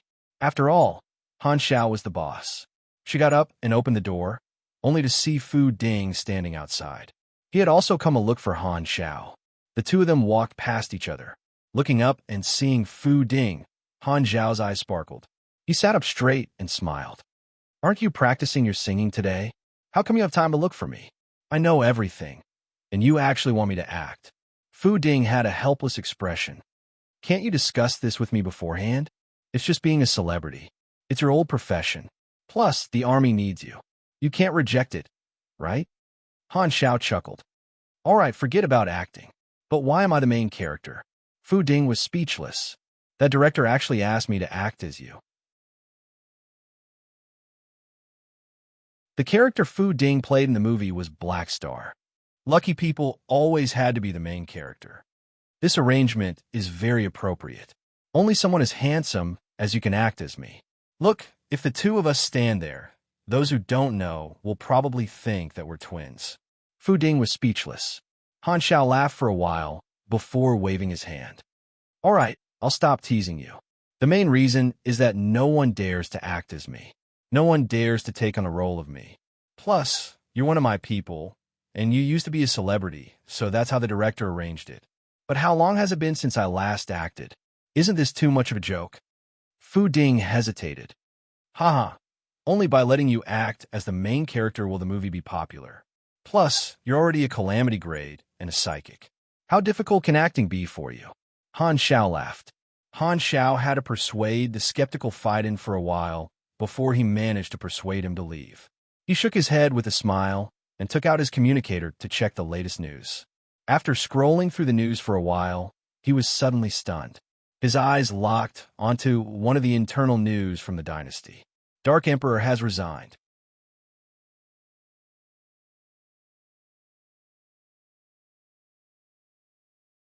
Chapter 1074. Dark Emperor Claudi will temporarily be relieved of his duty as the dynasty ruler's personal guard captain. Quantum Demon Judith will temporarily replace him. Han Xiao perked up and browsed through this information. He could not help but ponder. The three universal civilizations each had a peak beyond grade A as the personal guard of their leader.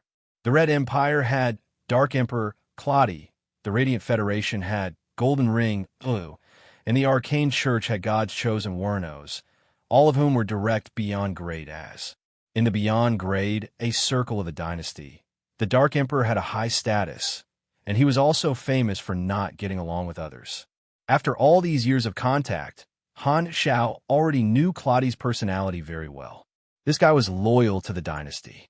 If there was no special reason, he would not be relieved of his duty as the personal guard captain. Furthermore, this did not happen at the same time in Han Zhao's previous life, so the possibility of it being a personal matter could be ruled out. It had to be that Claudi had accepted some special mission. It's probably the butterfly effect caused by me again.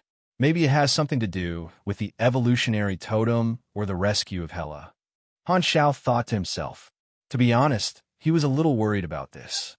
According to what he knew in his previous life, some of the direct beyond grade as of the advanced civilizations were loyal and dedicated, putting the civilization above their beyond grade A status. The Dark Emperor was one of them. These people were not the target of the united front of the beyond grade, but could even be enemies. If such a monster was allowed to move freely in the outside world, who knew what would happen? It might be an obstacle to the flickering world beyond grade A development union. However, it's useless to think so much now. Because of my existence, the destiny lines of many people have changed. I can only improvise. Han Xiao was helpless. As for Quantum Demon Judith, who replaced Claudi, he was a beyond grade of virtual mechanic of the dynasty.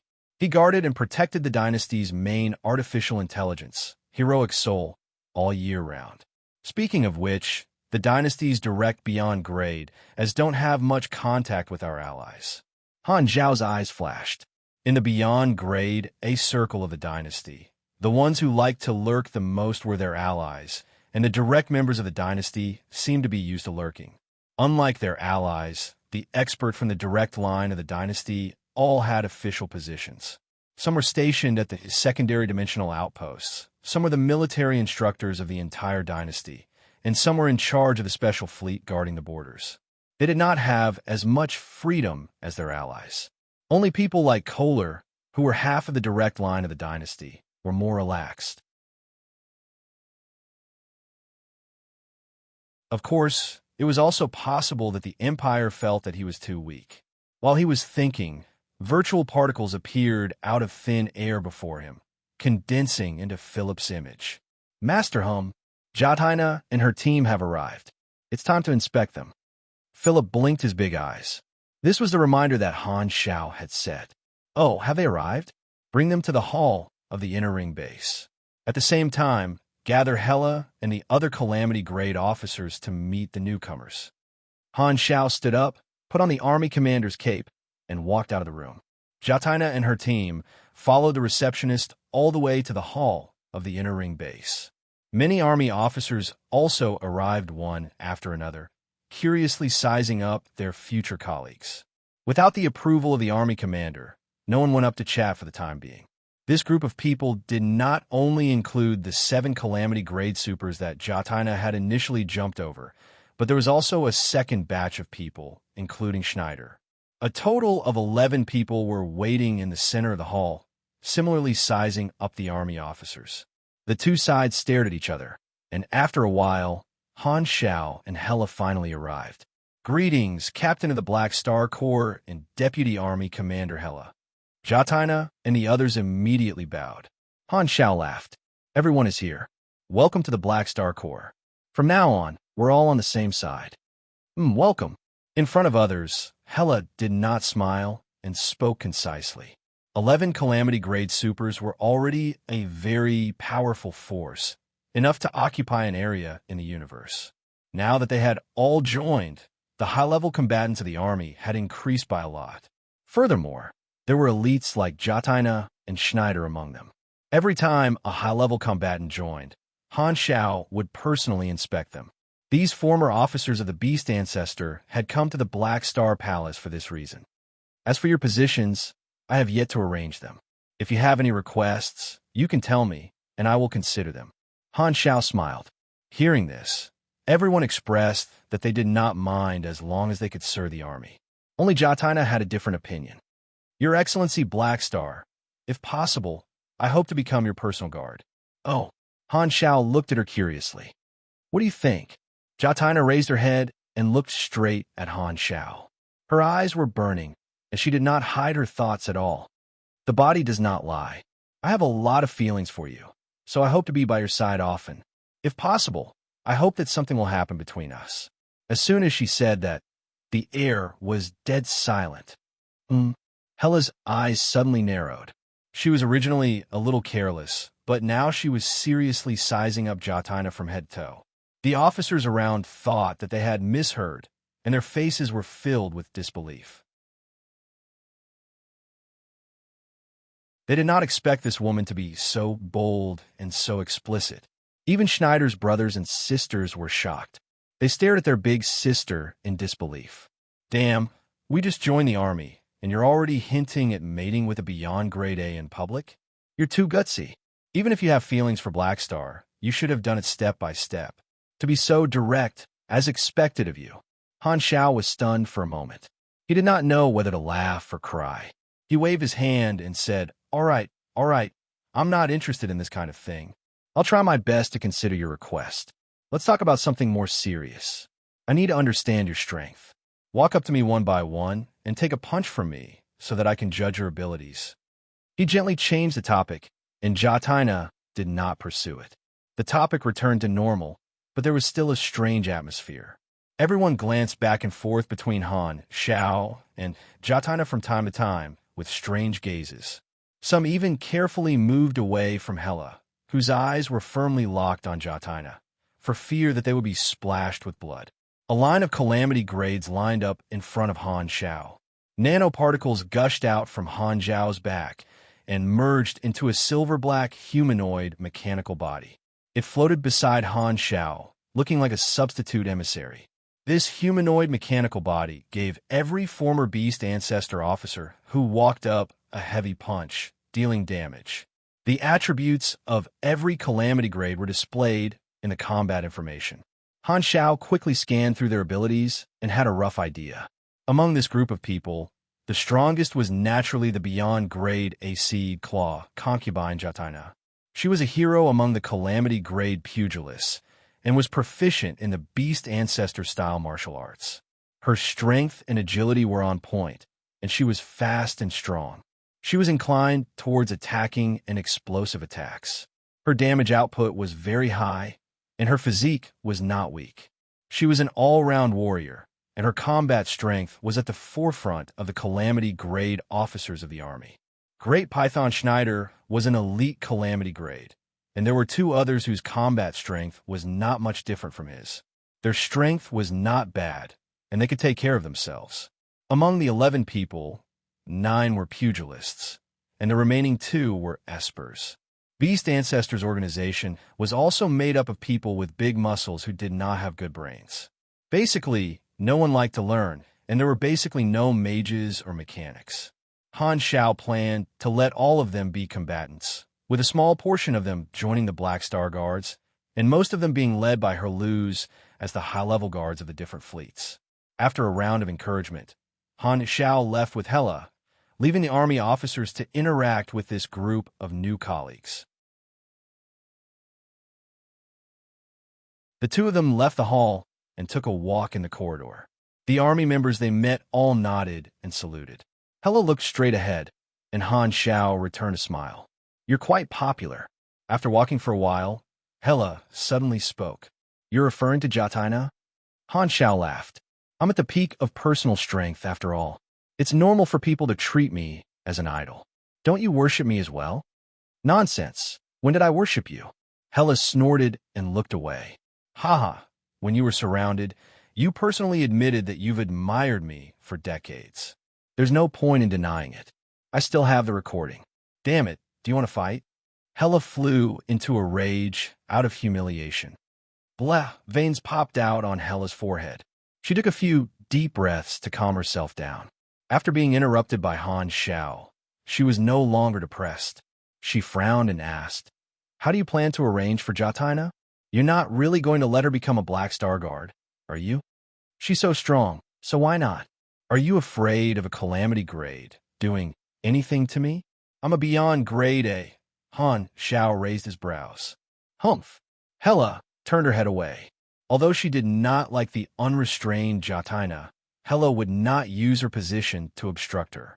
She was not someone who would use such small tricks, so she would not interfere with Han Xiao's decision.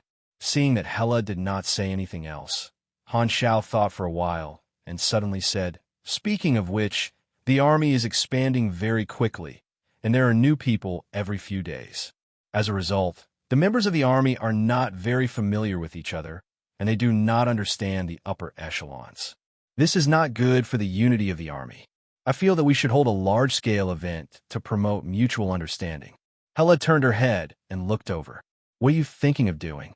"I'm thinking of holding some internal competitions, such as military parades, martial arts competitions." As he said that, Han Zhao's eyes gradually lit up.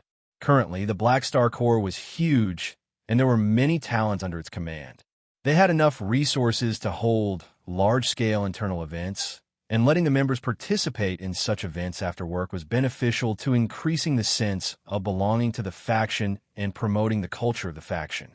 Han Zhao's idea was to hold a league.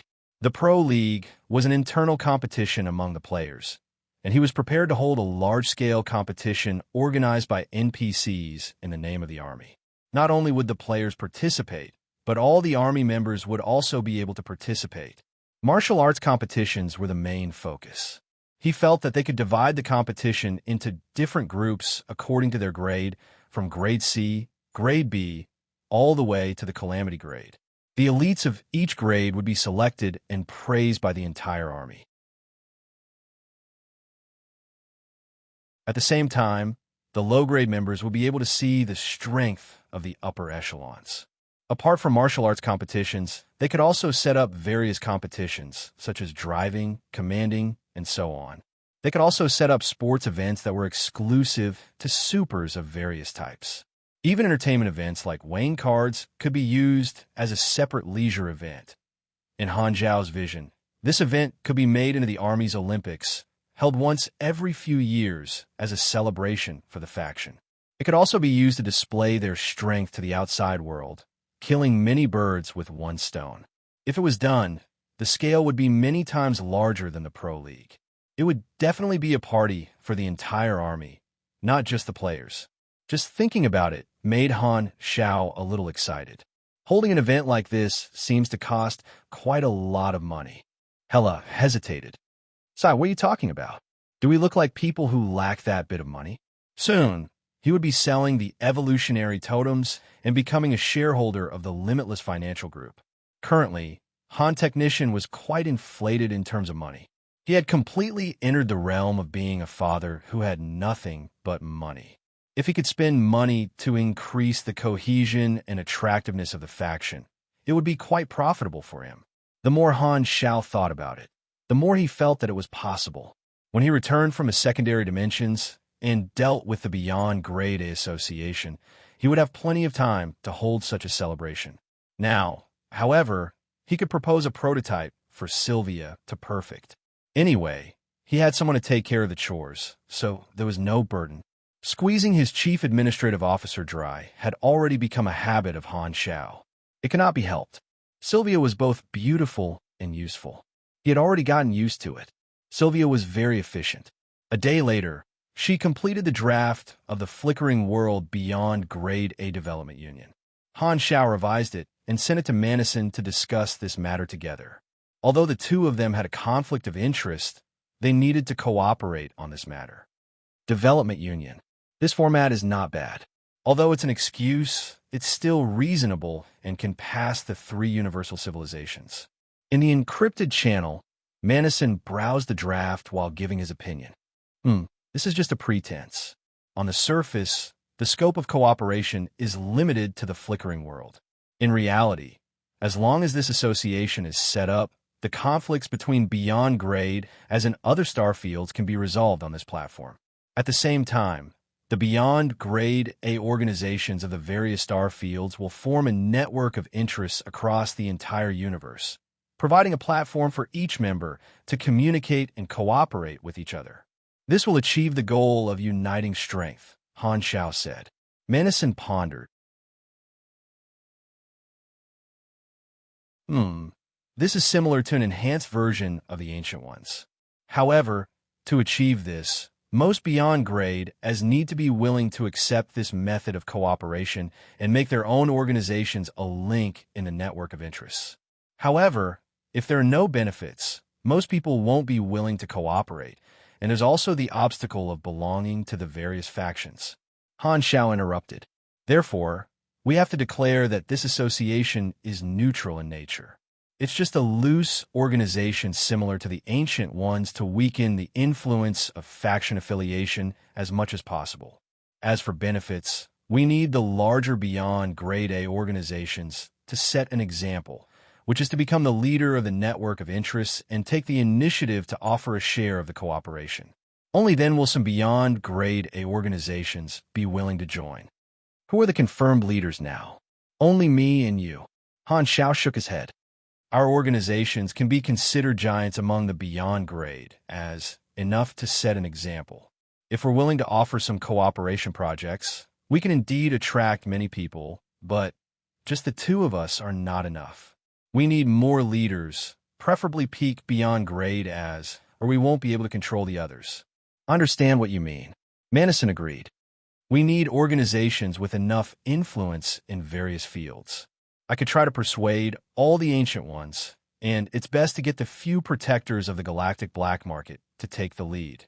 At the same time, we can't forget those outstanding neutral Beyond Grade as. By the way, there's also Sorokin, who controls the Limitless Financial Group. His money is also very important. In the Beyond Grade A circle, Sorokin was recognized as the richest person with the largest assets. Although most people did not care about his combat strength, no one looked down on his ability to earn money. This time, Han Zhao's eyes flashed. I have a question. With so many leaders, who will be the president?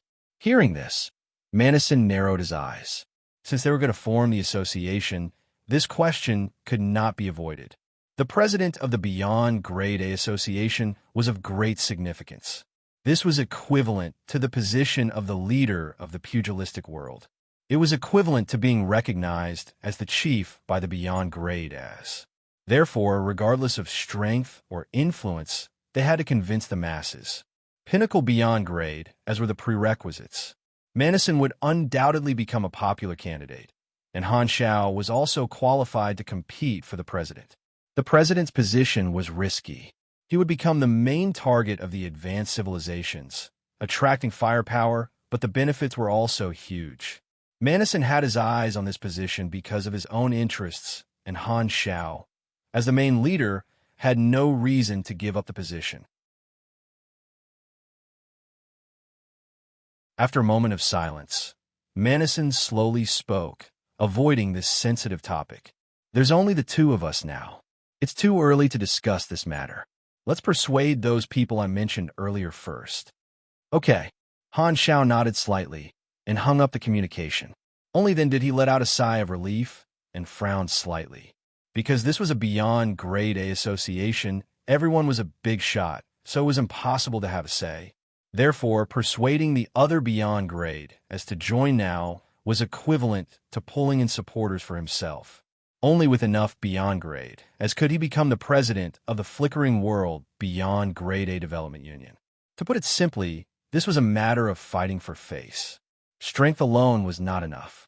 My connections are quite wide, but compared to Manison, Han Xiao could not help but shake his head. He was confident in his connections, but Manison had lived for too long.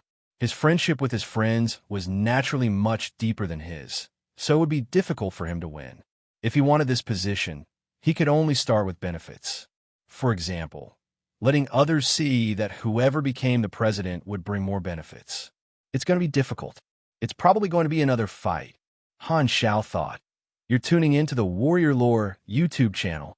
Don't forget to subscribe and join us on this journey to catch the most captivating stories.